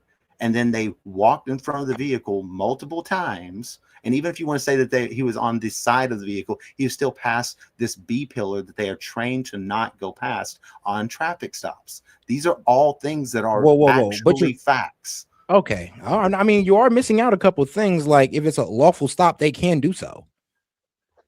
If it's an unlawful thing, but if it's not a lawful stop, and like they don't even, and this guy don't even know that he's supposed to be stopped, or this is a lawful stop, and they get in front of that vehicle, then you're right. But so that means, here's the problem though. If we cannot, if Renee Good's stop was not lawful, you're right. But if it was lawful, then you're wrong. The main thing your point hangs on right now is if it was a lawful stop or not. No, it doesn't. It does, because if it was a lawful stop, they could walk in front, behind, and on the side. No. It can be a lawful stop, and then they can put themselves in active danger, and the shot cannot be justified. Well, like, I mean, all those things you're right about the shot, but remember though, if we're arguing about the whole him being in front of the vehicle, like remember, if it can only be seen as wrong if it wasn't a lawful traffic stop. That's the only time we can frame that as wrong. That's not true. That is true, because if it's a lawful stop, they're allowed to do so. Yes, law enforcement officers can legally walk around a vehicle during a lawful traffic stop. I mean, it is what it is. But all right, though, let's go ahead and get over to my man Sid's video, because I know Big Wave Dave going like, show it then, but show the video then, because apparently, my man Sid got some fire for us. He says, show it, Sid, you libtard. Well, let's watch Sid's video all the way through. This is a cell phone video filmed by the ICE agent who shot and killed Renee Good in Minneapolis. The White House press secretary said this footage reaffirmed President Trump's previous claim, based on other videos, that Miss Good, quote, didn't try to run him over, she ran him over. Get out of the car. Watched in isolation, the cell phone video might look like that's the case. But when analyzed alongside other angles of the shooting, synchronized by the times, a much more complicated picture is revealed. More footage will likely emerge, but the currently available visual evidence still shows no indication Agent Jonathan Ross got run over. The footage does provide. Oh, and shout out to my man Jet. He sent in a Rumble rant. Appreciate the support. And you guys, you go ahead and support me on Rumble as well. Go ahead and fight the censorship on Rumble. But this all would have been a moot point if Trump just invoked the Insurrection Act sooner, because local cops can't do their jobs, and now Dems are killing themselves by putting themselves in bad situations with ICE. I mean, damn. But you ain't wrong, bro. Like, yeah, I know. Trust me. I remember when I put out that Trump threatening the Insurrection Act clip, a lot of the guys in the comments was going like, bro, stop playing around. Like, be about it. Do it before it gets worse. Because, I mean, what are we waiting for? More citizens to die? What are we waiting for? A nice officer to die before we start invoking the Insurrection Act? I mean, they're already out here vandalizing unmarked vehicles and ripping out weapons out of law enforcement's vehicles. So, like, how far else does it need to go? Some visibility into the positioning between the agent and Miss Good's SUV and the key moments of escalation. And it establishes, frame by frame, how Agent Ross put himself in a dangerous position near her vehicle in the first place. Just right quick, I said Barnes versus Reyes is Barnes versus Felix. I wanted to correct myself just right quick. Maroon SUV in the middle of the street and began honking and heckling. Administration officials say they were impeding and blocking immigration agents. Footage shows 11 vehicles maneuver around the SUV, including this Chevy Tahoe driven by Agent Ross. When he exits, he's already filming Miss Good's SUV, not with a body camera typical of most law enforcement, but using his cell phone in his hand. It's not clear why. The agent's footage shows his interactions with Miss Good. That's fine, dude. I'm not mad at you.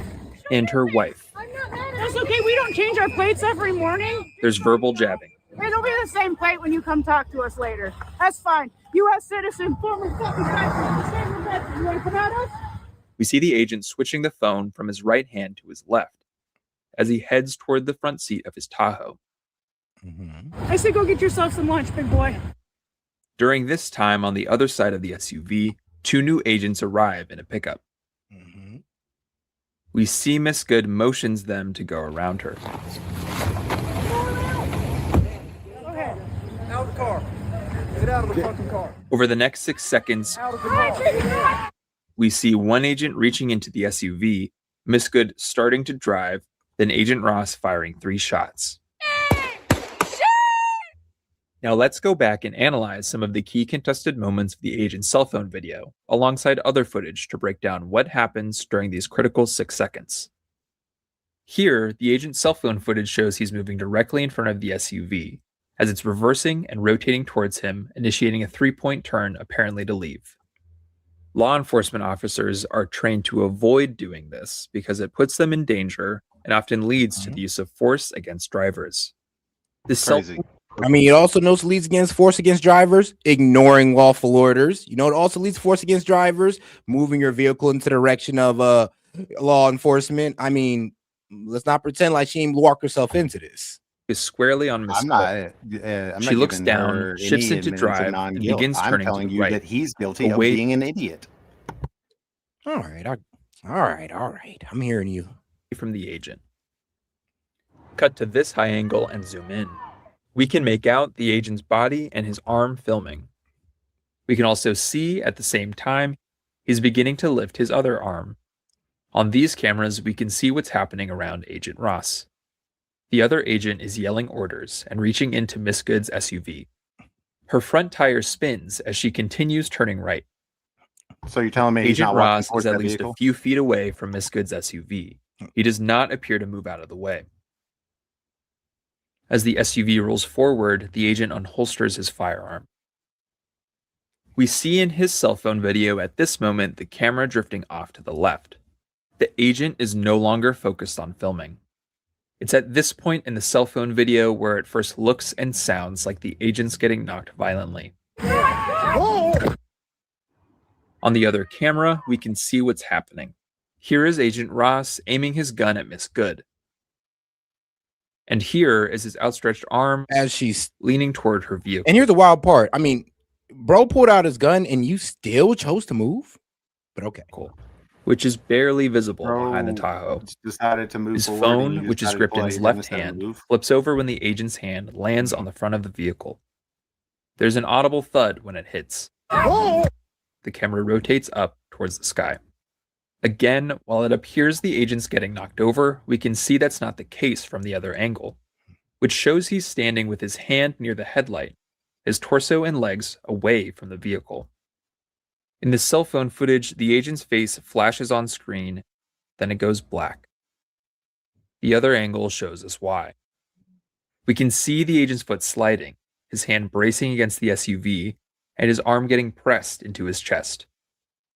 It is impossible to determine if this is happening because of the SUV's movement or the icy asphalt, or more likely, both. And what's very unclear because of the limited quality and availability of footage is whether the agent's upper body gets swiped by the vehicle as his left foot slides back. This moment is when Agent Ross fires. We see the other agent pull back from the SUV. Both of them stumble, apparently slipping on the ice. This is also the moment many have said looks like Agent Ross getting run over. And it does when watched at full speed. But looking more closely, we can see in multiple angles that there's a visible gap between the vehicle and his legs, indicating his feet are positioned outside the SUV's path. He's obviously getting pushed. Hold up, bro. No, they try to downplay it, bro. You literally heard his. You literally heard him get hit. You heard him get hit. His angle is forward. He is pushing the phone into the car. Bro, no, then we just seen the car, bro. Honest with you, then that kind of proves that he got hit. You can actually hear him get hit in like thing, but there would have been no tup. There would have been, you'd have heard nothing if he did not get hit. There was no contact made. All right, so I got my mouse right. Did you hear that? Was that me getting hit or me hitting the mouse to the? That was your desk getting hit. Exactly. That was the car getting hit by his phone, not him getting hit. No, bro, come on. Okay, so basically, then I mean, he got hit. That mean, yes, he got hit to the point where his hand hit the phone. In the line of fire. She wasn't even supposed to be moving. It was a lawful stop. I agree.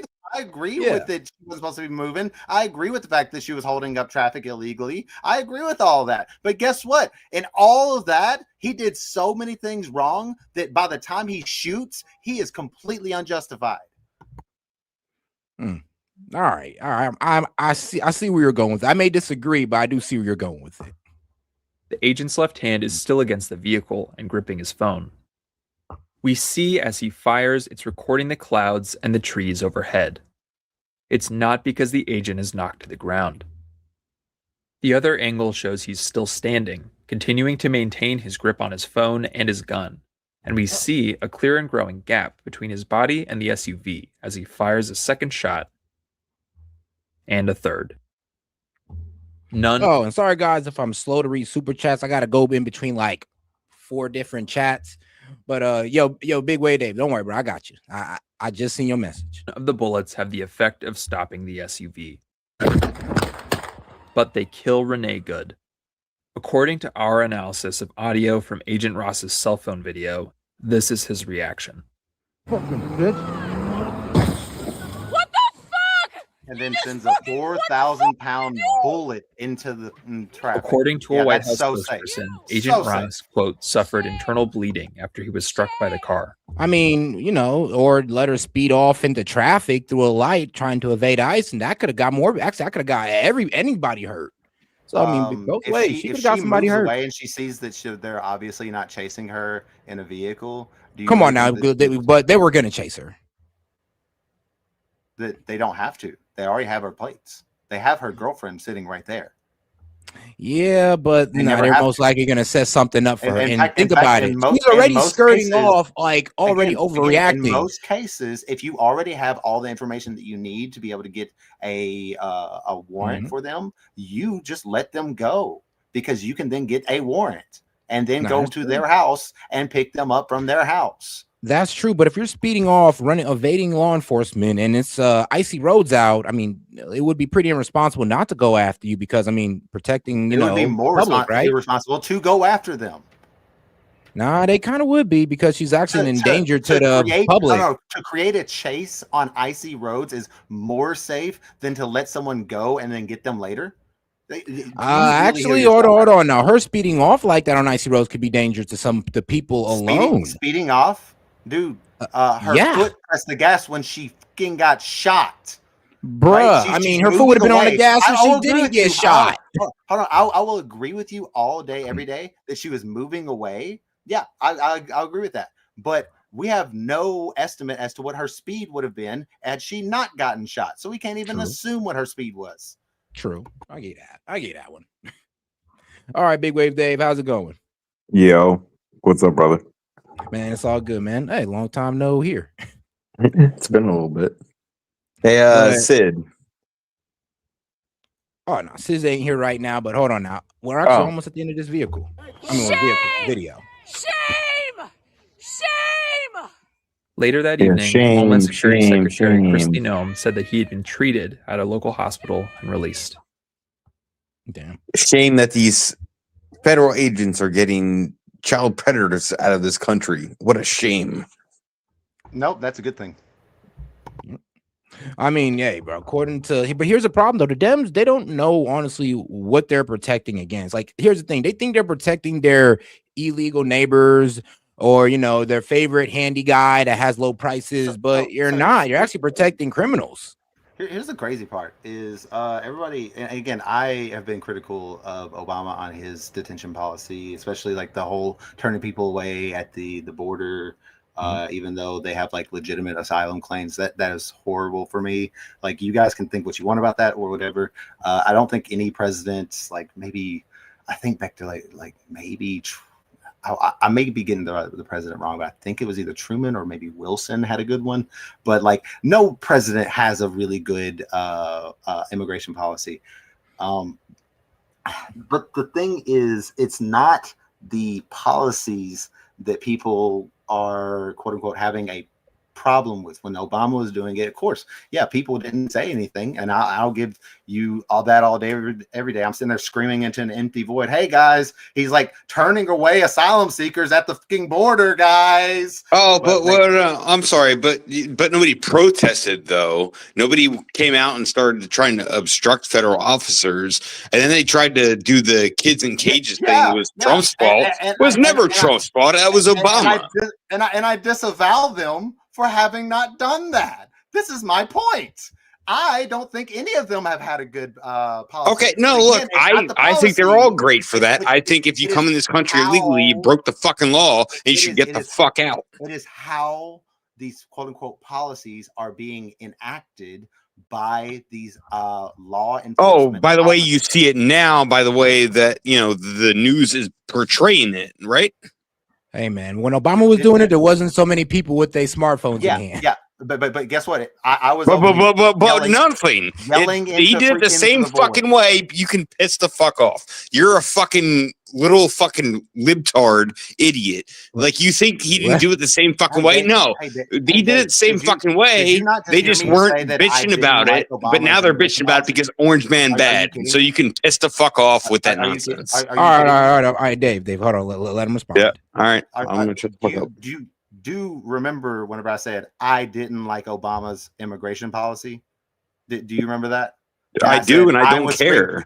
And I said I was screaming into an empty void. No one would listen to me. Cool. Right? Don't care. Yes, I agree with you that people weren't doing it. I agree with you. That sucks because I was. No, it doesn't suck. It was the right thing to fucking do because they didn't care back then.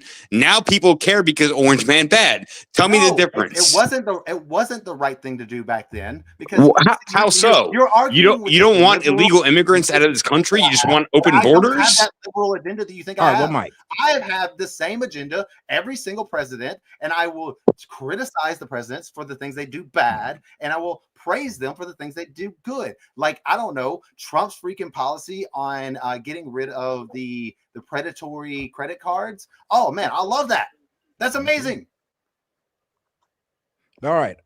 But guess what? I think the main confusion here, though, between you two is like, here's the thing, though, like parabolic, like you can Dave, sit there like and say all the insults that you want, but I'm talking about policy. But here's the difference between you two, though. Like, here's the main difference between you two. Like parabolic, you are against all forms of their immigration policies, Trump and Obama, and Dave, he's actually for the immigration. But because I think his main gripe with you is that, hold on, you don't see a case to get a lot of these guys up out of here, or a case that maybe we should, I don't know, pause the asylum seeking until it's, you know, is done better. Yeah. Who are here on a stay or even asylum should definitely go to prison in or wherever it may be. I don't care where it is at that point. But if all they did was enter the country, whether it be legally or illegally through asylum or border crossing, whatever it is, I don't mind them coming into the country. Well, then you're a fucking reject. Then you don't believe in fucking borders. You can have that thought, Dave. You don't believe in fucking borders at that point. Your breakfast, like lunch, we have a border for a reason. Just like every other fucking country, we have borders. No other country is doing what has been happening in our country, but you all fucking rejects think like, oh yeah, just come on over. It's fine if you break our laws, just as long as you know you're here. Then we're okay with it. By the way, to break this hateful rhetoric, said earlier. For Canada, Mexico are the only recognized like continental countries that like border us, but then you have to include maritime, which Russia is actually only, I think, what is it like? Is it 10 or 100 miles? It's short when you're talking about Alaska. So it's maritime law is what you have to acknowledge that both Russia. So they border us all for our borders on the our water borders, right? We don't need the gymnastics. We only acknowledge Britain and Russia, by the way. Weirdly enough, we don't even acknowledge Japan, which whatever, man. I don't care. I get what you're saying now. But all right, though. All right. Let me go ahead and actually get over here to this video real quick because we actually just got I'm done sorry. reacting. I Yeah, go have to ask. Do you think I'm wrong though? Like, if you're here illegally, like you broke the fucking law in the first place? Oh no, bro. Me and you are in agreement with that, but we gotta understand Parabolic. He's more of the globalist mindset and all that good stuff, and he actually Well, that's a fucking shitty he has thing to more be. of compassion You for can't be asylum global. seekers. Like, to be honest with you, me, I I have think the compassion asylum for seekers. every single person, and if I Yeah, that's saw true. my brother pushing down my mother, I would pick my mother up and be like, "Brother, what the fuck?" So yeah, I mean, honestly, you gotta understand, Parabolic. He does come from a compassionate place. So, and I know that kind of goes outside of our like logical minds when it comes to the implication of immigration law. You know who I But was married to. yeah, I know, and then we get it. But here's the problem, though. Here's the problem. Here's the main difference between it, though. He wants to have there be more understanding for the people who are actually coming through here instead of them being straight demonized. No, And nobody's for us, demonized. we're Just just like, come through the right look, way. bro, we're not even trying to demonize them. We just want them going if they're here illegally. And he feels like, no, then you're trying to demonize. I wanted to be clear. I don't think neither you nor Dave have demonized any specific person. Now, have you believed the narrative on certain things? Yeah. So, like with the Abrego Garcia case, you did see the unsealed court filings, right? Actually, wait, the new one, because he was the supposed to go to unsealed court court a filings minute that ago. they. Are you talking about the Maryland man? Yeah, I think he's accepting to be deported. So check this out.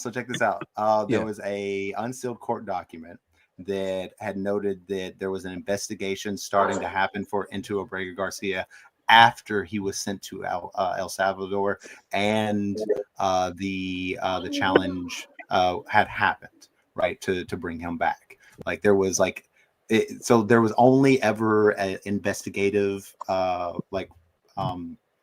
there's only an investigation after the fact, not.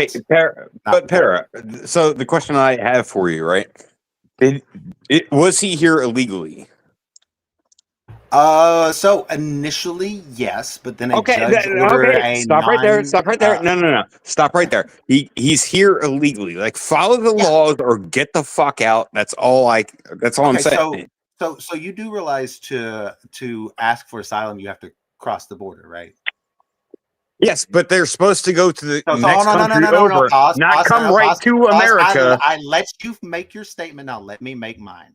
So you have to cross the border. And so if you cross the border without any paperwork, cross multiple borders, bro?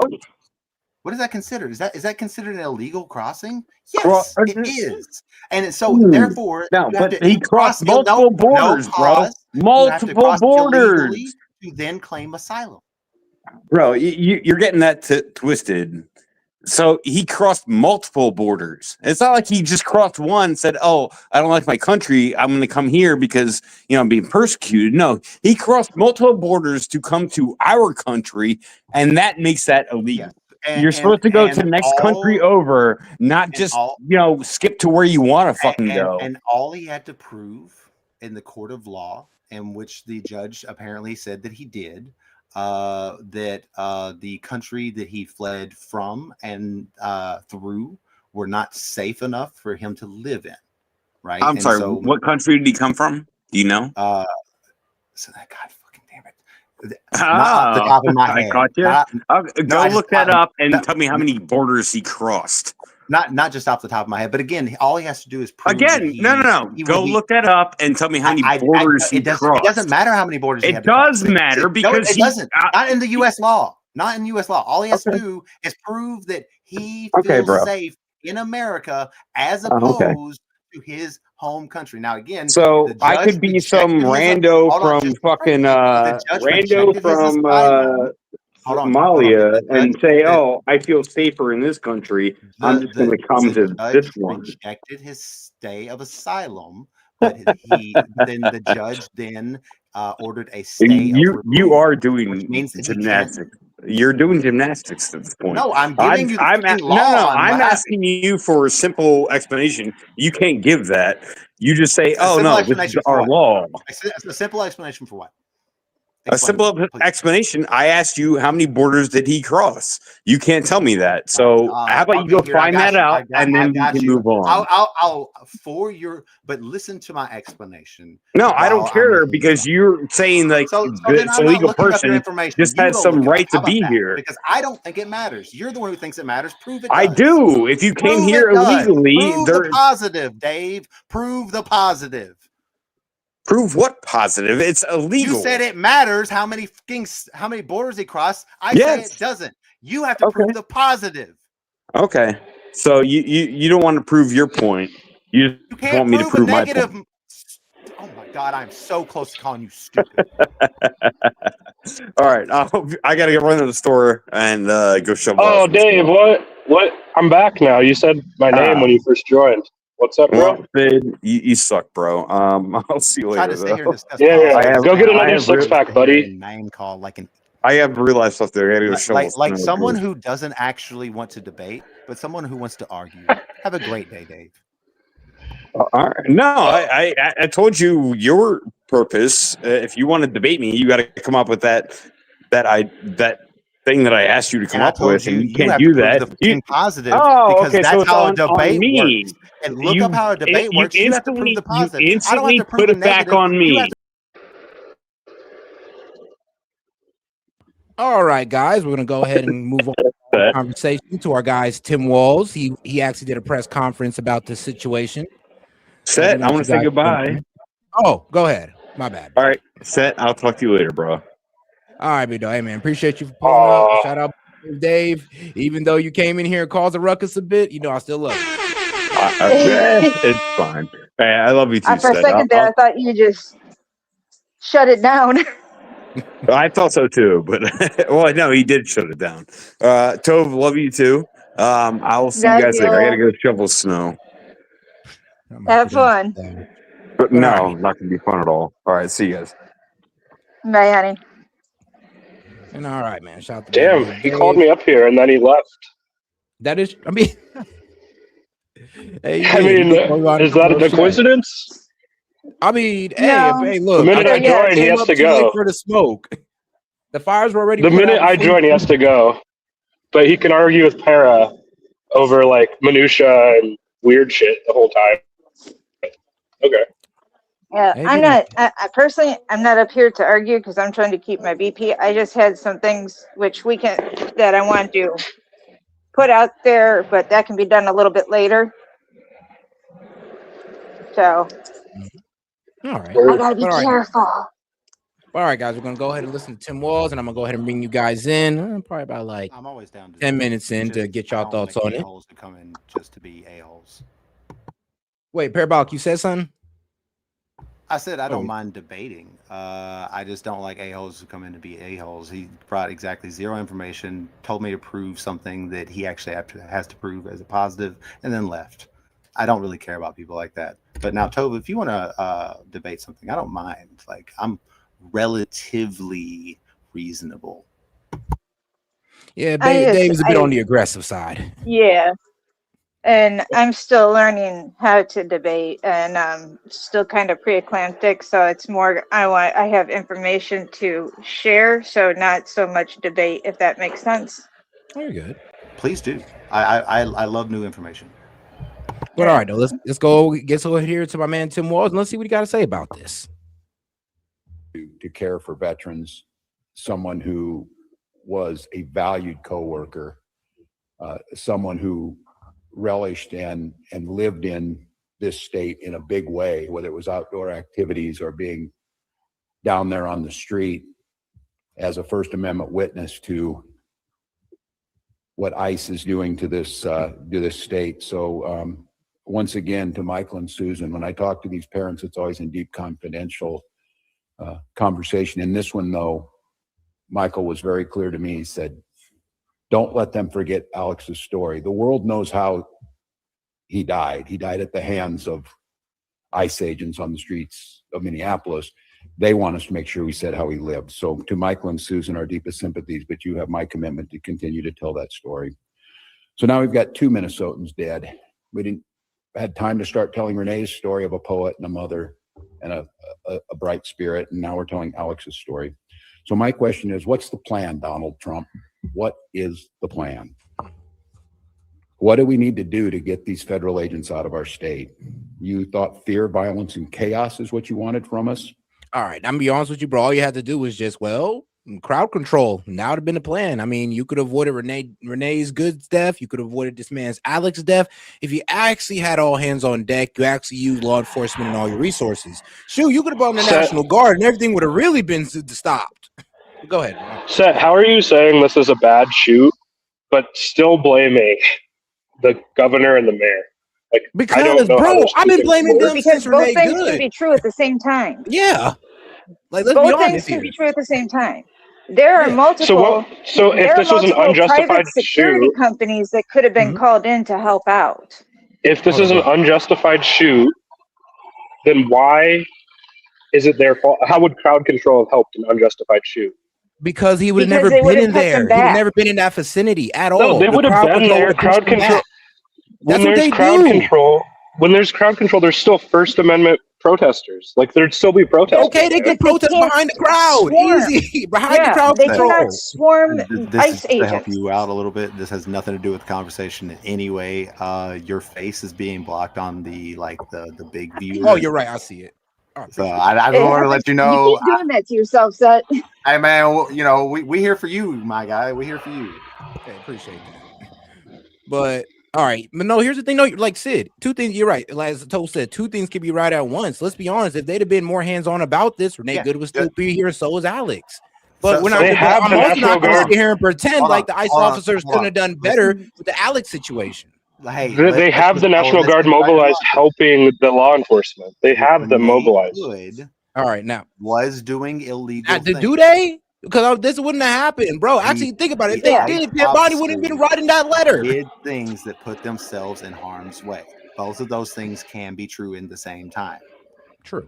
Dude, it's a fucking waste of time to talk about what these guys could have done differently. These are civilian protesters, man. But they're also responsible for their actions, man. They're a grown adult. They are. There was a crowd They are control. too. They'd have been put behind a line to where they can do all the screaming and crying they want to, and nobody would be That's why hurt. our laws exist, right? That we prosecute people who break laws. We don't shoot them in the face while in the street.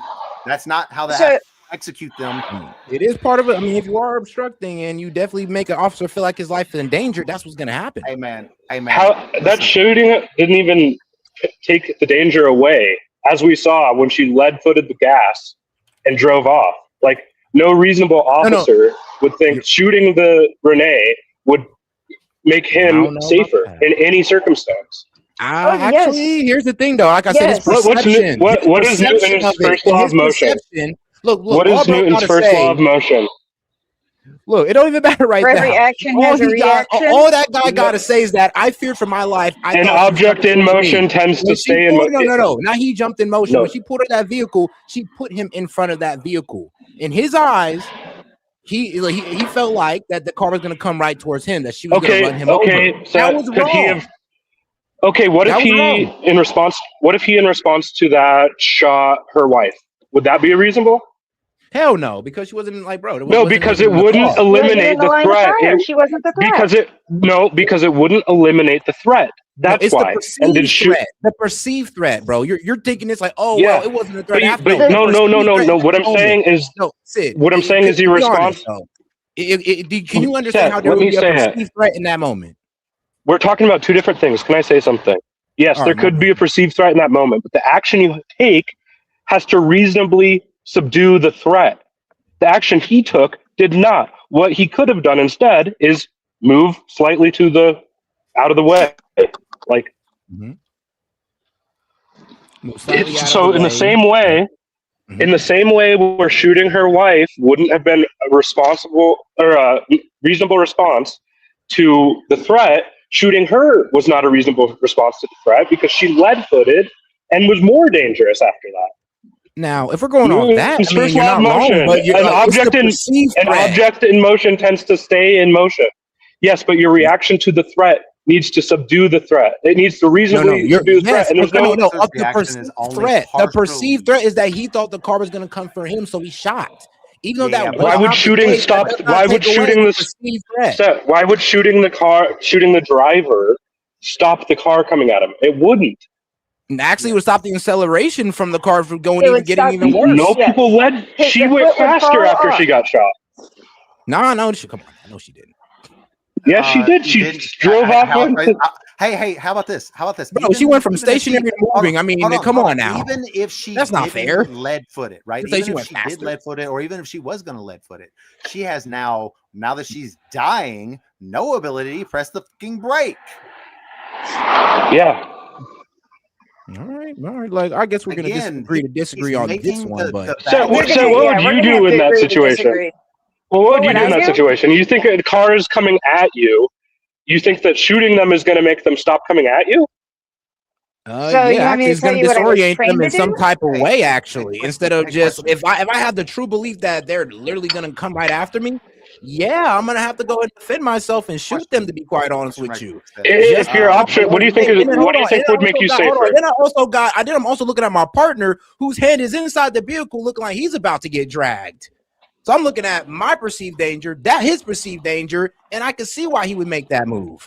Again, Barnes versus Felix said that's the totality of the situation, which are not honestly bringing up right. We look at the perspective, but we also look at.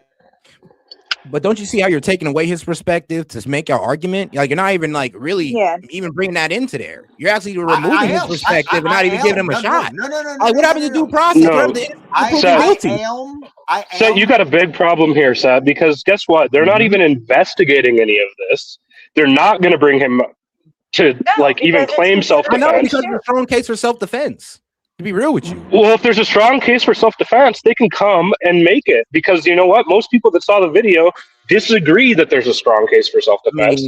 A lot of legal experts disagree that's the perception of reality, and it's real. Like, most people disagree. A lot of people who see that as self-defense. No, that's what I say. That's your perspective on it. I mean, bro, you mainly if they have such a strong case, if they mainly hang around left and right wing. Hey, when the state kills a citizen, we need to have an investigation. We need to look into this. We can't just push it under the rug and investigate the person that fucking died and have all these people in the FBI resigning because they're not looking into it.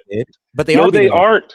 Yes, they are. No, they aren't. We have people in the FBI. They're investigating it right now. They're investigating themselves. Whoopee! Why can't the state have any involvement?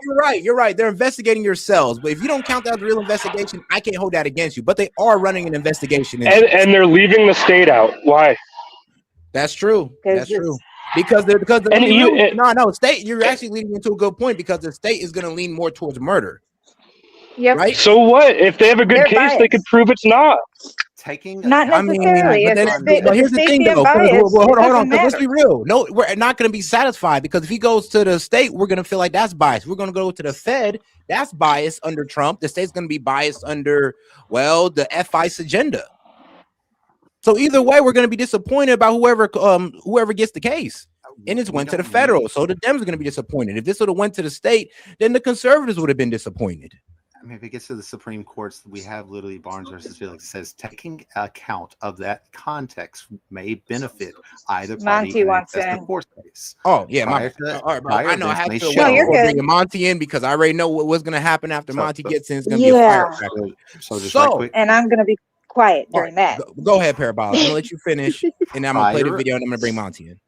Prior events may show, for example, why a reasonable officer would have perceived otherwise ambiguous conduct of a suspect as threatening, or instead they may show why such an officer would have perceived the same conduct as innocuous. The history of the interaction, as well as other past circumstances known to the officer, thus may inform reasonableness of the use of force. Now, granted, does this also still put the moment of the shot in the utmost light? Yes, 100%. The officer's perspective will be a primary point of interest, because it's the officer's decision to shoot that is what is in question. This is the Barnes versus Felix case, right? And again, I am talking about them having pulled in front of the vehicle, then walked in front of the vehicle several times, at least twice, right? Is putting themselves in a harm's way of a operating vehicle. Therefore, everything that he does after that, he has already put himself in that dangerous context, so his shot is not justified. That's under I don't my know, man. Like I said, understanding if of it's a Barnes lawful, versus remember, if it's a lawful traffic stop, he can do that. But we don't know if it's a lawful traffic stop. If there was a lawful traffic stop invoked in that moment, do we all know for sure? So real quick. All right. I'm not running here. This is Tamonte. I'm not running. If you guys are still here in a little bit, I'll come back on. But I do gotta go. But all right, baby. I'll catch you guys like later. 20 to 30 minutes, but I'm more than happy. Word. I'll catch you later. All right, man. Peace out, man. But all right, guys, we're gonna go ahead and play the press conference. Go back to the press conference from our man Tim Walls, and let's see what he got to say. And not somebody that was. Hello? Yeah, Monty. Hello? God damn it, Monty. Okay. What? All right, you're good? Okay, now you can hear me. I'm here. I've been here. Okay, cool. I thought you couldn't hear me for a second there. I was like, God damn it, his thing went off. No, I'm trying to get my point across because you just let me in. I've been in here for like 10 minutes trying to say something. Oh, my bad. Sorry, I just saw your message. Barnes versus Felix is you're talking about the totality of the situation. Let's talk about the totality of the situation. ICE has had several vehicles ram them. ICE has had a person that is not following instructions, that is told to get out of a car, that decides that they're going to drive off while someone's hanging on. And Sid brought up the point that, oh, it didn't stop her car. Yeah, it stopped her from maneuvering her vehicle. Then the pole stopped her car. So the threat has been eliminated. So it was not eliminated in the moment, but her threat to other bystanders and driving a weapon down the street at protesters that were standing on the other side. That's not it. So you want to talk about totality of the situation. That's the totality of the situation. The officer shot. What? You were roboting just for like half a second. What'd you say? You know, when you was explaining your totality, I said you want to talk about the totality. Okay, Can you hear me now? Yeah. Okay. So the totality of the situation is everything I just laid out. They have had cars ram them. So that's in the back of their mind. This officer was drugged. That's in the back of his mind. This officer that was reaching inside the car, is about to be drugged. The car has moved in position to run him over. He draws his weapon. That's part of the totality of the situation. They give verbal commands to get out of the car. Instead of following verbal commands as you're legally required to do, or can face deadly force if you don't, she decides to play the other game. He has a better shot than she has aim with her vehicle. He shoots her. She dies. The threat is over. That's the totality of the situation. Exactly. That is self-defense, clear as day, no matter how you want to twist it, no matter what facts you want to leave out specifically, because you left a lot of facts out about the whole totality of the situation argument. And you're trying to bring up Barnes versus Felix. That was a but that's what when you summarize things without all of the information, you're leaving out important information that change the entire situation. And the other thing is, you can we have have the that benefit opinion, of absolutely. hindsight. But you're quoting Supreme Court doctrine as if this is some smoking gun, and you're misquoting it. I'm not misquoting it. I literally have the ruling up on my screen. Yes, but you're coming to a different understanding. Did you read the dissenting opinions? Did you read the concurrent opinions? That was what I was reading from was the affirmative opinion. And with the totality of the situation. Monty, you're cutting out. Yeah, it's cutting out bad. Yeah, I didn't want to say it because he usually gets can't hear angry you, when I start talking. But all right, guys. All right, now I'm gonna go back to the Tim Hello? Walls video. Monty, can I rebut what he said? Yes. Sure, go All ahead. right, cool. Did you not do that? And what? No, First off, remember, I did not interrupt you except for just tell you roboting. Second off, so the totality of circumstances for me, right, is whenever if they are dealing with people ramming into them, then the officer pulling behind the vehicle that, yes, it obviously looks to be in park, but a quick jerk can put it into reverse and slam directly into them. So by the time they get behind that vehicle and then move more in front of the vehicle with their vehicle, they have already done something to put themselves in danger, right? If it's a lawful stop, then no. I'm talking about the safety of the officers, not the lawfulness of the stop.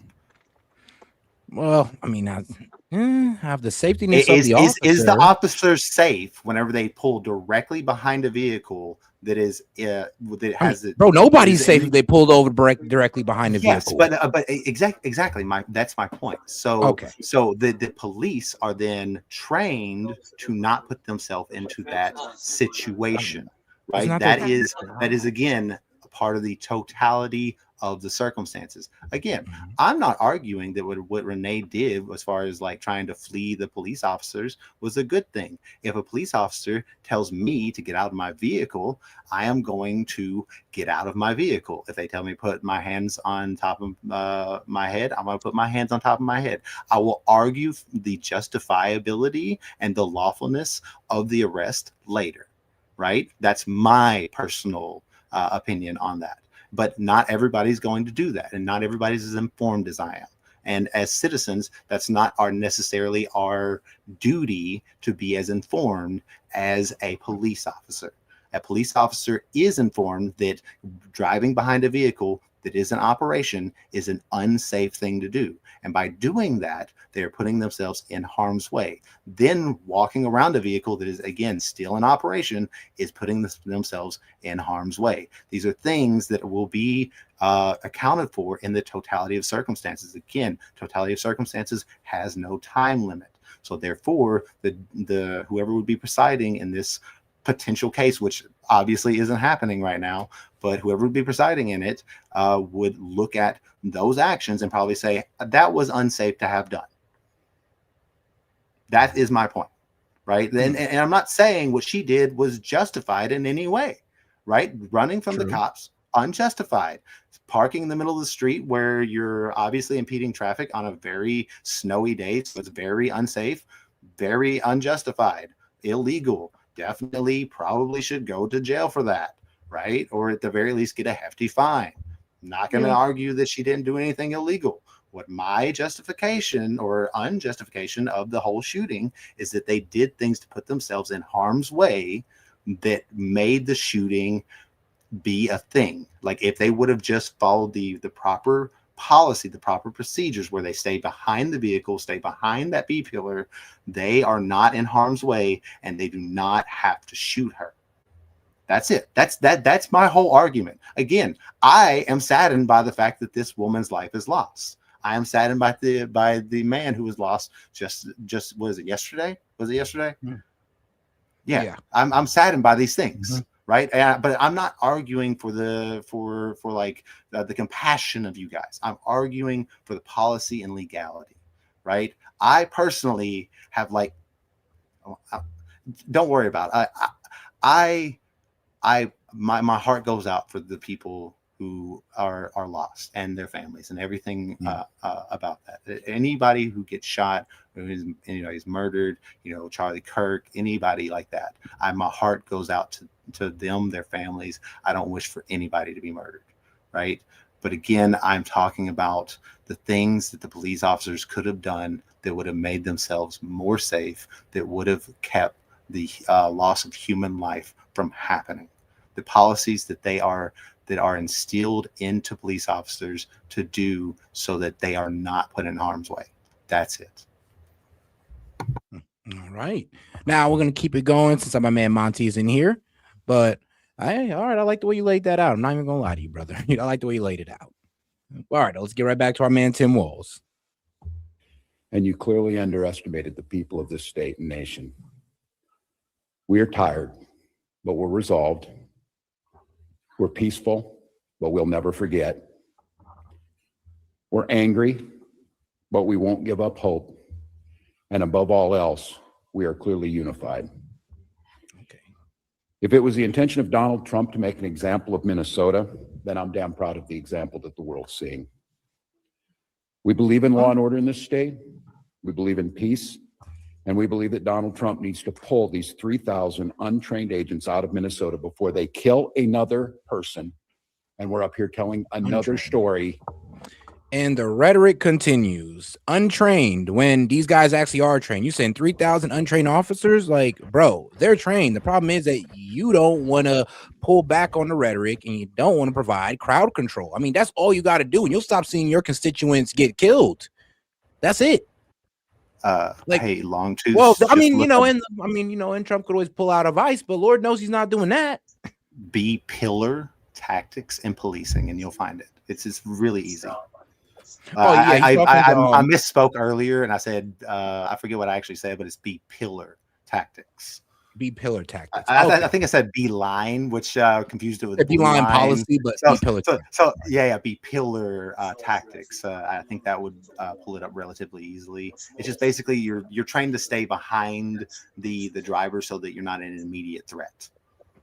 That is when in a traditional traffic stop, where you're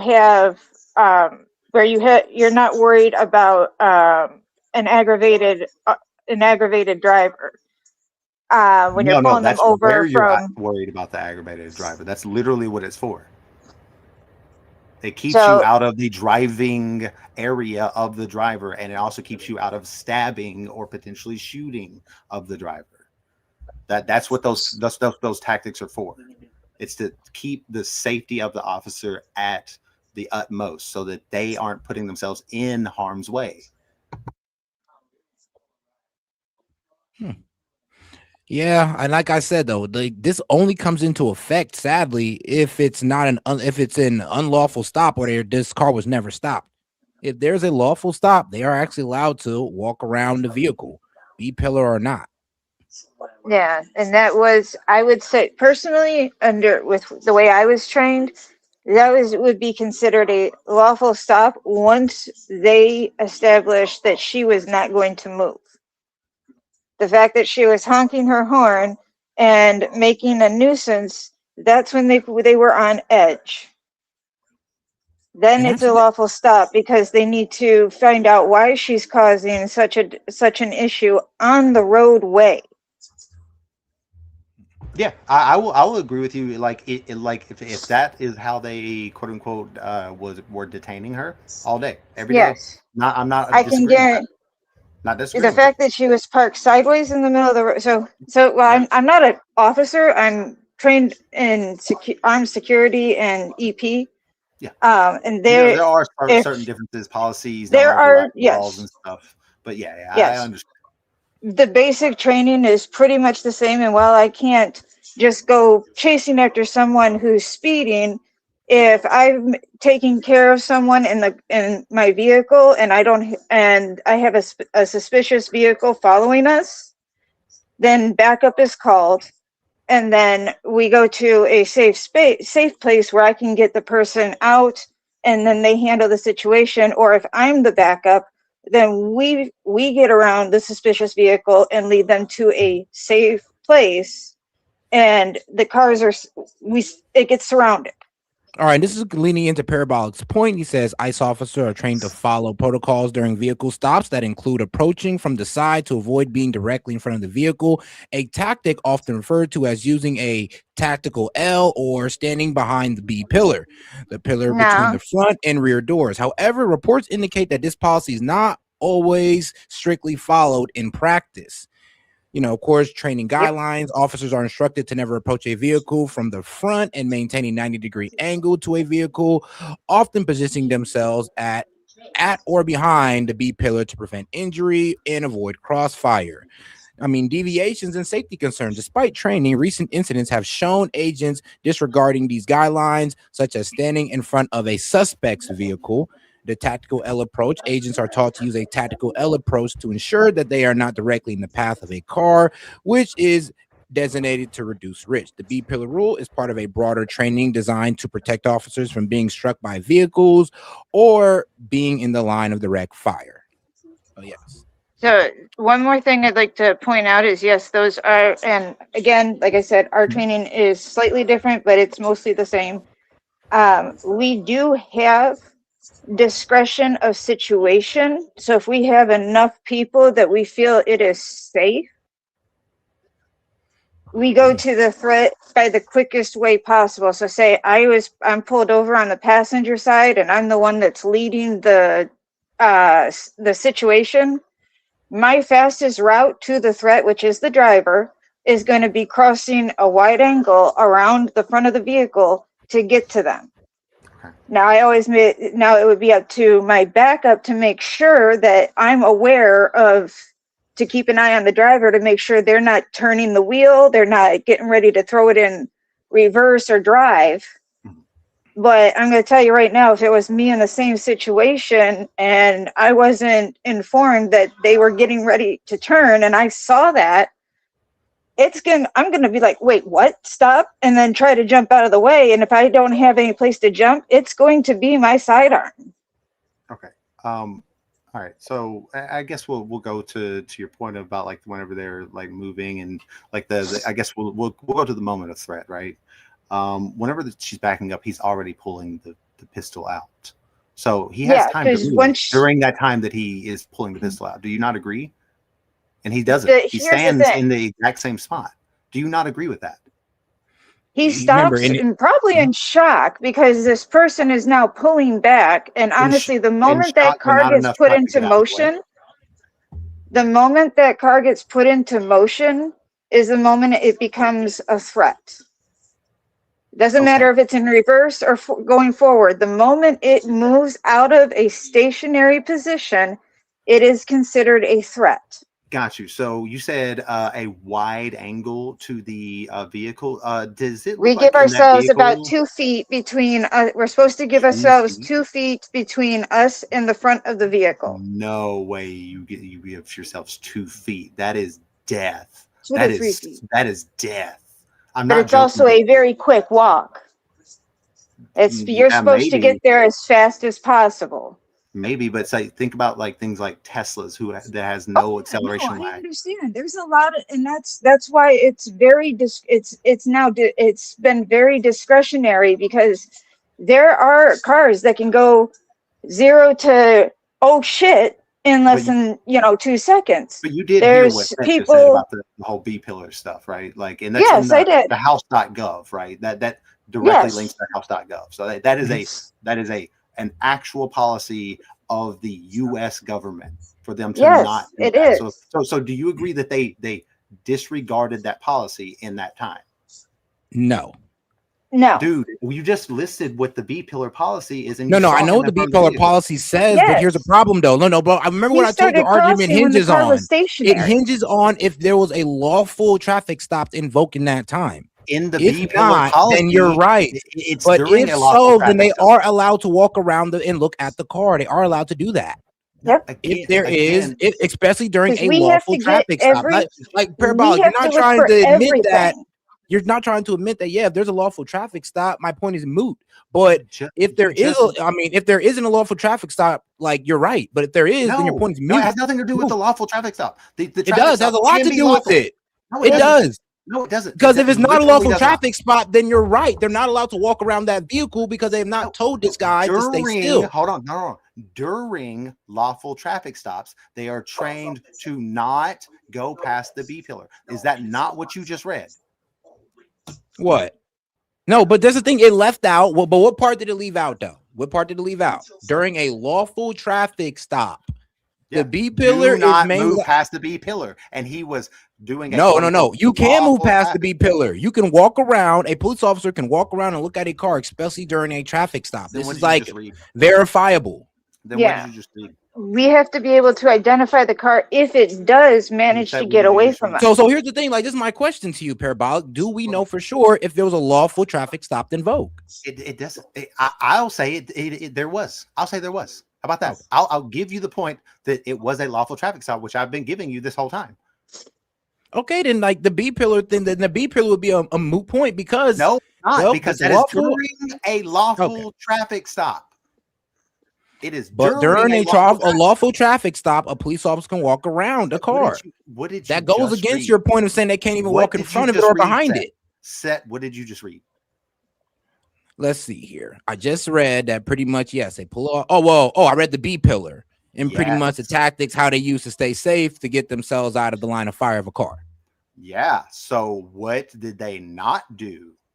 Is use okay. Well, he B didn't do pillar it that policy. moment. This is a You're policy. right. You're right. He did not stay. He did House not go within. gov, on he did not stay out of the federal. He did not follow the B pillar. You're right. Federal government mandates that they do this. He did not do that. Therefore, he put himself in harm's way, and therefore, via Barnes versus Felix, his shot was not lawful.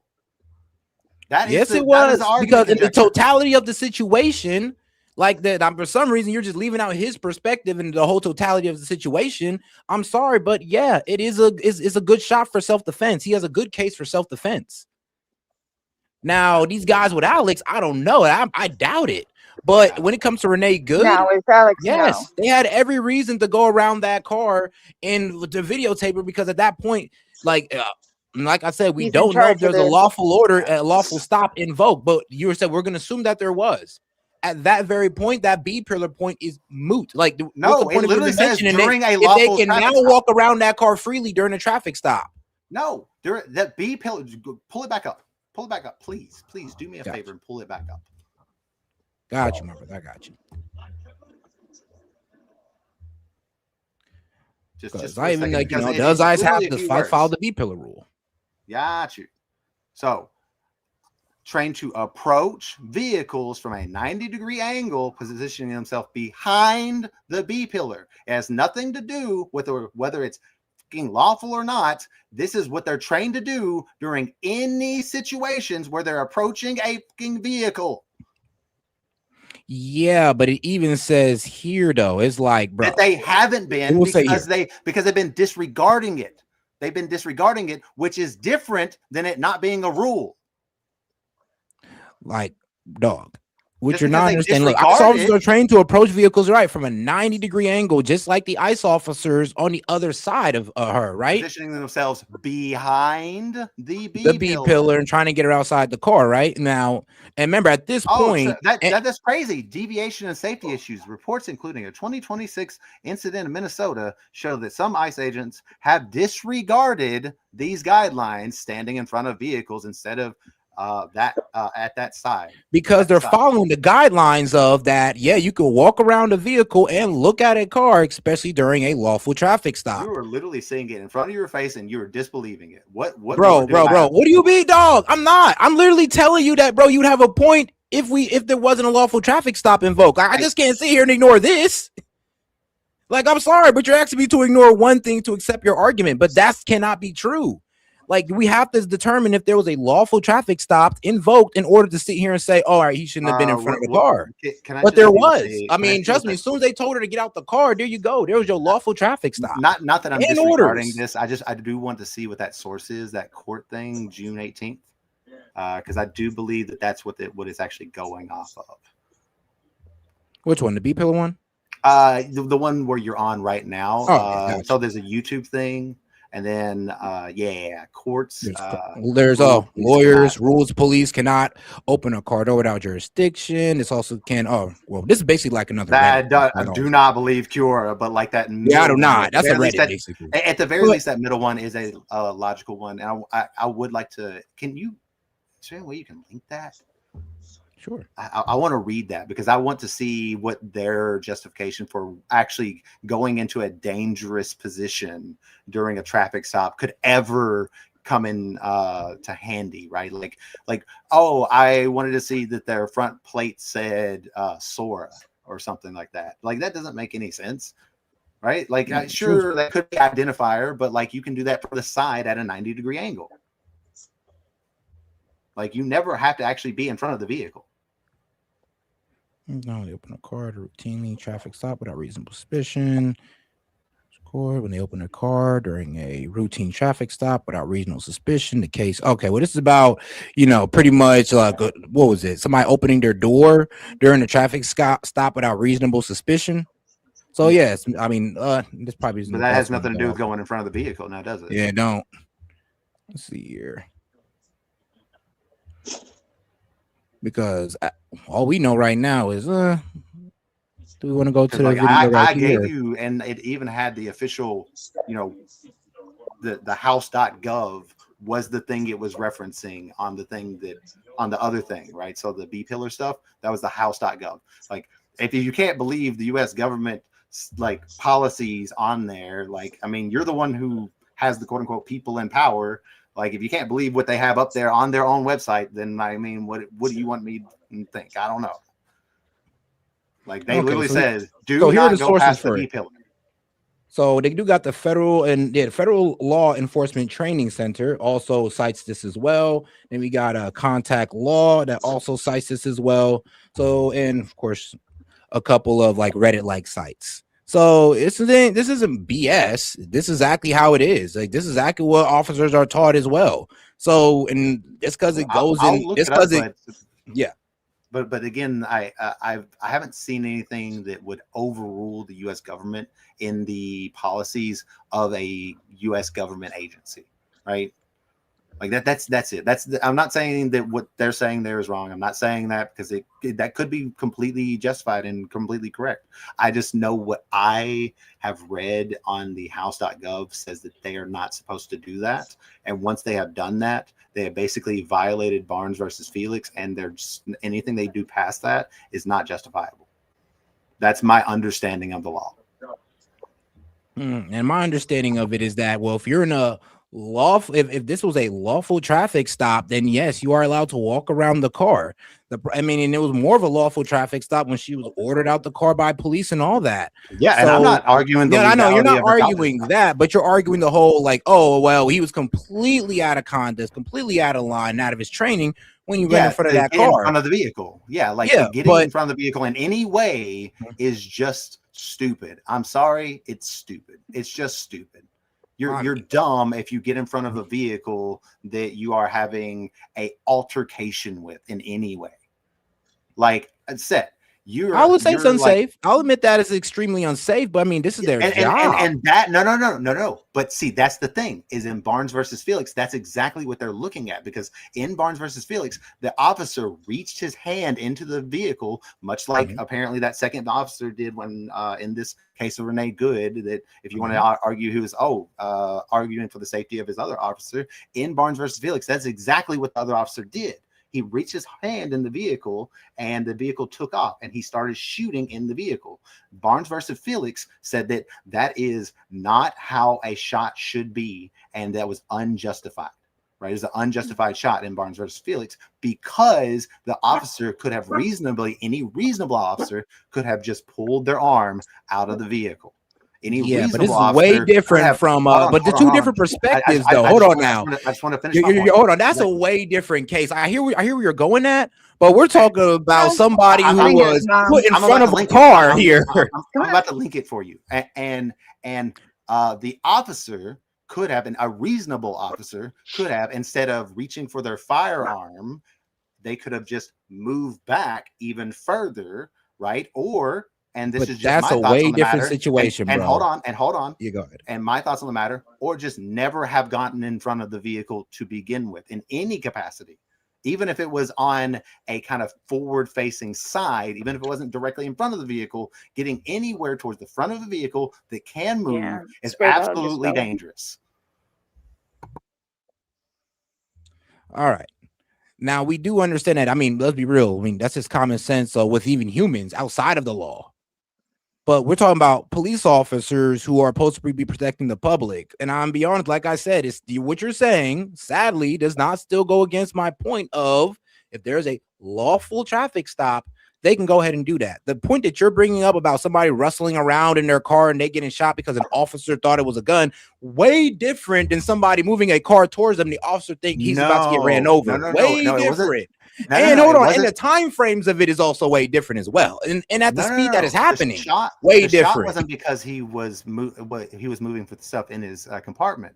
The officer started reaching for him while the complainant had reached for stuff in his vehicle. Then the guy in the vehicle took off. A reasonable officer would have pulled their arm out. Instead, he shot. That is the totality of the circumstances in Barnes versus Felix. Exactly. It wasn't that the guy reached inside the car, right? The guy reached inside the car and because trying to get the guy out, and he was ruffling around, but instead of just letting the officer take him out, he just tried to run off, but the officer shot him before he ran off. He shouldn't have done that. 100%. No one's going to argue that he should. Of course. Right. But you're right, though. The officer could have used a different form of he could have just pulled his arm out. He already had the dude's license and his license plate number off of the recording. This is what you're forgetting, though. In that moment, in that heat of the moment, this guy is watching a car potentially coming at him, and he's also watching his officer's hand inside of the vehicle that he could be potentially dragged. So even if let's say this, even if he wasn't shooting for himself, he could have been shooting for the officer's hand who was still in the vehicle, somewhat getting dragged along. Again, you have to understand that in the context of the legality of Barnes versus Felix, both officers could reasonably have gotten out of the situation. The one officer with his hand in Renee Good's vehicle could have pulled it out, which he did, and he was not dragged with the vehicle, right? And the other officer could have gotten out of the way of the vehicle and not gotten completely forward thrusted into, which he did not get forward thrusted into. He got sideswiped at best. All right. Well, man, I guess we have. And again, this is understanding that they should have never been past that B pillar in the first place. If they would have just followed the policy and been past the B pillar, then she probably would have run off. They would have then captured her, and then some people in here, not me, I wouldn't have cared, but some people in here would be like, "Oh my God, they arrested Renee Good for just running away from the cops! Oh my God!" And those people are unjustified as well, by the way, just so we're clear. All right, got you. All right, then. All right, I'll let you have it. Like I said, we disagree on the whole B pillar thing. I do get what you're saying by them going in front of the car can put them in danger, and you're right. But when it comes to police, I'm gonna be real with you. There's so many policies that they have to abide by. There's so many different situations that they get put into. It is a bit unfair to sit there and say, "Oh, well, you got to go exactly by the book." I mean, bro. The way this world works, it's they're acting like crimes go exactly the same every single time. Sadly, it don't. And these guys get caught in the spur of the moment, but they get all the blame in the world for situations that we can't even imagine. But we're over here sitting here like we know, like we've been there before. I mean, most of y'all ain't never been in that type of situation before. I have, actually. I have been shot before in a car trying to pull off away, not by police, just by people who were trying to rob me. And I understand how quick shit can happen. You guys do not understand how quick that shit could happen. I do. Y'all looking in slow motion with rosy glasses on, thinking like, "Oh, we had all." Not you, parabolic. I'm sorry, but a lot of people are watching this with rose-colored glasses, going like, "Oh my God, we had all this time in the world." You don't know. Listen, again, we can argue hindsight.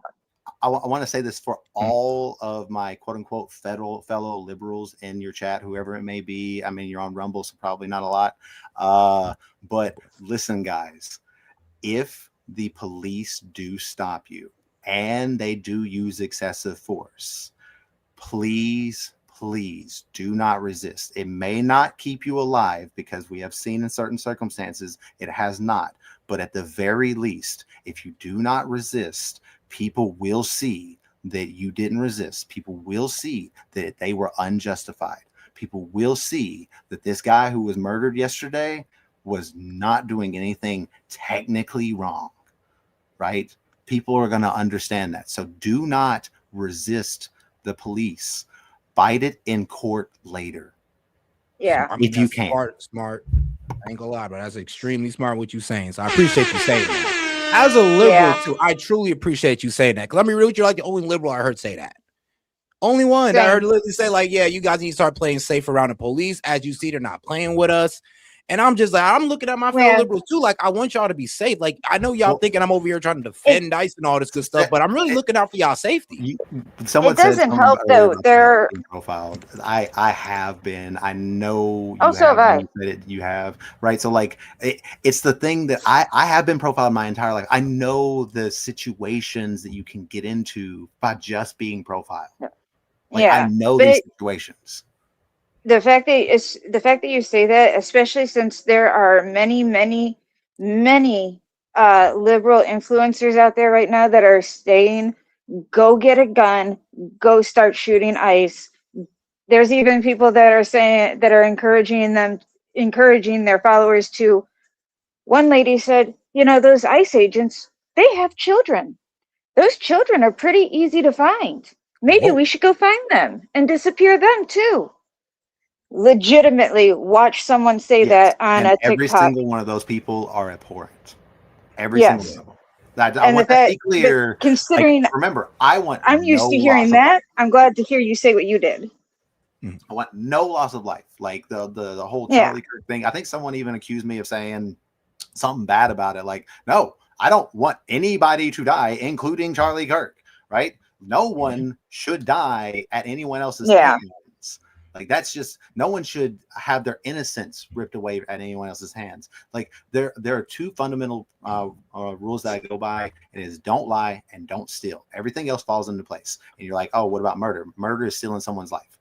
Just actually. Yeah. Right. Well, and that's another thing is they like to misquote the "thou shalt not kill." It's "thou shalt not murder." Yeah. But all right, guys, let's go ahead and get over back to our guy Tim Walz, because I mean we didn't pause this guy like at least 3 times to go off on a wholly different conversation. But I love it. That man is so boring. I pause him. Do we really have to listen to what Tim Walz? There's a better way to speed this up, to be honest with you. We could definitely speed it up. Let's see here, though. Actually, there's one guy we still haven't heard from. We still haven't finished listening to, and what was it? The Minneapolis police chief. Oh, did you hear about the Chicago police chief? What he said? Well, the Chicago police chief said he ain't helping ICE not one bit. No, apparently he's changed his opinion in the last. Really? Yeah, my mom just showed me a video of him saying, "No, you need to leave ICE alone. We're going to back them. Do not box them in. Do not make them feel like you're a danger, because now we're going to have to back them." Smart. Yo, Yeah, completely I'll side see note, if I can get it from my mom. That Dragon Ball Super is going to do the Moro arc. Rip Toriyama, our king. But I am so happy about that. Whoa. If you don't know who Akira Toriyama is famously the creator of Dragon Ball and Dragon Ball Z and all those things. And also that would be my husband's thing, not mine. And if you're a gamer at all, he also did the artwork for Chrono Trigger back in the 90s. Damn, I know, bro. Was that again? Good? That would be my husband. I'm playing a video game. Witcher 3. I don't know if you just heard him, but he's like, "Yeah, I'm playing a video game right now, Witcher 3. I'm cussing. But all right, though, let's get over to the press conference of our favorite Border Patrol agent here, because hey, man, when ICE F up or Border Patrol F's up, this is the guy that we're looking at. All right, let's hear what you got to say, guys. I'll be right back. Days, given the events over the past couple of days, and that topic is the topic of choices. Now, choosing or making a choice is one of the only true freedoms that any of us really have, is to make a choice, whether that's the choice to be here today as the media, the choice to go to school, join the military, join law enforcement. Making a choice is a freedom that resides within us. Now, good choices are important in life, as we all know. And many actions that take place are due to our choices. The choice to, say, cross the border illegally, that is a choice that someone makes. To cross the border illegally, that's a choice. The choice not to utilize the CBP Home app, that's a choice. Not standing in line and doing it the right way, that is a choice.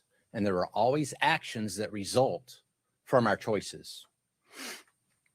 When you choose to use your 5-year-old child as a shield to evade law enforcement, that is a choice that someone makes. And there are actions and consequences that result from that choice. Or if you use that same child as a Or bargaining when you're chip a for that parent. politician or a community leader, you make a lot of choices there. Some very important, wide-ranging, and in-depth choices. When, as a politician, if you choose collusion and corruption as a choice, then there are consequences and actions that take place because of that. That's one reason the U.S. Border Patrol and ICE are here in Minneapolis by the thousands, is because of those choices. When politicians, community leaders, and some journalists engage in that heated rhetoric we keep talking about, when they make the choice to vilify law enforcement, calling law enforcement names like Gestapo, or using the term kidnapping, that is a choice that is made. There are actions and consequences that come from those choices. And then when you choose, when someone chooses to listen to a politician, a so-called journalist, a community leader, Annoying as the other guy, as Tim Walls. that spouted that type of vilification towards law enforcement or anything else, G and you choose Gundam, to listen to that, Dragon that Ball, is a the choice, whole and there are series, consequences and and Yu actions Yu there Hakusho. also. I think we saw that yesterday. Not the whole like Gundam series, just G Gundam. And those actions the and super choices like can the super obviously have xenophobic one. tragic consequences, bad outcomes that law enforcement never wants to see. Law enforcement never wants to see a bad consequence due to a poor choice. Now, these choices have reverberations throughout society. Let's take a look at, go ahead and put that on the screen, please. Yesterday, Border Patrol agents were engaged in a targeted law enforcement effort to apprehend this individual here, Mr. Jose Huerta Chuma. Look at his criminal record: domestic assault, intentional infliction of bodily harm, disorderly conduct. He's also got some other records there as well. This individual remains at large today. This individual is still roaming the streets today. This is the individual on that targeted law enforcement efforts that Border Patrol agents were engaged in yesterday when they were disrupted, assaulted, and prevented from conducting that Title VIII mission by individuals intent on making the choice to riot, to create anarchy, and to be a violent mob. This individual walks the streets today because of those choices made by politicians and those perhaps weaker-minded constituents that chose to follow directions of those politicians. Sad state of affairs. Now, enforcing the law is not a choice. I choose to be a Border Patrol agent. Mr. Marcos Charles chooses to be an ICE agent, but enforcing the law, that's not a choice. That is a duty.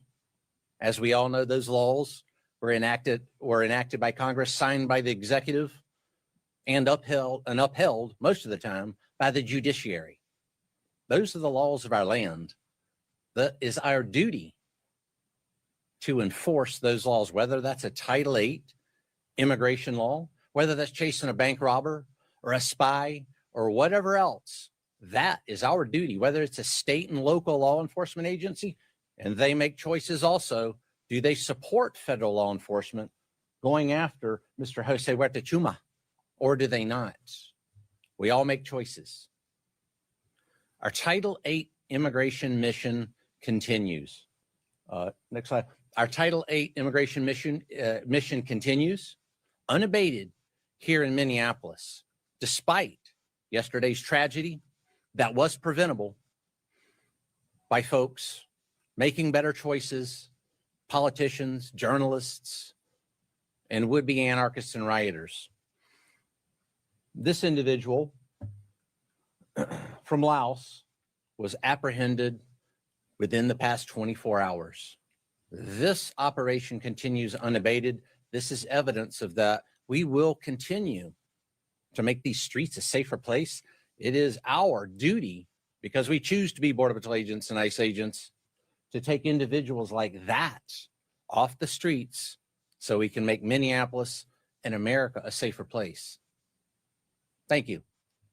By the way, was in federal immigration Hold on custody. questions until the end. Mr. Marcos Charles will talk and we'll take questions at the end. Ma'am. Thank you.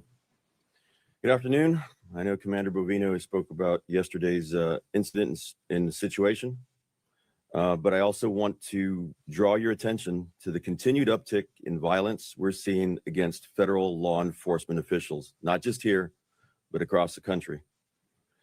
Yesterday, here in Minneapolis, a crowd of violent agitators tackled an ICE special agent when one of our special response teams went to assist. All right, Toby, you're gonna have to let literally Seth know that I have to bit off go. part of that agent's finger.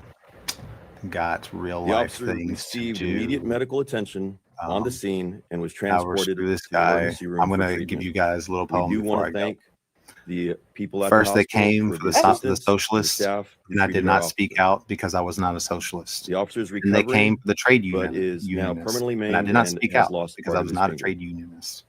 Then they came for the Jews. I don't think and I I have did to not tell speak you out. that That this was not kind a of Jew. violence is unacceptable. And they came for me. But I And there also was no don't one think I left need to to tell you speak that for this me. kind of violence That is not a Pastor coincidence. Martin Nielmer. When sanctuary politicians, activists, he and the was media not a work very hard good guy to create chaos who and learned fear from his instead mistakes. of He using their definitely a platforms supporter of the Nazi Party to when he reassure first their came along. communities. And then he This realized is the exactly result. what they were all about. And by the time he The realized reality it, is, it was too late. and this is That's what something Commander we can't Bovino and learn I have from. been talking I'm not about all saying week. that our administration We're out is here to Hitler or arrest whatever. dangerous Never gonna say that. illegal But I aliens think there so are they things that we can't can learn from victimize past guys. innocent people in our Remember communities that. anymore. Be Since the safe. beginning of this I love all of y'all. operation, we've arrested Hey, No you one have a good over person one, more than hon. any 3,400 other. Let's illegal sit now. aliens, removing criminals, gang members, and terrorists out of Minnesota communities, detaining them in ICE custody for removal from the country. Those are criminals who won't reoffend in our communities. Those are criminals who won't be creating more victims that could be one of your family members or loved ones.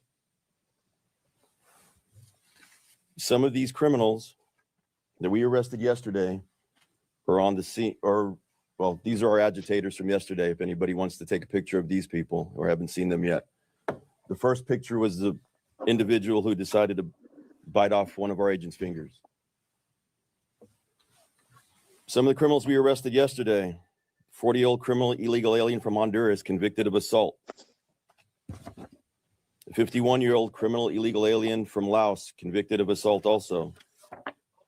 A 45-year-old criminal illegal alien from the Ukraine convicted of first-degree robbery. And a 46-year-old criminal illegal alien from Laos who is convicted of facilitating child sex crime. ICE officers and agents are out there every day arresting the worst of the worst, so law-abiding citizens in this country and in Minnesota can sleep easy at night. This work isn't about headlines, it's about public safety. We can now take some questions.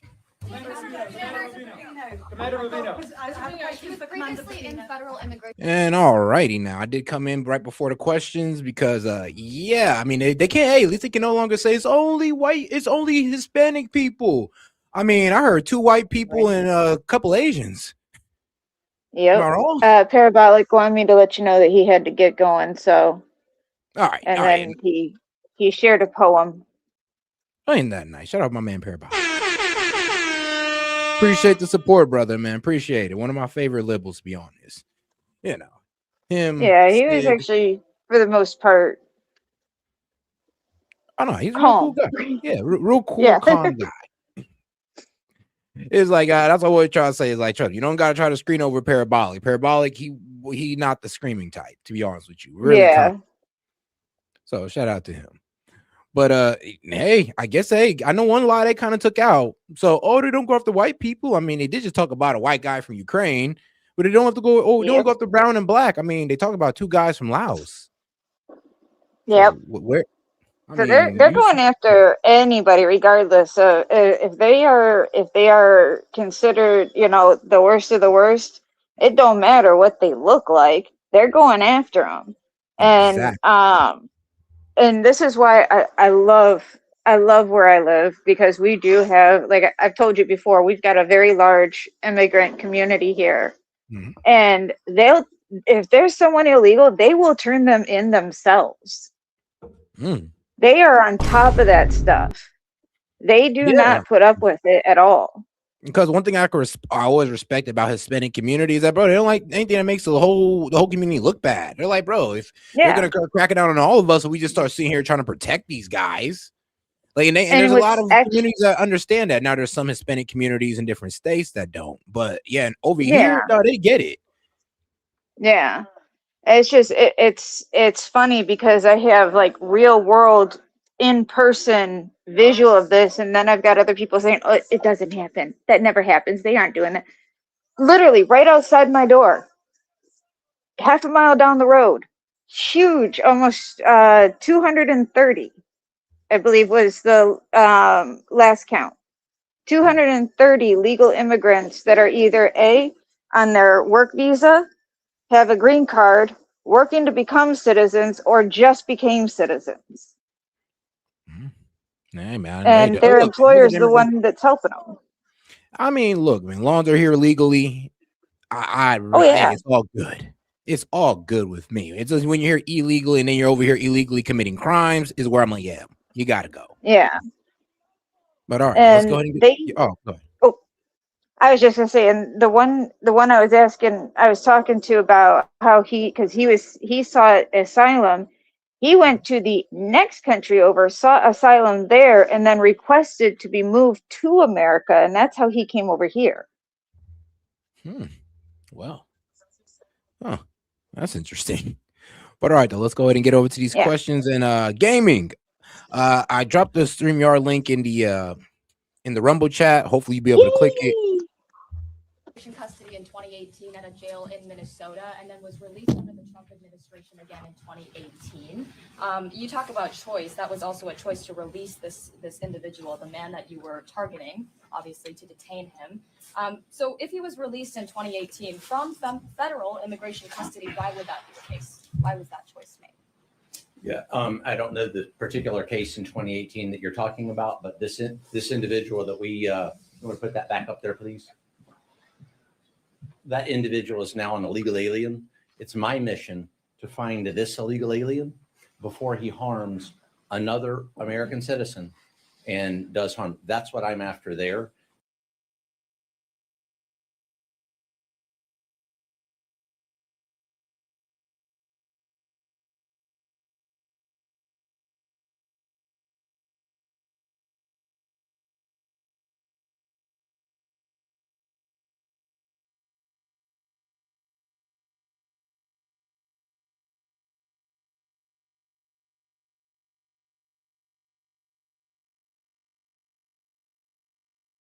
And yet we can go back and look and blame in history. Right now, my mission is to take this individual off the street.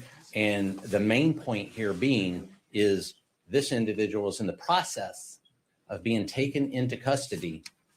Agitators, rioters, and anarchists prevented us from taking this individual into custody because of a very, very chaotic scene. This individual should be in custody right now, not out on the streets preying on Americans. That is the story that is most poignant here. Multiple videos from different angles of the shooting from yesterday, and at no point is he seen brandishing. I'm sorry, repeat that, please. We have seen multiple videos from the incident yesterday from different angles, and at no point do we see Alex Preddy brandishing a weapon. DHS Secretary Kristi Noem said that he was brandishing a weapon, and in the video we see him on the ground with his hands on his head. We see an officer leaving what it appears to be with the weapon after he extracted it from Preddy's waist area. Did the officers see the weapon? Did they see him brandishing the weapon at him? Sure. Many videos out there, many different accounts that you may see, that I may see, that anybody here may see. That, folks, is why we have something called an investigation, to take what you're talking about, to take those videos, to take witness statements, to take officer statements, all those minute details that will paint a true picture, not a freeze frame concept, and paint a larger picture of what really happened. That is why we investigate, so we can get to the truth.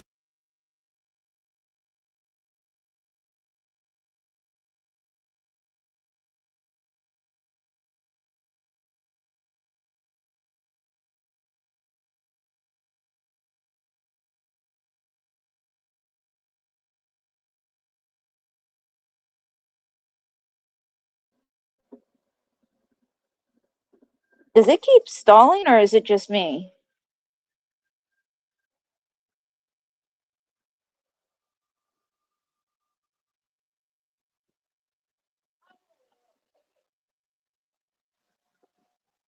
Set, I don't know if you're muted or if I am.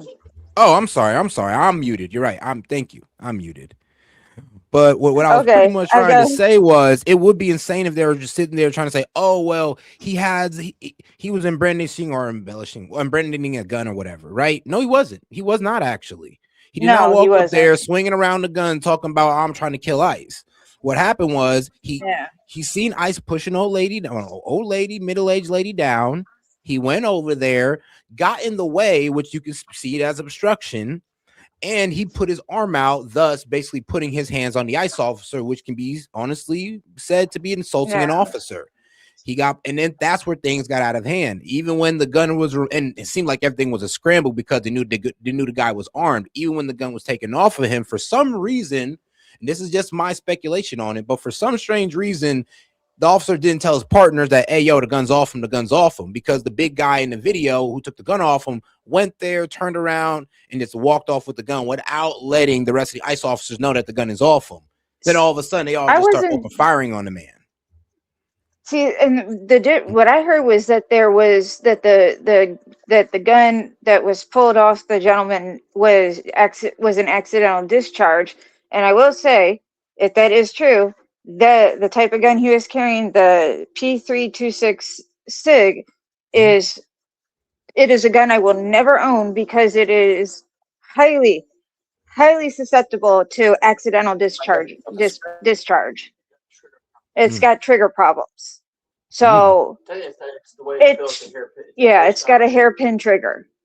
So if that's what happened, and he did not see that his partner had taken the firearm, and when his partner took the firearm, there was an accidental discharge, then I can understand why he thought he was in danger, because they said gun, gun, gun, from what I understand. True. And here's the thing, though, like, this whole thing's a mess. Like, it's just a mess. But you want to know what to stop this from being a mess? If they'd have just had local law enforcement out there performing crowd control, Tim Walz bringing the National Guard to perform crowd control. If that's all, bro, if that had happened, we wouldn't be here. Well, like I said earlier, if it was serious, if it was really an issue of personnel, do you know how many armed security companies he could have called to beef up crowd control? Because that's what they do. Yeah, we can hear you, Gaming. Yo, Gaming. That's part of what they are trained to do. Right. Gaming. I don't think Gaming can hear us. So there's not speculation. Speculation after 24 hours, you've got a lot of speculation in there. That officer, let's think of what those agents were doing on that scene, making a split-second decision. You had 24 hours to try and armchair quarterback things. That agent had a split second to make a decision. Commander Rubino, between your agency and Commander Rubino. It's not speculation. Who's next? Commander, was Alex Preddy armed when he was shot?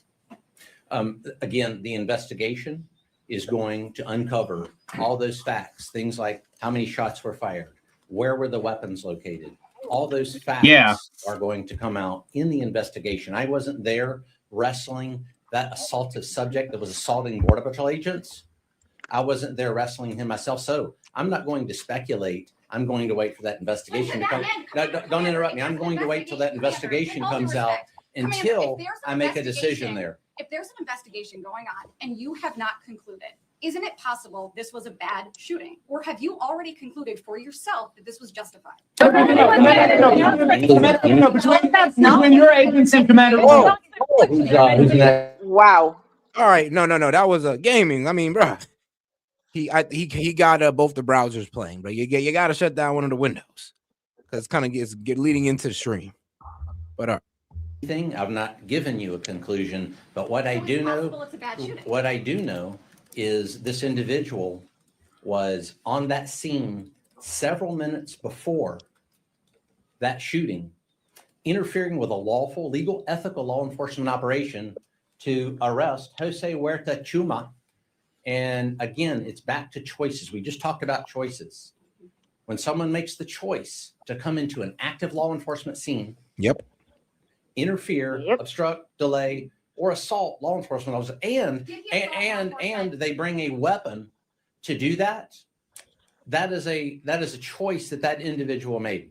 Here's the thing, though. We don't know if he brought that weapon to do that, but he did bring a weapon with him. I mean, we're not sure to do that, but he definitely brought a weapon with him. So the only time, I would ever bring a weapon into an active law enforcement situation is if it's a single officer literally wrestling with someone that is trying to get their firearm and they have no backup. That would be the only time I would even consider stepping in to do anything with my firearm that has to do with law enforcement. And that's only because there's the risk of safety for not only that officer, but the public around. True.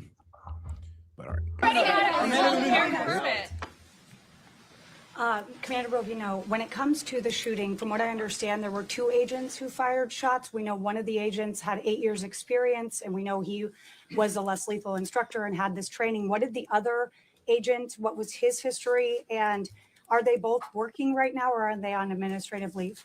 All agents that were involved in that scene are working, not in Minneapolis, but in other locations. That's for their safety. There's this thing called doxing, and the safety of our employees is very important to us. So we're going to keep those employees safe as far as the number of shots. So that's why they bring in more of them, because it's like, well, the guys who get caught up in these terrible situations, they got to deal with doxing because now because of the investigation, their name becomes public information.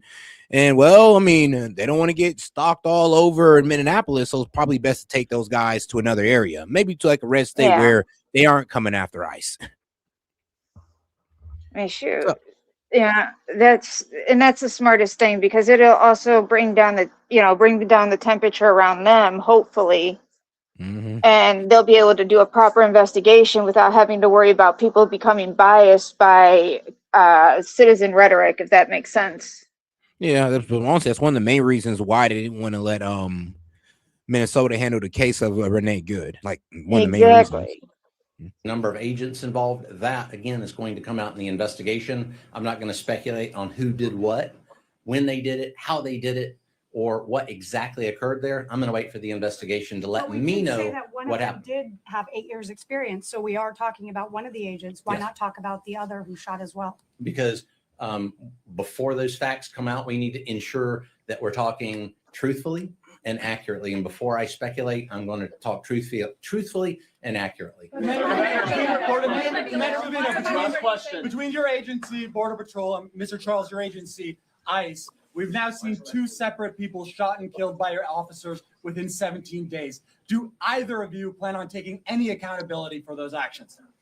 2 suspects, or you're correct, 2 suspects have been shot, and suspects that assault, delay, obstruct, or threaten a law enforcement officer's life. It goes back to the choices that we just talked about. Funny how they ask for accountability. Poor choices, poor decisions come into a law enforcement situation, an active law enforcement situation conspire to come into that situation, whether that's based on ideology. And here's a problem with this, like with the rhetoric of mainstream media right now, is that they're trying to make it seem like Renee Good and this Alex Pretty guy had they couldn't have done nothing. It was just inevitable. They're just gonna die that day no matter what they did. Yeah.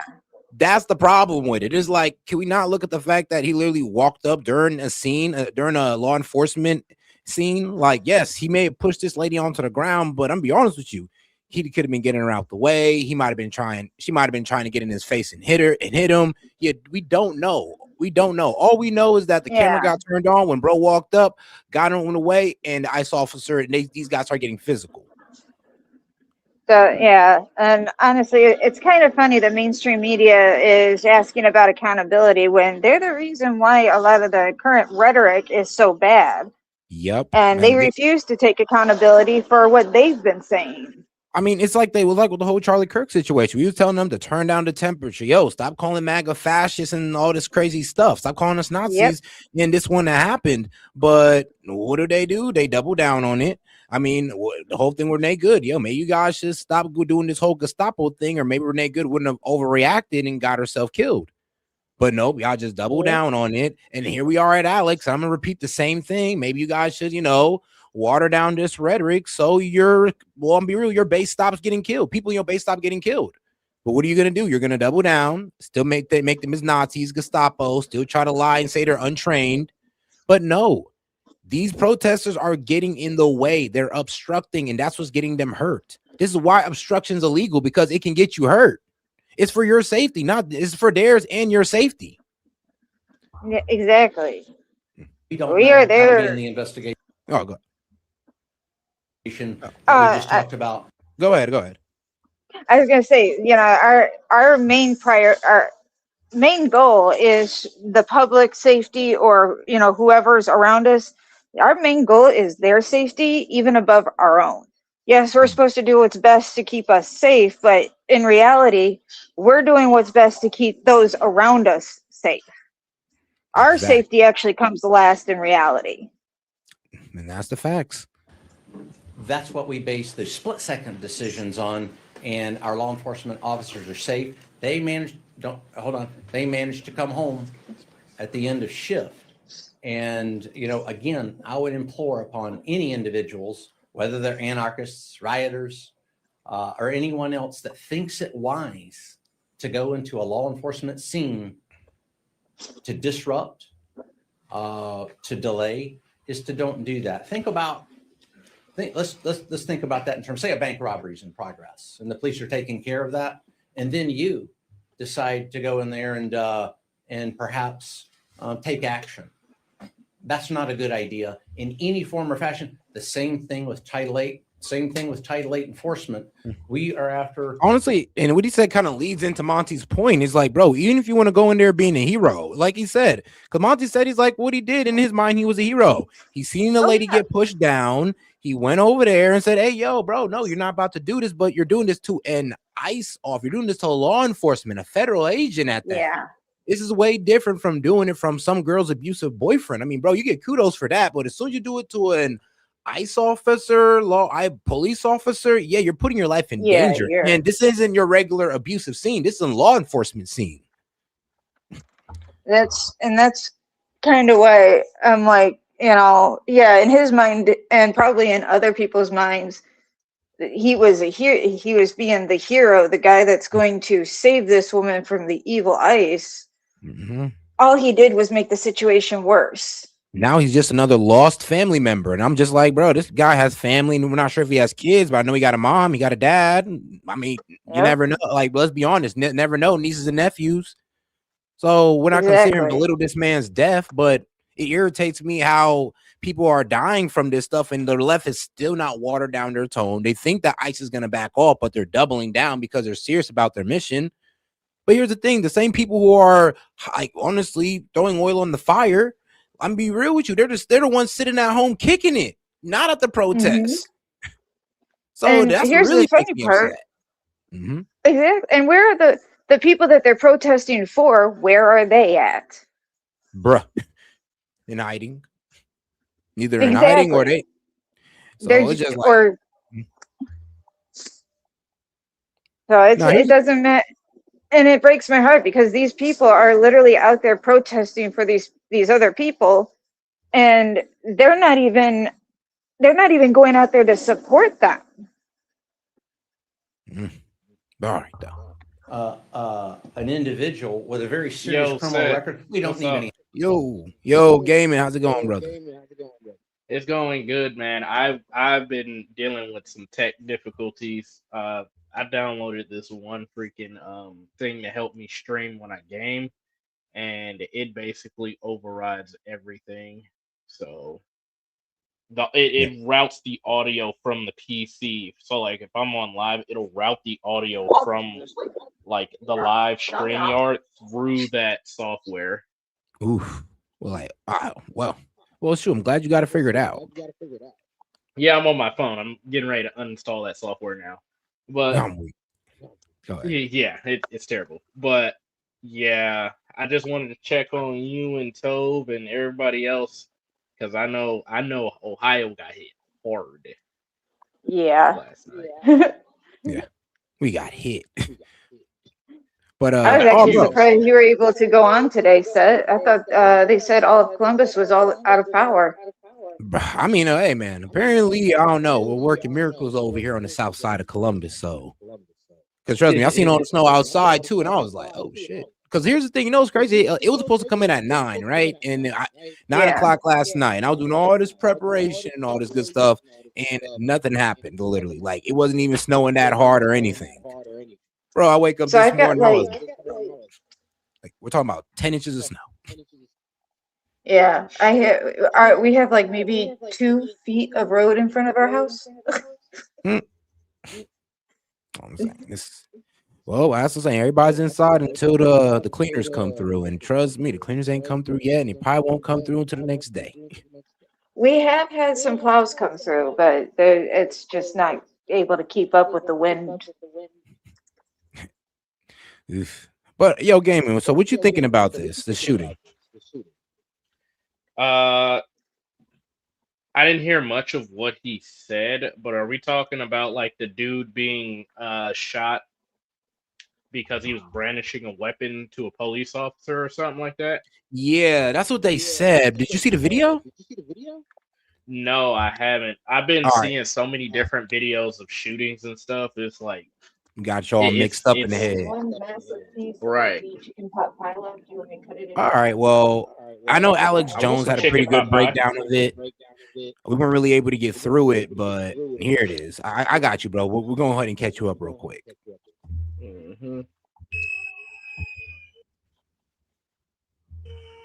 This is shooting slowed down.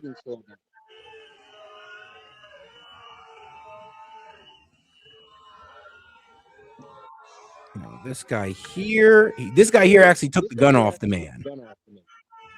But for some reason, everybody just fired on his ass. Like he was trying to get up. Roll it back. It does sound like it went off. Roll it back to the beginning.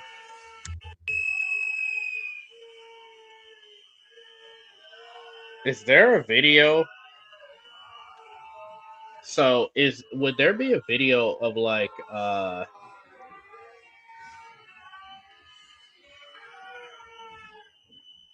because you can't really see nothing.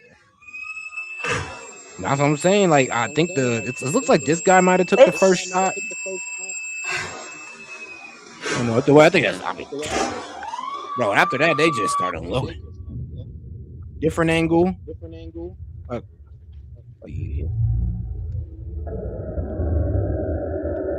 Here's the guy who took the gun and was just walking off. I want to be 100% clear. With all the pressure ICE is under and all of the violence and agitation against them, I'm surprised there hasn't been bigger mistakes or violence yet. Wow. And if I see any real evidence of ICE doing something wrong, I will call it out. But this Alex Preddy who died during the huge demonstrations in Minneapolis, Minnesota today, if you watch different angles of the camera, they are tackling him. They're on top of him. They took a gun off of him later, a handgun. but you see when the gun goes off, it's not clear what happened, but you see the ICE officer jump and run back, and then they pull their guns and start shooting him. So did he use his gun? Did he go for somebody else's gun? Yeah, that's what I was. Gun go off. That's what I was also saying as well, because they took his gun off him. I mean, was he trying to go after somebody else's gun? Did he get a hand on it? And they were just like, gun back up. Like, we don't know. Yeah. And that's why I'm wondering if there was an accident, so if it was also an accidental discharge, because again, That's what I was getting ready to say. Because it looks drastically different. It looks like, bro, we just need a different angle. Like, I need that video of what happened before the scuffle, because if that's all we have to work with, I'm sorry, but the ICE officers might be in the wrong. Yeah. I mean, yeah.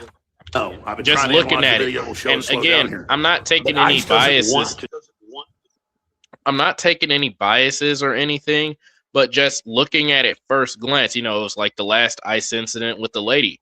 I said, unless there was prior history, then that might change a whole lot of stuff. And come to find out there was. Come to find out there was like a whole bunch of different stuff. We need that pre-situation context where, okay, we need that video of him brandishing the actual weapon.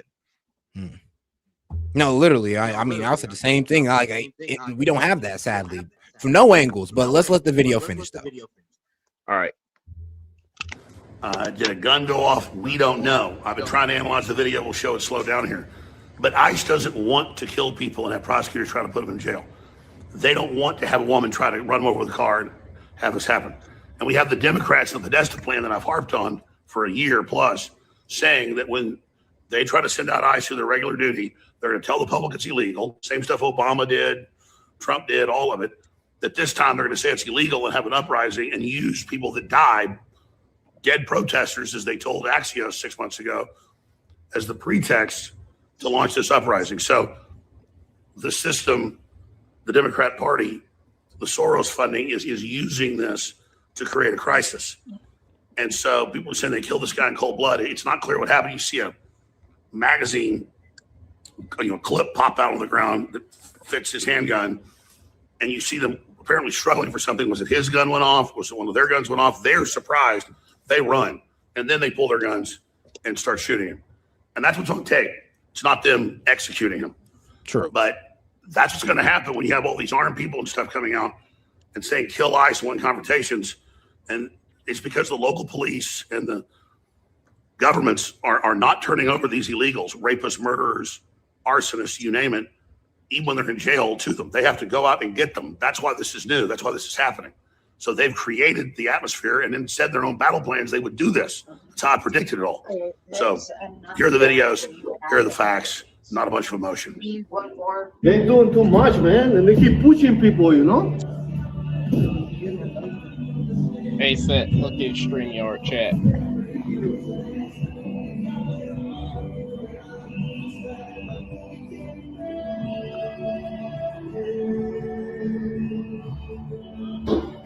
Oh, shit. What the fuck? They killed him? Did they fucking kill that guy? Are you fucking kidding me, dude? Not again. Are you fucking kidding me? I'm gonna try to look up the before context. Like, this is bugging me. Oh, before context? Oh, I got you on that one, buddy. Yeah. Okay, I'm about to say, because this is really bugging me, because we got videos blowing up, but there's another camera angle. I need the what happened before. Where is it? I know I had the original video where he pushed him. Here, there it is. That's the original video. So this is everything that happened beforehand. So like how he even got in that position was here. This right here. This lady gets pushed. He walks up and comes to the fence. Push. This bro walks up, spray paints him. Wait, did he reach it in his pocket? Wait, why is he dragging the lady now? What the fuck? It's a whole kerfuffle. He's trying to arrest.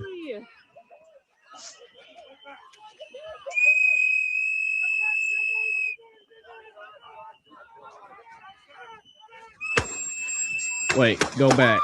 Yeah, because I seen a flash go off too, but I didn't. Go back some more. I need some more. I'll just do the whole video back, damn it. Yeah, so I did pause it. I need to see the people. So the lady, obviously, she on the ground. Where the dude at that got shot? Here. That's him. Okay, so he got pepper sprayed. Yep. All right. Now he trying to help see her right up. here. Hey, you see right here where he's look. I'm not sure if he's holding on. He to his reaching side in or his pocket. reaching onto his holster. No, yeah, he reaching in his pocket. You can see that frame right there. Bro, I'm telling you, what if the freaking news pause it like just to take a quick break on this, bro? What if the news is like scalping online personalities such as yourself or like Steven Crowder or like or Candace Owens or all these other people to like get the freeze frames or whatever? That'd be so crazy. Bro, wild. I want the royalties, bro. We just did the work for you. Literally, because this is probably the perfect freeze phrase, right? This is probably the perfect freeze right here. And here's the thing. Let's put it in. Let's make it logical. He gets sprayed. He feels threatened, and he might be going for his gun.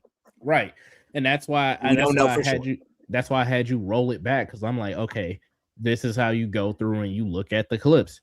Okay, you got 1, 2, 3, 4 ICE officers. You got the lady trying to get up, and he was reaching down with his left hand, but we don't know if he's trying to help her out and pull out his weapon or what.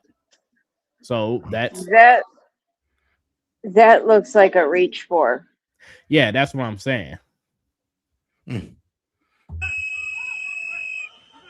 Falls down though, but he falls down. So somebody pushed him. I don't know why, but I believe he's grabbing onto the lady because his eyes burning. He probably can't see.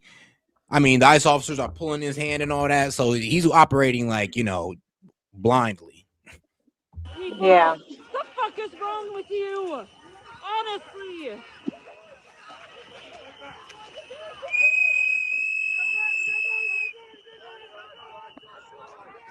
Either that or they're editing out portions of the clip. But where did the shot come from? Was it this guy here in the green put out his gun? Yeah, that's what it looks like. Yeah, and then here's the thing though, if they took the gun off him, I mean, and here's the thing, how like, bro, that's what's confusing. All right, then like, why'd you shoot him? Like That's what? what Like I'm I know the guy didn't confirm that he took the gun off him, but I'm like, damn, don't y'all want to make sure that he has anything on him before you just unloading him like that? Go back about 30 seconds before the loud shot and play it. Maybe not 30 seconds, but a couple seconds before the really loud shot, the one that we know came from the officer, and play it again, because I think I heard something, but I want to be sure before I say it. The fuck, people? The fuck is wrong with you? Ground. Honestly. This guy punched him in the face. This guy's getting the gun from him, holding him down. This guy pulls out his gun. No, he shot him for no reason. He shot him for no reason. Literally. Go back. No, go back. Pay attention. So scroll back 10 seconds. That dude right there. So there's gonna be no, not him. Move your cursor over to the right. No, go for it. Him. Pay attention to him and what he gets in his hands when he bends back up. Oh, the fuck is wrong with you? Hands empty. Honestly. He bends down. He did. He had a weapon. See? So they took a weapon off of him. Yep. So And I thought for a second there I heard a pop underneath the whistle. I'd have to go back again, but Yeah, Hey, Seth, send me that video on Twitter. Shameless plug out here. I'm with you. I'll go ahead and repost it for you real quick. You'll be able to see it right there. Yeah, because I want to make sure that I'm looking at this right. I don't want to ruin my engagement. Yeah. Crazy. You got to, bro. You can't just repost. You got to quote post or it's going to kill your engagement. But all right, let's get back to our guy Alex. That's how I predicted it all. So here are the videos, here are the facts, not a bunch of emotion. They're doing too much, man, and they keep pushing people, you know? Yep, guys on the ground.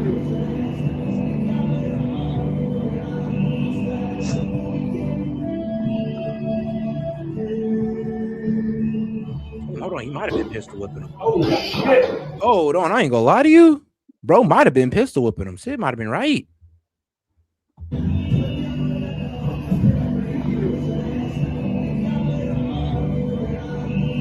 Damn it, I don't have a big enough screen. What? Like what the heck? Like, cause I see something in his hand just going like, all right, this is crazy.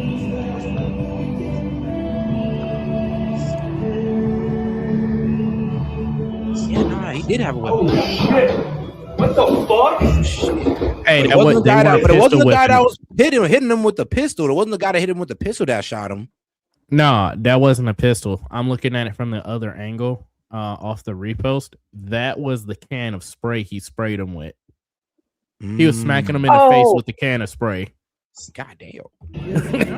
Okay, good. I don't know why. It looked like a pistol to me, bro. But it was the way that he was swinging it. Okay. Yeah. Yeah, okay, yep, I see it. Because he took the can away from one officer and just started smacking him with it. Oh, shit. What the fuck? Oh, shit. They killed him? Now, okay, never mind. When you see it like this, you see everybody jump back. Everybody jump back like, whoa, well, first shot went off and they didn't even know where it came from, but they assumed that it came from him and they just started unloading. Yep. That was I'm betting that was an accidental discharge. Yeah. Even then, though, this is low key. It depends on the accidental discharge was. Most likely it came from ICE. Either they're taking his weapon off him, or maybe or he was reaching for one of their weapons, and maybe it was an accidental discharge on that note. Again, another reason why I will never own. I know it's only just that model, but I will never own a SIG because they allowed that kind of issue with one of their models that they refused to take off the shelves. Oh, shoot. Shout out to Maine in the chat. Did they fucking kill that guy? Are you fucking kidding me, dude? Not again. Are you fucking kidding me? So you could see him smacking him with that can of pepper spray. Yeah, I see it, bro. I'm crying. No, I mean, he fucked up. But I was like, damn, I thought that was a pistol. He really hitting him with the pepper spray can. Bro, like roll it back, like you can see him just beat his face. You realize we're all going to hell for laughing at that part, right? Yeah, bro, I mean, like look, boom, we going in. He finna And go it's in a another can. time. But I can see why Sid thought he pistol whipped him. Yeah, I can see too. But damn, we're not supposed to laugh at the dead. Come on, guys. I know. It's not the dead. It's the fact that I ain't never been that man where I just start pistol whipping somebody with a can of mace. You got to be hot. He draws his gun. But, bruh, because of this little part right here, we don't know if that was the first shot fired. And he's getting up. And then, boom, the second shot puts him down. Yep. No, it was the dude who initially drew his gun. So it was him.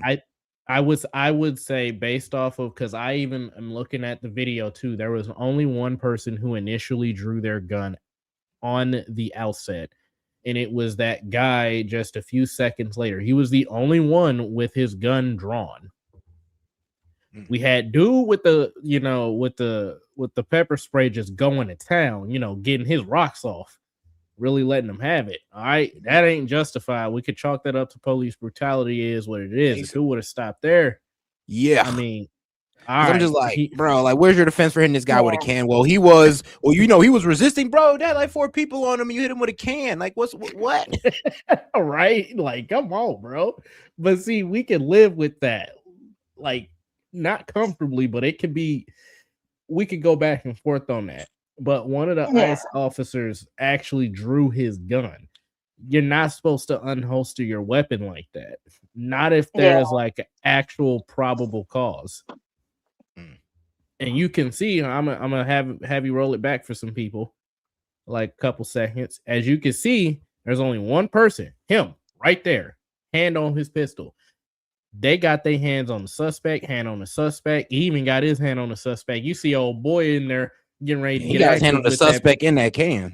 And So, in like, reality, you're not supposed to put your hand. You're not supposed to put your hand on your holster unless you feel it's going. Unless you're actually going to pull it. right. So, and then you just play it from here. But watch. Unholsters. He the only one that unholsters. Only one. Gun to the back. He's rotating. First shot. He gets Clears the out. second shot. Comes out of his weapon. Third shot. Fourth shot. I know if I was that cop sitting next to him, I'd been like, what the hell is going on? See? Look at him.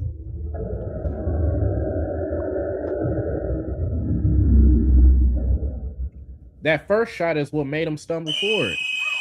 The rest of the cops are just responding. Oh, hold on. He got better angles right here. Hold on. Let's watch the better angles. Now They do too much, man, and they keep pushing people, you know?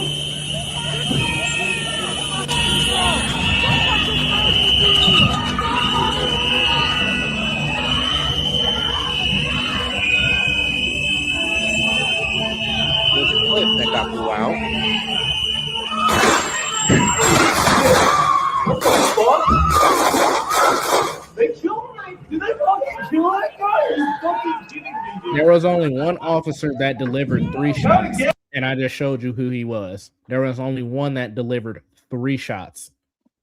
And it's that second, because the first shot struck dude in the chest. He was on his way down. The second shot would have like flattened him out, and that third shot would have been unnecessary. The other 2 ICE officers that unholstered their weapon, they didn't have it raised or at the ready. They didn't have their shots lined up. They just stepped back because they didn't know what the heck was going on. Yeah. I can feel him on that. So they when you hear a shot and you in law enforcement, yeah, unholster that weapon and step back because you don't know what's getting ready to happen. All you know is there's a weapon that just got discharged. So they did the right thing. That one particular ICE officer, you need to question on why he drew his weapon when there was 1, 2, 3, 4 different ICE officers on top of the suspect. And I'm going to go on record and say this on live so that everybody can hear me say it.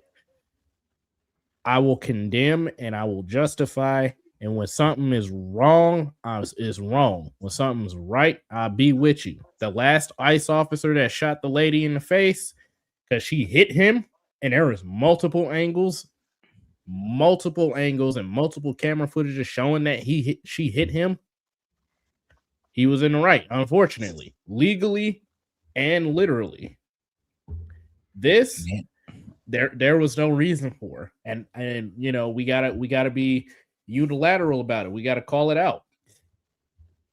Nah, true. I'm be real with you, yeah, bro. I like when I was first seeing this, I was already thinking like, yeah, I ain't gonna lie, I don't know. There is really no defending what some of these officers is doing right now, especially this shot right here. When I'm just like this, and here's the thing: like they said that it was a guy who took the gun off him, the bigger guy who took the gun off him and then started dipping when he started hearing shots. I'm like, hold on, where was the hey yo, I got his gun, guys? Like, where was the guys back up? Like, whenever what you happened? guys say, whenever somebody says I have his gun or have his gun, you're supposed to stop. So even that story don't make sense. Well, I didn't. Yeah, and all I heard, like I said, from what I understand, the only thing that was heard was gun. No, I have the gun, or he has a gun. It was gun, which is no. You're supposed to say they have a gun, or I have the gun. Yeah, because if you just said I had the gun, then I mean, let's be real. Then like, what's the point of y'all Everybody, shooting him? Right. Yep. In either case, they got questions to answer. Yep. Honestly, sorry. this one. Go, Toph. I can't. I honestly, with this one, like I said before, I can't. I cannot get behind this one. This is a bad shoot. Yep. I agree. But all right, let's go ahead and let Alex Jones go ahead and tell us what he's thinking on it. And then to finish this with Monty and Sid. But well, let's try. Oh my god! I need to detox from Monty and Sid right now. Oh my god! Wait, pause it. Spill the tea. What happened with Monty and Sid? What did you just do? I mean, Oh my God. bro, just like last The shooting, usual. bro, they got into it. Oh, they did. Come on, bro. You see how bad they got to it. It wasn't as bad as when Renee Good got shot, but of course, That's because you didn't let it this time. yeah, that's true. You shut it down pretty quick. Is that why they not up here? Nah. Monty, Nah, they Monty had and other Sid stuff both they had to do. Like otherwise, I ain't gonna lie, I'd still let them be going at it. But I'd start doing a more structured debate of like we're doing 3-minute replies, 2-minute responses because I can't trust y'all to let each other finish. Yeah. Wow. It is what it is. Dave even came up and had to be shut down. So. What did you just do? Yes, Liz, somebody call the ambulance. Somebody Bro, call I ain't gonna the lie. ambulance. Why? Like, Somebody needs to let call me the ask Tove ambulance. this question, and let me ask the ladies in the chat. Why is it when something happens, y'all first instinct is to scream like y'all are retarded? Because That's bro, it's not like mine. I'm be honest with you, no, it's like an evolutionary thing because us men are like, I ain't gonna lie, when women scream, it turns on our alertness. Like you ever hear women Yeah. screaming, all of a sudden you're just alert and you're aggressive out of nowhere. It's because So- that's like what we're pre-wired to do. What women are do is to scream so to protect and know where they're at. It's like what animals do. So when women scream, they Yeah. damn near do it to let us know that we got to jump into action. That's and actually so that is very much correct. While I wouldn't act like that. There's been situations. My little short story. My one twin. Wait, like yo, Gaming, have you ever had your wife kind of play with you, just yet like scream really loud, and you just jumped in there, jumped in the room, was like, what's going on? And she's like, I was just playing. Yes. No, because I'm usually the one that's tickling her hard enough to make her scream. I'm okay. Well, that's a joke that one of my exes used to play on me all the time. Was just yell really loud because they know I'm just gonna kick through the door, be like, what's going on? So Tell my black now ass, never mind. No. Okay, so when my twins were 2 years old, their dad was playing with them and he was tossing them up and then he was falling back into the couch. Well, along the back of the couch was our windowsill that was marble. And she had decided that as he was coming down, she was going to push herself up. And she came down and cracked her head on the corner of that marble windowsill.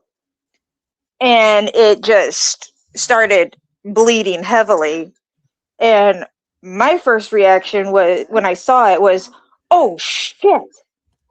And went to call 911. So you know it was painful for a baby when they don't make any noise for the first 10 seconds and it's all air intake. Yeah, they about to blow your drums out. Man, like She they didn't definitely even hit react. Oh, it's like, no. Nah, I don't Yeah, even she barely, which was funny because she barely, I don't know if she just didn't register it, but she did not react until after I reacted.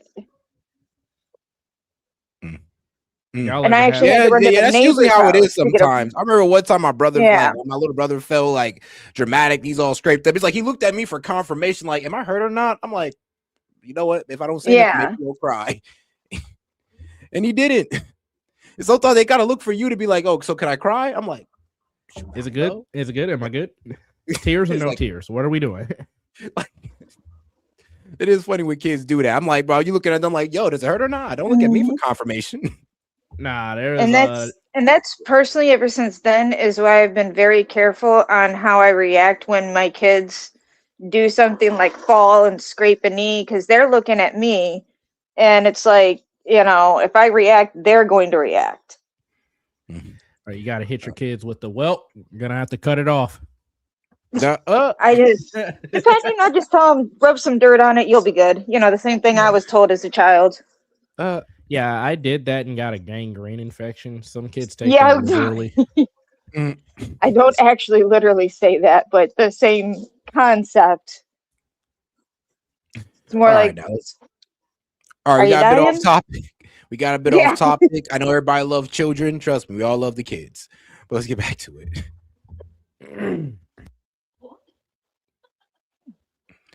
Oh, whoops. So after the scene, Oh my God, you fucking people, man! You're fucking killing us! Why would you do that? Oh my God! Oh my God! I can't believe it. I need scissors. I need someone to cut my shit. Come on, come on, come on, come on. Come here, come on. Come here. It is.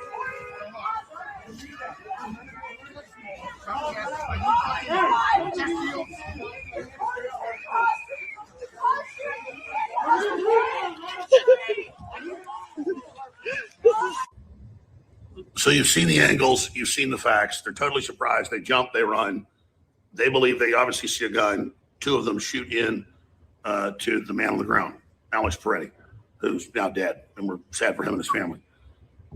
So that's the reality of what's happened here. But when you say that there's no borders, when you say get out of the city, these are sanctuary cities, even for hardened criminals, it creates constitutional crisis, and Trump is not going to back down. So they've created this crisis. They cooperate with ICE, but no, they want illegals to be part of the new census. 18 new seats for the Democrats already. They want them to vote in elections. They admit all that now. And this is about breaking the country. If the Democrats can hold the cities hostage, they control almost every one of through election fraud. And that's the Podesta plan. That's a Civil War movie. That's one battle after another. Then they've conquered this country. And that's how they do it in so many nations. Like when they first took over in 1917 in Russia, for several years, they only had Moscow. Then they got the rest of the cities and then totally took over within 5 years. And that's their plan today. So that's the reality. So just be aware of it. One other key point in the Podesta plan that they're following, they want to build public support for the blue cities and states to break away and have a secession and literally lead local police and governments against the federal forces. That's in the Podesta plan. That's in the Civil War movie. And that's now what the police chief, the mayor Fry, the governor are talking about by saying what ICE is doing is illegal, which it's not in its main actions. It delegitimizes them in the eyes of much of the public that are ignorant. And that creates the schism as the pretext for the Civil War and the secession that's in the plan. And never forget, the Democrats said the Podesta plan that they would frame ICE as Nazis and trigger a civil war. And now they're doing it. Look at this short compilation of some of the Democrat Party kingpins lighting the fuse on this bomb that's now exploded. Shit. This Can I say something real quick? Gestapo-like behavior. Plainclothes officers. Actually, go ahead. No, go ahead, Toph. So, and what Alex just said about the Civil War thing, honest to God, I kind of have to agree with that because the way things are going, it's like they wanted this to happen. Bro, it's like they literally want their own country. Yes, and with the fact, the way Walt had said, he put his National Guard on alert to come in and defend his state, that they're going to be the last line of defense, is telling me that he wants a civil war. He wants something like this because if that happens, he can everything that he's currently being investigated for is going to be ignored because now we're going into a possible civil war with his state. See, and here's the thing about all of this. I was talking to my mom about this last night, my mom and my stepdad. I was like, well, where we are at right now with in terms of the one world government, they were trying to get us there in 2020, but people were too level-headed. So they're trying a different approach. Yep. And crazy enough as it seems, there are a lot of legal immigrants. There are a lot of white people. There are a lot of black people. There are a lot of Hispanics, Asians. I mean, pick a race, throw a dart at it. There is enough of us that don't agree with what's happening in terms of what the left is doing, that are waking up to it, that are getting sick of it, to where now the mainstream media is making it seem like it's everywhere. Let me give you an example. Did you know that ICE was in Oklahoma and they arrested a couple hundred people? Yes, I do. Bro. What about Arkansas? Bro, they've been in a good amount of red states, but there's no problem because, well, they get supported. They've been here. No, it's not just that. Yeah. What about Washington? Yes. Oregon? I did not know about that one, actually. Delaware, Maine. Okay, I did not. I know Maine. Delaware, I heard rumors, but it wasn't known if it was fact yet or not. Yep. Rhode Island, Maryland. Yes. Virginia. So there's blue states out there that's like this not causing a problem in. You see where I'm going with this now. Oh yeah, It's only a small portion of people, a small portion of cities and states that are making this seem like it's everywhere, but actually it's not. Because if I said those names of those states where these ICE arrests are happening, and you have to kind of sit there and be like, is that happening? Yeah, well, I guess I did hear something. That means that it's not a legitimate problem. These cities are making it a problem. But all right, let's go ahead and get. Yeah, I mean, you know, not to go too far off on a rant, but that's the bread and butter, and it's basically what Alex Jones is saying. But the problem, I mean, there's obviously a bunch of ICE arrests in Texas. I mean, you have whole immigrants who are calling ICE on illegal immigrants because they don't want them here. So, I mean, that's the thing.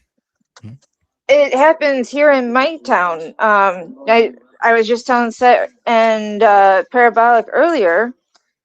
We just had ICE out here 2 weeks ago because our immigrant community that was here found someone that had stolen someone else's papers and came over with their group illegally, and they're the ones that turned them in. Yeah, I mean, we have ICE here in St. Louis, and they've arrested quite a few people. We got ICE in Kansas City, Missouri, Springfield, Missouri, and there's we had like 1 or 2 protests, and they were legitimately peaceful protests. But other than that, nah, ICE has been free to do their job however they want, whenever they want. You know what's crazy about this? We had one protester. We had a single protester out there yesterday. He's like, you stand alone, buddy. You stand alone. It was We're pretty actually funny. okay with what ICE is. And actually say what's going on. For if you look at the polls, and the majority of the American people don't want this. I'm like, bro, we get these guys are very vociferous about their stance against ICE. We get that. But bro, don't sit here and pretend like, oh, all of America's down with this. Like, bro, we understand that if you get in the way of law enforcement, bad things are gonna happen. Not everybody is just radicalized to go against ICE, and even liberals. I think it's Parabolic are the best examples. They even understand they understand that they're not supposed to be obstructionists, but I do understand where they get heated because they're like, oh well, is MAGA gonna try to justify this? And bro, I mean, I may be the only one, but no, we're not. I'm not. You already heard me say no. You already have 3 people that are saying, nah, this ain't justifiable. But I'll leave you with this. There are some immigrants here in my state of Missouri who, when Trump said, we'll give you, I think it was like 3 months to leave or whatever. And then if you don't leave after the first 3 months, then if you get deported, we're going to put a 10-year ban on you or whatnot. Do you know how many people in the state of Missouri actually went to immigration's office? Some voluntarily left the country, and they just have to wait for 5 years or 2 years. Bro, I think we have more self-deportations than deportations. That's what I'm saying. Like in Missouri, we have a lot of them, and because they've been in the state, or they let their paperwork lapse. So a lot of families, I'm not going to name a few of my friends that I know personally, but they went back, they checked their paperwork. They was like, oh crap, I didn't realize it lapsed. So they went to the immigration office. They said, this is what I do. This is why I'm here. They checked their background or whatever. They were like, okay, how long you been working at this? They called their employers up. Their employers like, yeah, we've been working for a while. It was like, do you need me to sponsor them? I'll sponsor them. And they did their due diligence. There was like, no, we'll just re-up their paperwork. I mean, they've been here. They ain't been causing no problems. They done paid their taxes for years and years and years and went to school, ain't really caused no issues. So if you what I'm trying to say is if you take the out that they give you especially if you've been doing what you're supposed to do and it's a clerical error, like I let my paperwork lapse by accident because I wasn't thinking about it, or I travel for work and something happened. Okay, they're willing to work with you. If you opt in for self-deportation or try to go through the proper channels, most states are lenient. This BS that they're playing right now is not a thing. Agreed. Right. Lighting the fuse on this bomb that's now exploded. This is Gestapo-like behavior. Plainclothes officers wearing masks are terrorizing immigrants. The ICE issue is alarming beyond words. Masked men jumping out of unmarked cars, people disappearing, no due process. Oh, we're being hyperbolic. If you're a black and brown community, it's here. Wake up. Dangers that we saw in Nazi Germany, especially in the earliest days of Nazi Germany, are the dangers that we need to react to now. They're taking people off the streets and sending them away. It's a 5-alarm fire, everyone. Every single. Let me respond to that. Illinois fat. I almost went on. Pillsbury donut ass. Bro, I get you. Bro. Let me explain to you how Nazi Germany was at the start before it actually became a wartime production. The first thing that Nazi Germany did was consolidate a whole bunch of powers. It stripped away the rights of the farmers to sell their goods on the open market. It stripped away the right for people to own private businesses. It forced people to pay like almost 50%. I think it was like 30% or something like that dividend tax to the state to help rebuild. Then it started putting restrictions on what people could have, but it didn't spread them out unilaterally. No, it didn't do that. Of course, they started spreading the restrictions out toward, I know the Jews, but they also targeted them toward Christians, Muslims. You know what else they did? They started implementing what is it called? Thought they were friendly against Christians. Huh? No, they weren't. They actually there were a lot of Christians that were given the Star of David like sewn on them and treated just like the Jews. Okay, gotcha. Yeah. They're like the Bolshevik Revolution. I know about that one. Yeah. Bolshevik Revolution. They're like every single well, anyway, that's different topic. They also started spreading out what rights certain people groups could have. So what is it called? Like, it's a dumb study of race. Something. Oh, I know what you're talking. I know what you're talking about, but I can't. There we go. CRT. Yeah. Like critical race theory. They started, saying like, oh, these people are disenfranchised, but instead of like saying it's another people group, they just said, oh, the Germans are disenfranchised because there are a lot of Jews and Christians and Russians and Polish and Dutch and all these other countries over here, that we're the minority in our own country. So let's start writing tax benefits that exclusively benefit Germans that believe this way of thinking through and through and nobody else. Let's start allowing them to get away with murder. What happened in Nazi Germany was not the final product of Nazi Germany. You get the SS way down the line once you've perpetuated what these people are doing now. Yeah. All right. It's a 5. Oh, go ahead, Tove. Yeah.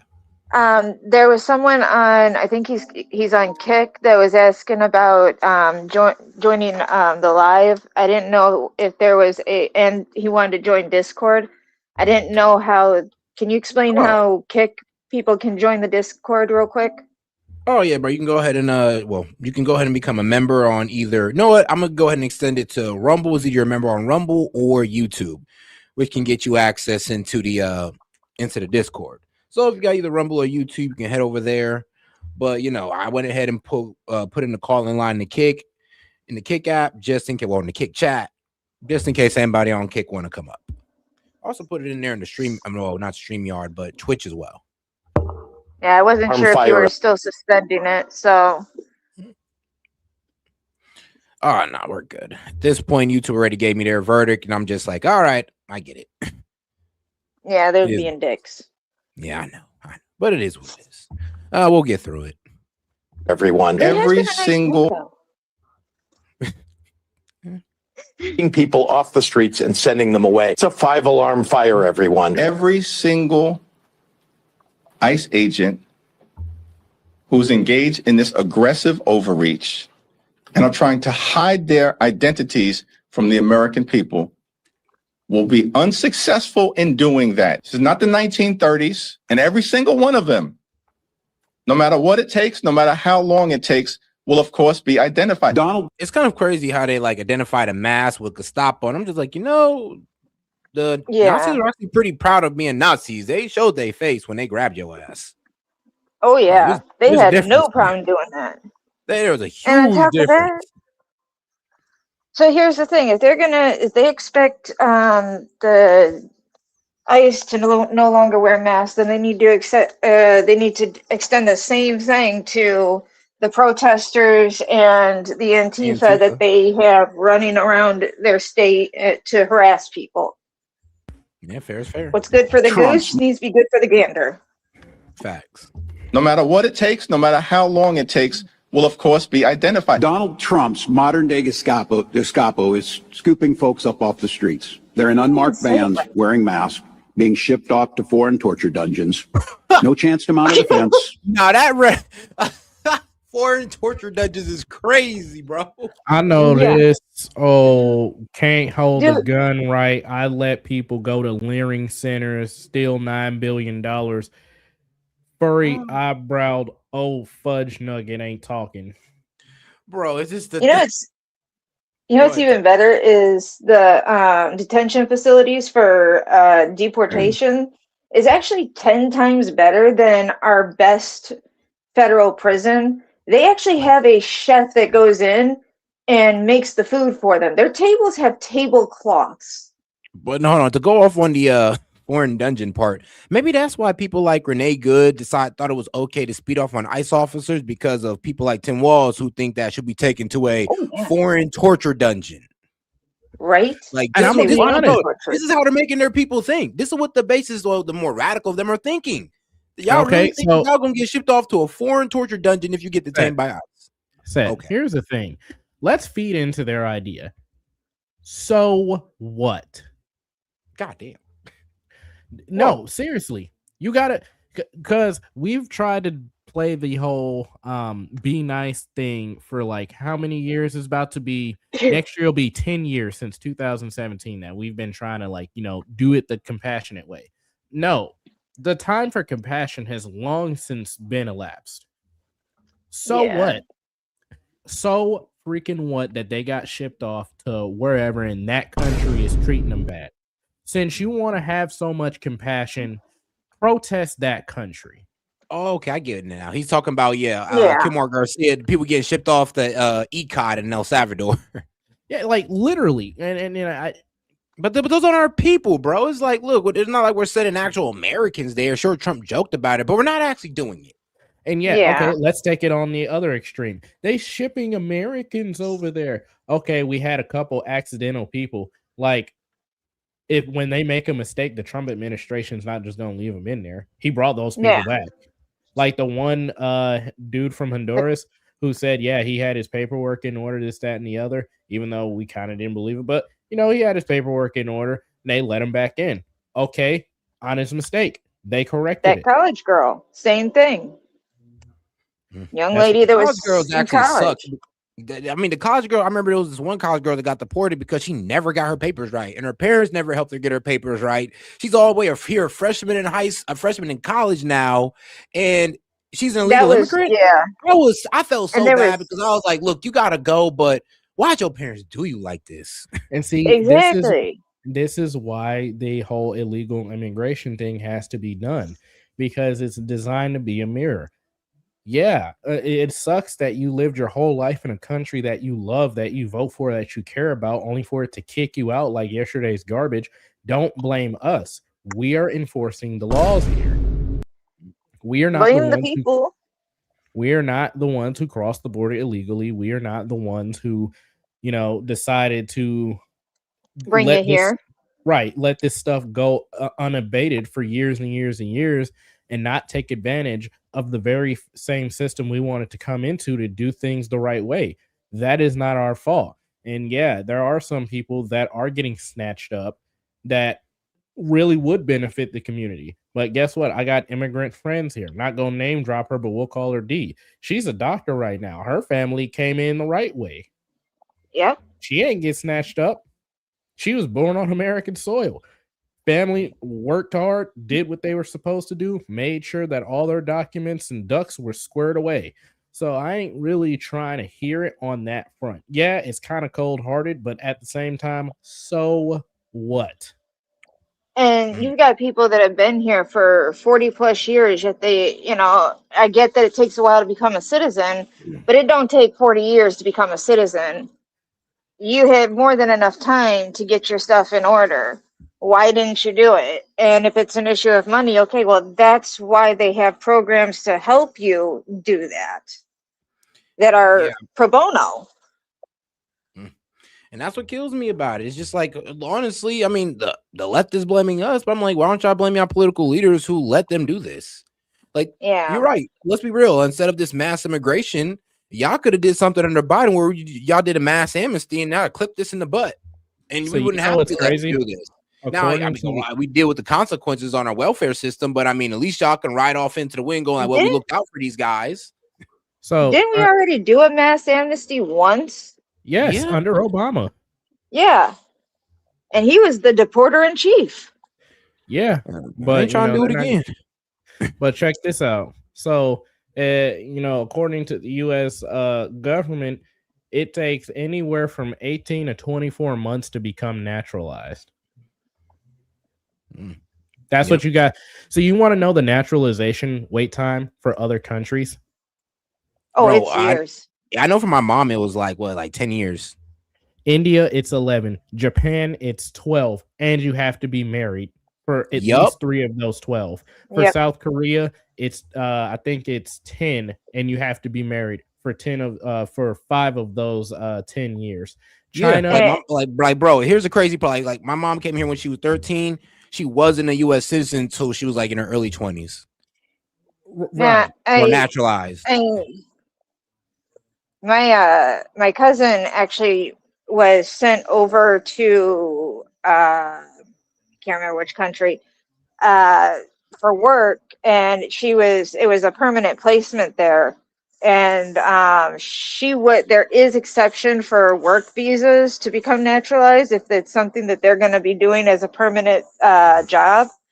But again, that's under there's specialized regulations for that.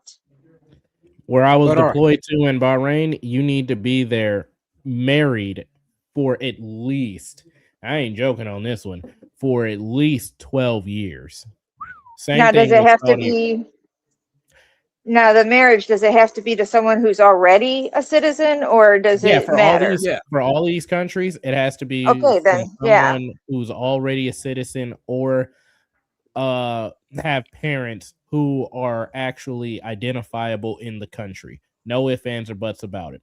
So you mean to tell me that you guys can't follow a 24-month process at the maximum when other countries have 18-month, not 18 month, but 18-year, 12-year, 10-year, 13-year plans? Are you serious? Y'all want to leave the United States talking about how bad we are, how racist we are, but you'll sit in line and wait for your immigration to come back through from those countries. Why don't you just walk over there, claim asylum? Right? Good point. But all right, guys, let's keep it going. Wearing masks, being shipped off to foreign torture dungeons, no chance to mount a defense, not even a chance to kiss a loved one goodbye, just grabbed up by masked agents, shoved into those vans, and disappeared. We need to make sure that there's a firewall that they have to come through before they get to them. Early evidence that we've seen from rounds that were found near the suspected shooter contain messages that are anti-ICE in nature. Again, this is just the most recent example of this type of attack. Well, so yeah, I'm be honest with you. Like, hey, Alex Jones might be hitting on something. I'm not all the way there with, oh God, they're trying to get separate themselves from America, become their own country so they can have whatever immigration laws they want. Be real with you. The day they do that, they won't be the I would leader agree of with that that. new country no more. Be real with you. But all right, though, let's go ahead and get over to our guy. Well, Christy Gnomes, actually, she just did an interview on Fox News like about a couple hours ago. Yeah, about 3 hours ago. By the Homeland Security Secretary, Christy Gnomes. Secretary, really busy 24 hours for you. Thank you very much for being here. People are waking up and they are wondering two things. Am I going to lose power from the storm? And what the heck happened with the Border Patrol agents shooting this guy in Minneapolis? We will get to that. But first, with this storm, what are the folks here at FEMA's Nerve Center telling you about how things have played out overnight? Well, this is the National Response Coordination Center. So we actually have many agencies embedded here that are responding to local communities and states as they get through this winter storm. We knew for several days ahead of time this would be significant. It would impact about 40 states. It would include not just snow, but the damaging ice that could be catastrophic for people losing power by taking down power lines, impacting tree branches that would cause a lot of damage. So we're seeing about 1 million people without power, although all the local communities and states are responding with repair. Yeah, I'll say the only thing that's kind of keeping us cool is that the fact that, well, we got a lot of snow, but we didn't get like crazy cold weather, like -degree weather. I think that's the only thing that can keep it That's from where being that you're bad. wrong, Set. Where- I hate to be the bearer of bad news, but after the storm passes, there's going to be a massive trough of cold air plunging in from Canada that's going to drop the average temperature from I think from tonight all the way through Tuesday to the negatives. I mean, right now, what I'm looking at from, well, you know, I mean, like I said, I'm in Columbus, Ohio. Right now, what we're looking at the upper teens to 20s. Even in Wednesday, we'll be at 10 at 11. Yeah. So, like I said, we're not getting that -degree weather that's gonna make it like I think with the -degree weather and the ice on top of the snow, that might have caused more power outages in my area. But we just have a whole lot of snow. Y'all lucky, bro. It's gonna get down to -5, -6 tonight here where I'm at. So the other thing we need to tonight remember is gonna be 9 degrees. At least y'all have positive numbers. I know, right? I was like, well. Yes, but we also have to don't forget wind chill is pretty bad right now. Yeah, but I would say this though. What was it? It's gonna stop snowing after today, pretty much. It's gonna stop snowing on Monday. But let's be real though, I'm not even sure if I'll be even heading into work tomorrow because of how much snow went down. Man, they actually might give us a couple of days. Bro, I told people, don't you start celebrating in December because we always pay for it on the back end. I promise you, bro. Like January and February are be the coldest, the most brutal months of the winter. People are like, oh, December is by like we're out of the forest. I'm like, no, we're not, bro. We're still in winter wonderland. It's just about to get really cold now. Bro, I will say, the thick of it. yeah. Bro. You know, I'm trying to give these people that did this panic buying a little bit of grace because a majority of them are, you know, in their 20s and maybe early 30s. They never, like for me, I grew up in the 90s where we had, you know, feet of snow and blizzards like every couple of weeks, and we played in this stuff. They never had the winters that we had when I was a kid, or even when my mom was a kid. Now they cancel school for flurries and possibly slick roads. We only got canceled if it was a whiteout. Yeah, like 6 inches or more, literally. Yeah, it had to be like something like that. Oh no, we would go to. I was still going to school in 4 feet of snow. Oh, man.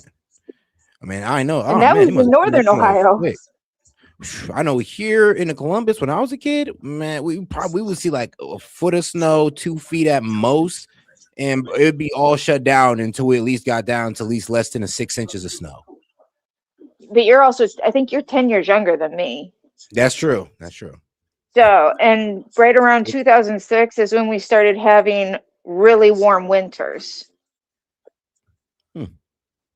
All right. But all right, let's get back to Christy. crews, all coordinated together to make sure that everybody gets help as soon as they possibly can. And the threat from power outages, if the storm has gone, is the threat past, or do people still need to worry tonight about branches freezing and power lines No, getting the dropped on? situation with this storm is pretty unique just because it's going to stay cold for a period of time. So this ice that has fallen will keep those lines heavy, even if they haven't gone down immediately. For several days, we're going to have below freezing temperatures that will make sure that if we get a little bit of wind or we get some stress on those lines, they still continue to could potentially lose power. So we're going to continue to monitor that. FEMA coordinates Yeah, that. you see, like in Ohio, bro, we barely got anything going on here, bro. Like, Yeah, but look we're at it. still under a. Oh yeah, we We're got still snow under a state emergency of for sure. emergency. For sure, but bro, they're making it seem like we ain't got nothing going on. Everybody here is just happy days. It's like, bro, we're still dealing with like 10 inches of snow. Yeah, I mean, What, Tennessee, Mississippi, Louisiana. Oh yeah, they getting hit. Texas, I'm be real with you. Texas just ain't built for the snow. They're just not. Texas weak. So what our houses start falling apart during the last snowstorm. So when did you say that the last time you had to experience something like this? Like Oh, and this? This is nothing. But This is nothing compared to when I was a kid. Bro, yeah, when I was a kid, we was getting like a foot and a half. So 10 inches is just like, all right. Yeah. I learned to drive in like 3 feet of snow with no roads. Yeah, when I had my truck, I remember trying to get out there in the foot of snow because I had to. I was doing some wild things back in the day, but trust me, I had to move. Hey, you hear this? Yeah. I did not. I heard it for a little bit. But all right, guys, let's go ahead and get right back to it. Park theme, baby. I'm done. Y'all sounded like some dinosaurs. Oh, screw you. Back on them, like, bro. I know we probably got the young guys in the chat going like, "Whoa, y'all seen a foot of snow?" Like, yeah, bro, this is nothing. We was And seeing crazy stuff when we were kids. That's a slide to myself too. They don't Bro, know like, about that winter storm of 07. Yeah. Bro, I like, used they to don't know drive about in the foot whiteout. of snow, and you would see like foot-long icicles hanging off the power lines. Yes. You feel me? Oh my God. The snow would get so high, I could build tunnels in the snow that I was crawling through and sometimes could stand up and fully, but again, I'm shorter than 5 feet. So Bro. And bro, shout out to Maine in Arizona though. Maine is in Arizona, bro. Like the coldest they experiencing is like what 57. That's cold for Arizona. 60 degrees. Yeah, people in that Arizona is. start grabbing their coats. If we was out there in Arizona, we'd be start looking at them like they crazy. Like, what you mean, bro? This is still great weather. Going out to 10. I could go outside and do a little laps around the park. Like, bro, I'm telling you this right now, bro. Like, if we were in Arizona, they look at us crazy because we're out there in short sleeves in 60-degree weather. You feel me? Arizona, Phoenix. I was in San Diego when we had that massive blizzard. It was like right after I got out of boot camp. Went to San Diego.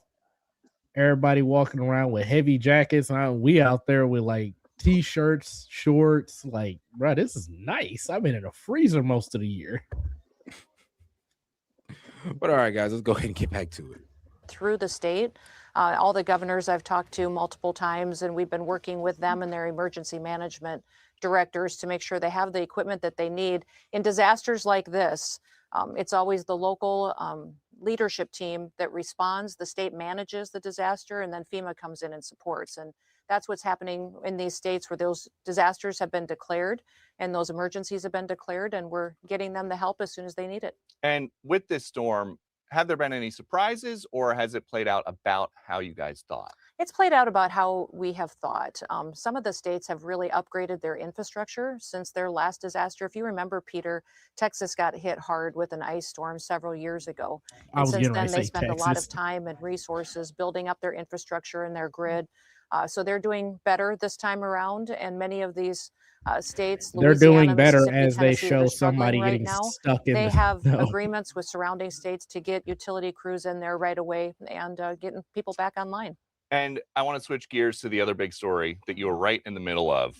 Federal officers have their hands full in Minnesota right now. One officer had his finger bitten clean off by an agitator yesterday. There are some pretty troubling photos of that online if anybody wants to look. No. Have you heard from any? Whoa, what's going on? That's cap. That's got to be cap. No, nope, it's true. It happened. Somebody Mike Tyson the dude's finger. Yep. An ICE officer got his finger bit off? Yep. Roll it back because he just said that. What Yeah. in the fuck? But I mean, okay, but I'm just gonna let you know right now, like, Oh my god, bro. Oh hell no, man. What the fuck, man? It was like hanging on by sinew by the Oh, time the person was done. boy, that's that mentality you get when you smoke flocka. I'm done. When you smoke Probably. the bath salt. You feel me? Like, bro, that's Probably. drug addict behavior. Oh shit. Ooh, That's some Molly flock of bullshit right there. bro, show it. Show it quickly. I'm like, all right. F it. I know F it, man.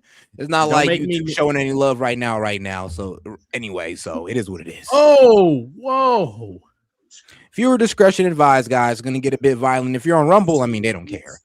But took the whole thing off. They took bro's finger off. They took his little index. God damn. I'm sorry, but that news reports. All right. That's enough. We good. We good. I just wanted to make sure it was like a legit thing. Took a brutal. Yeah, I heard that and I had to go look yesterday. Oh I yeah, actually they heard kept, that while we were up in the NICU, and I'm like, wait, what? yeah, they kept pushing that ICE officer on the ground. That's These crazy. Negroes are biting ICE officers like a hungry Mike Tyson in the ring.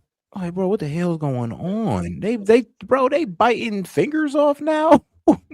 Yeah, they really try to say something with their actions, bro. They trying to send a message for real. They say we're going to bite fingers off now.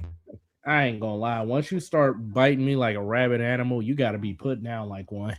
No. Yeah. Yeah, that's where the line is, bro. You start taking parts off my body with your teeth. Yeah, there's a bullet going in you. Respect. Any of the Democratic leadership in Minnesota about that? Tim Walz, Jacob Frey. No, they haven't expressed any concern for injuries to our officers, and that's been going on for weeks. These are not just agitators anymore; they're violent protests. In fact, the state and the city of Minneapolis abandoned this area in downtown Minneapolis because they couldn't control the situation by the amount of people that have come in just trying to disrupt and impede law enforcement operations. And, you know, frankly, this didn't turn violent until we uncovered the fraud in Minneapolis. We were there. ICE and CBP have been there and operating for years in Minneapolis. We saw the violence start to happen when the fraud became uncovered of the billions of dollars that was She stolen said from the American quiet part out loud. taxpayers under the leadership of Governor Walz and Mayor Damn. Frey. President Trump is saying. All right, so she's pretty much alleging that the only reason they're acting like this is because we started asking for those fraud papers. Now they're trying to push up on ICE, trying to distract everybody away from it. Yep. Nah, she right though. Because I say a month ago, I was like, I find it funny that this happened when we discover massive fraud. Yeah. No, here's the thing though. Pam Bondi actually released a letter. Actually, Sid brought it to my attention. Now, me and him had a different interpretation of it, but when I read Pam Bondi's 3-page letter to Tim Walz, she pretty much told this man, "Yeah, you're gonna start helping out ICE. You're gonna turn over the all this fraud that's been going on. We want your voting records, your voting registration records, and we also want your welfare records as well. Yeah, all that data that you guys don't want to show us, we want those too. Plus, we want you to start helping ICE." Now, the way Sid interpreted it was that, Pam Bondi said that, if you give us the voter registration data and you go ahead and give us the welfare data, we'll go ahead and take ICE out. But I mean, I'm be real with you. When I read that, I did not get that at all. She did not. No. Yeah. Why would If anything, she said, you start working with us and bring the agitation down, we won't need to have so many people out there, and we can get things done in a more timely and civilized manner. Here's what I say. I say President Trump should declare a state of emergency at the federal level and then name Minnesota. Because if it's a state of emergency at the federal level, he has more tools at his disposal. It's not an insurrection, but it is a federally recognized state of emergency. You get FEMA in there. You get federal agents in there. You basically swarm everything.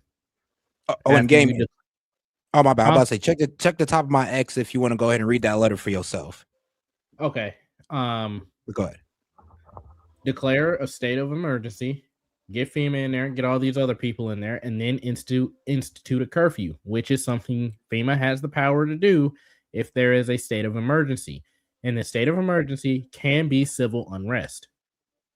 Once he does that, you send in the IRS, the FBI, Homeland, and ICE to go round and arrest people. That's how you can quell this. And then you quell it real quick, because now with a state of emergency declared, ain't nobody gonna come out their house when you got like legit targets, people rolling around with armor and actual combat weapons. They ain't gonna listen to you. Get in your house is what I told you. Oh, you don't want to listen? Taste this pavement. Oh, you want to hit? Taste this bullet. Damn, but hold on now. Shout out to Laughable Panda. I will say again, they must have been on bath salts or something. That's what I was thinking too. Because I'm like, bro, you out here eating people? I ain't heard that since the homeless guy on bath salts started walking up and eating faces. It's like, huh? Right? That's why I said, bro, it's got to be a drug, because that is ain't no way. Like, ain't no way. I don't care what type of desperate Ain't no way situation I'm I'm in. putting I don't know someone's why, finger in but my mouth. biting teeth, I mean, biting fingers off. I mean, unless they're like literally trying to push me off a building, and the only way to stop them is to bite as hard as I can. That's about the only way I would ever consider biting someone's anything off. Oof, man. I ain't gonna lie, Tove. Don't. I ain't even gonna say that. I ain't even. This is a part of a truth social. The mayor and the governor are inciting insurrection with their pompous, dangerous, and arrogant rhetoric. How close is President Trump to invoking the Insurrection Act? President Trump just wants to keep people safe, and he's applying the law and wanting to go out there and go after not just terrorists that we know were led into this country by the Biden administration, also dangerous criminals that, especially in Minneapolis, what we've been targeting is sexual predators, people who've been trafficking children. That's what this operation has been focused on, getting illegal people in this country that have been involved in that criminal activity. And then when the fraud was uncovered as well, we saw a resistance in Minneapolis like we haven't seen anywhere else in this country. In fact, encouraged by the governor at press conferences to go out and take to the streets and to resist law enforcement. It really is irresponsibility that we haven't seen out of Really someone don't want to go to jail, in any does other he? state. So, Insurrection Act on the table? It's up to the president. He has the constitutional right to do that. He certainly has considered it. We've had discussions. I mean, bro, like I said, ICE officers are being like, bro, docs. I mean, they're being hunted down, followed, trapped in, stuff thrown at them, fingers bitten off. I mean, how far do we need to go? That's what I would ask Trump. Like, all right, what are you waiting for, my man? Because I'd have been seeing all this, and I'd have been like, Insurrection Act. Insurrection. Actually, as soon as Renee Good got shot, it'd have been Insurrection Act. We're done. Nah, I'm done playing with you guys. I'm not going to put the people's lives at danger because you guys want to be real with you, like pussies about holding these crowds accountable. Honestly, I would have done it long before Renee Good. When they started doxing the ICE officers and people were going to their houses and harassing their family, that's when I personally, if it were me, that's when I would have done it. I would have tried to give him the benefit of the doubt, but as soon as that dude finger would have came off, yep, y'all are going to no more benefit of the doubt. Yep, not after the last 2 years. I'm like, because what type of savagery is this at this point? Like, we're biting fingers off. Like, yep, just send them in, bro. Send the troops in. Because if I was Trump at that point, I'd be like, look, bro, I done seen a lot of bullshit. I'm talking about what, like 2 people done died at this point. The officer's finger's been bitten off. Send the troops. Send the troops. Yep. You got to. Because they out here bugging. Come get your people. See what the best choice is to make sure that law and order is followed, but also that we're keeping people safe. And it is early, we know, in this investigation into the shooting death of Alex Preddy. But I want to have you walk our audience through what exactly you know. So you said last night, it looks like a situation where an individual arrived at the scene to inflict maximum damage on individuals and to kill law enforcement. Did he say, I'm going to kill you, or did he leave a note? How do you know that was his intent? You know, part of this investigation will be hearing from those agents and officers and people on the ground. But we do know that he came to that scene and impeded a law enforcement operation, which is against federal law. It's a felony. Okay. When he did that, interacting with those agents, when they tried to get him to disengage, he became aggressive and resisted them throughout that process. These officers used their training, followed their protocols, and were in fear of their lives and the people around them.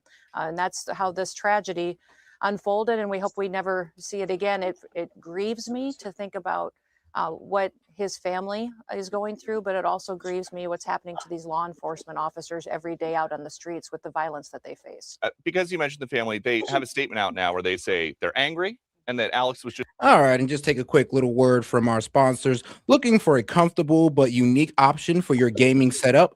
Check out Tech is Sports USA. Yes, once again, Tech in Sports USA, which with a worldwide range of ergonomics chairs in an array of colors, you will definitely bring your setup to a new level.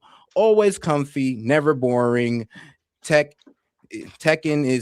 Sports. Use code Rumble for 10% off of your entire order. Once again, Tekken Sports, sportsusa.com. All right, guys, appreciate you guys, and make sure you check these guys out. I mean, the QR link is right there.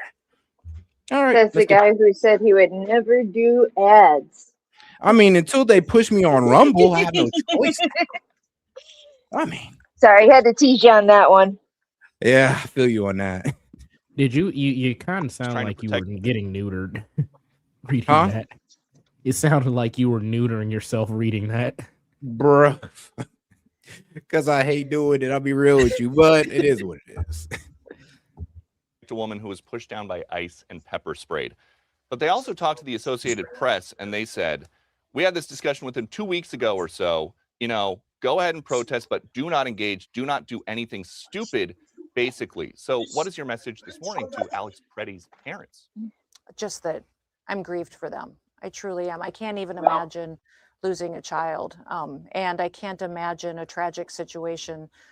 We can't have individuals that are impeding law enforcement operations and then showing up with guns and weapons and no ID and confronting law enforcement like that. Is one of the reasons that we see situations like this unfold. I think everybody can learn from this situation. I'm grateful for law enforcement to put their lives on the line every day to go out there on the streets and try to bring criminals to justice and protect the public. And we'll continue to make sure the right thing is done, this investigation is completed, and that we continue to go forward and we enforce the law and apply it equally to everybody in the country. What is the line? Where does it go from peaceful protest, I have a First Amendment right to do that, to I'm going to get arrested protesting, to I'm going to get shot to death? Damn. We have clearly from the very beginning followed the exact same process and protocols that have been implemented this entire administration and that the previous administration followed and has gone on in law enforcement interactions for years. You cannot impede a law enforcement investigation and operation. When an officer tells you to back off and gives you orders, you should comply and explain. You shouldn't show up with weapons then no ID and no indication of how they're going to be used. And that aggressive interaction, laying hands on law enforcement officers, clearly is a crime, and it is something that should not be acceptable. Because you mentioned the protocol, there is an angle of the video that we've been playing all morning where it shows an officer removing a weapon either from Alex Pretty's waistband or a holster. And he walks away with the weapon before officers start shooting. It appears that Alex Pretty was disarmed. If he was disarmed, is it the protocol to use deadly force? And that's all part of this investigation. Every video will be analyzed. Everything will be looked at. And that's part of the answers that I can't speak to every single thing that those officers thought, but this happened in seconds. They clearly feared for their lives and took action to defend themselves and the people around them. If you watch that and you listen to those videos, you can hear someone yelling, gun, gun, gun. And those agents and officers reacted to that. So as this investigation goes forward, all of that will be analyzed. There are a lot of stories this morning. Gun experts are saying the gun that he had, the Sig Sauer P329 millimeter, has a reputation, according to multiple lawsuits, of accidental discharges. Have you been briefed about the possibility that an ICE or a Border Patrol officer accidentally discharged this gun? I know the investigation's ongoing, and they'll continue to do that. I don't conduct that investigation within the agency, and outside agencies will continue to do that, and we'll get the facts.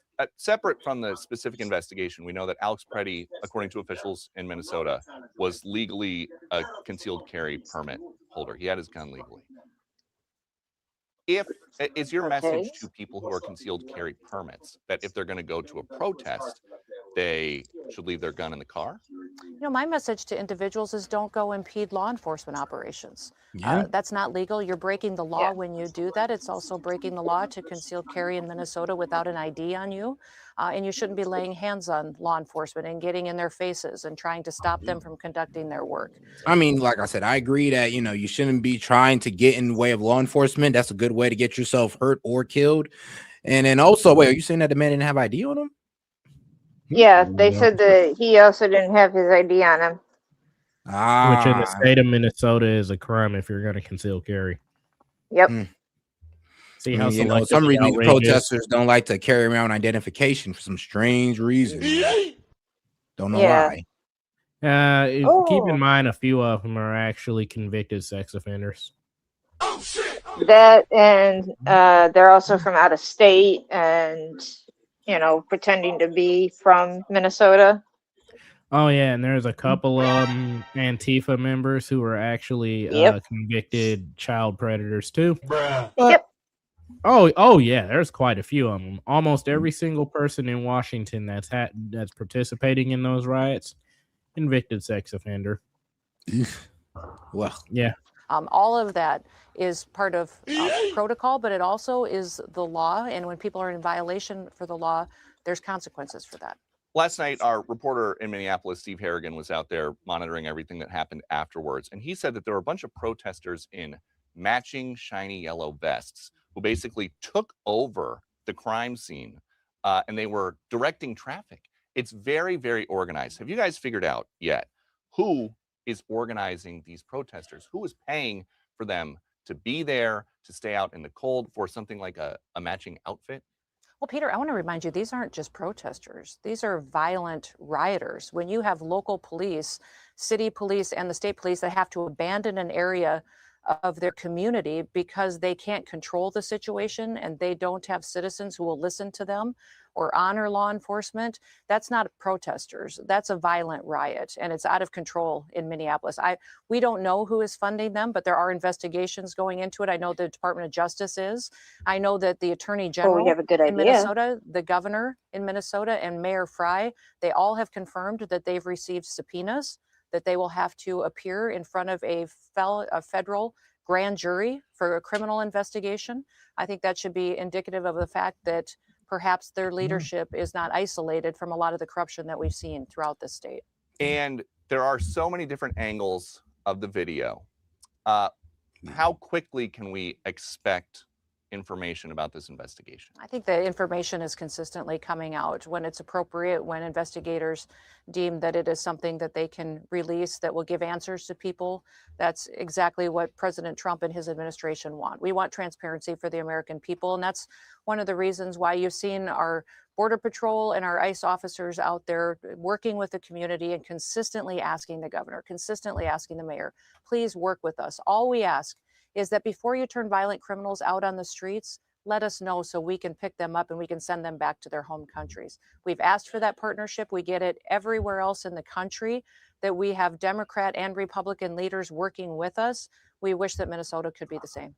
All right. Well, we will let you get back to work. Homeland Security Secretary Kristi Noem, thank you very much for joining us today. Thank you, Peter. All right. Hey, everyone. I'm Emily Campagna. All righty. We're going to go ahead and call it on that one because, well, we're going 6 hours long. I need to get something to eat. Oh, damn. Cook something, actually. Boo. That's right. We just got dumped on with a bunch of snow. I know, right? So, yeah, Jared's husband, I ain't going nowhere, but I do got to go downstairs and get cook something. But all right, guys, don't worry. How dare you? Be right back, because I ain't got nothing else to do now. I mean, yeah, you locked in. Where did I go? Might as well go ahead and just play some like intermediate music. Actually, that's what you should do. You just play some intermediate music and then hop back on. I'm pretty sure ain't nobody gonna leave. Man, it have to be my own music, but don't worry. I'm gonna hop back on, and we're gonna go back over. Well, I want to do a complete media analysis of how both Fox and the left wing is covered in this, and the right. So I'm gonna take some time to do some studying up on those videos because, as you see, man, Kristi Noem's on the hot seat. The Border Patrol commissioner or head guy, he's in the hot seat. We also got a lot more coming out as well. I know JD Vance did a pretty engaging pretty engaging speaking that he did on abortion. So I know that's I missed that one. Yeah, he actually did public speaking today, and he was going off on abortion. I was like, okay, well, this is gonna ruffle some feathers later on. And then of course we got Tucker Carlson complaining about the FBI, which who isn't at this point? Oh, Big Tuck, what's wrong? You don't like your FBI overlords? I mean, I know what you mean, man. That's why you're going to Qatar. Barely. Qatar? That was his answer to this question. Oh my God, bro! Shout out to Qatar. Now, for all you guys who are buried in snow, I just want to let you guys know there's always somebody going through worse than you. And shout out to these guys in Russia because check this out. They live in the life. Yeah, I could not believe. Whoa! That's the entrance. No, I'm saying they're at the top of a building. Yeah, where she's standing, she's at the top. Bro, if all that snow's to fall on you right now, bro, you're cooked. Right? You're cooked. I'd have been I ain't gonna lie, I'd have been kind of afraid to do it. Russia's almost literally under. It's like looking at the movie The Day After Tomorrow or 2012. Which one was it? Day After Tomorrow. I haven't seen that in years. I know, but damn, that's what I first thought of when I saw Russia covered in snow like that. I was like, oh, damn. They actually had to tell people, like, stop jumping off of buildings because you don't know what's up under the snow. Yeah, Loki. And then, bro, people are snow sledding from their 5-story, 6-story buildings. Right? They're stepping outside and just going like, yep, it's going to take this sled and go right down this big-ass hill. Just turned it into one giant ski resort. I'm taking the snow to work today. Good. Man, but all right, though. Let's hear it. Вы посмотрели уровень снега, в котором похоронена моя машина? What she called me? Где-то там моя тачка. Очень где-то далеко. Same thing. Bro just sitting there with 2 shovels, just like, is it even worth it? Right? Like, oh, shit, that's his car? Shit. My car. Bro, you can't drive it. No, you cook, bro. Some people haven't been able to get their cars dug out to get on the road. Надо. Вот там пролазишь, сейчас покажу. You gotta dig your house out first. Ну, короче, right? Там надо пролезть, и ты... That's a convenience store. Вот этот момент мой самый любимый. Это городская сирена. I'd like to know how they got out of their houses to start shoveling. They had to dig. Мы вообще-то He's just living like the code for Russia. не будничные дни, знаете ли. Russia is not made for beginners. No, it is not. They're playing on veteran difficulty. Это мы. Bro. One of the coldest places to live, bro. The coldest place to live in is in Russia. Доброе утро. Hey man, gotta take a smoke break. Вы молодец. Bro, literally. Bro, no gloves on though. Crazy. Вы умничка, на дорогу не кидайте. Проехать можно даже. Oh yeah, you Russian. Но она... Но она Cold only есть. makes me strong. That looks like the clouds just decided to stop, gather, and just break open. Do you know how tall? Like, pause it real quick. Yeah. For her to be hanging out by that stoplight, you need to understand it. Most stoplights sit at least 8 feet up on a light pole. Yeah. So for her to be standing next to that means that it has to be a minimum of 8 feet of snow up under that. Yeah. Compact too, because ain't nobody falling through. That's a snowball. That's a snowball fight right there. Bro, imagine if you was just visiting here and this happened. Whoa, oh wow, guys in the snowmobile. Okay, yeah, no, those guys could also make it out too. It's always the country folk. We gonna survive. Right. Except for S.E.T, he's in the city. Yeah, I'm screwed, bro. I ain't gonna lie. Dainty little hands. What? Oh no, He's gonna have to come rescue you. Dainty little hands. Hold on now. Dainty little hands. We'll have to come rescue you, S.E.T. Nah, these hands are made of stone, bro. Uh-huh. That city boy touching cold steel for 10 years. Okay, nah, America, yeah. 5 years, not 10. But yeah,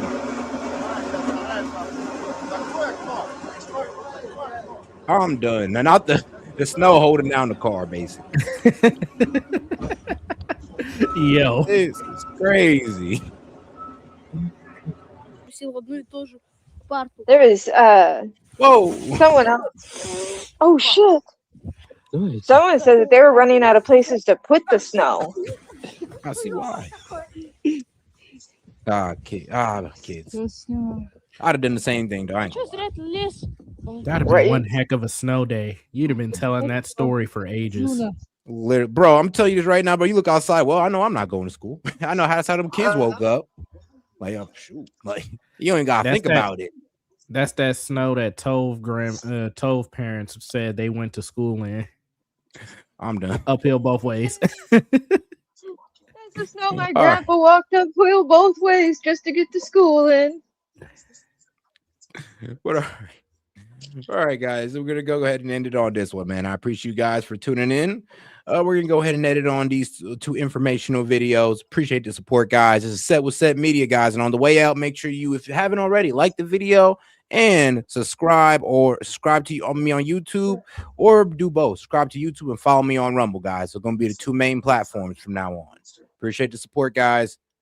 Peace. Trump just pulled off what might be his biggest deal yet, and nobody even noticed. For weeks, he's been threatening to take Greenland by force. Europe pushed back hard. Denmark said they'd defend Greenland militarily if needed. NATO allies called it unacceptable. Then today, Trump suddenly backs down, announces a framework deal with Europe. NATO's celebrating. They think they won. But here's what actually just happened. The deal possibly gives America permanent sovereignty over small pockets of Greenlandic land. We're talking military bases on Danish territory forever. Then there's the Golden Dome, Trump's missile defense system. Reports say Denmark might be letting America build it there permanently. And the kicker? Mineral rights. Greenland's got the world's 8th largest rare earth reserves. The deal possibly hands America access to mine them. No expiration date. When asked how long this lasts, Trump said one word: forever. So Europe thought they stopped an invasion. Instead, they possibly just gave Trump military bases, mining rights, and missile systems, all permanent. He threatened war for weeks, then called this a compromise. Europe thinks they won, but Trump might have just locked down the Arctic without spending a single dollar on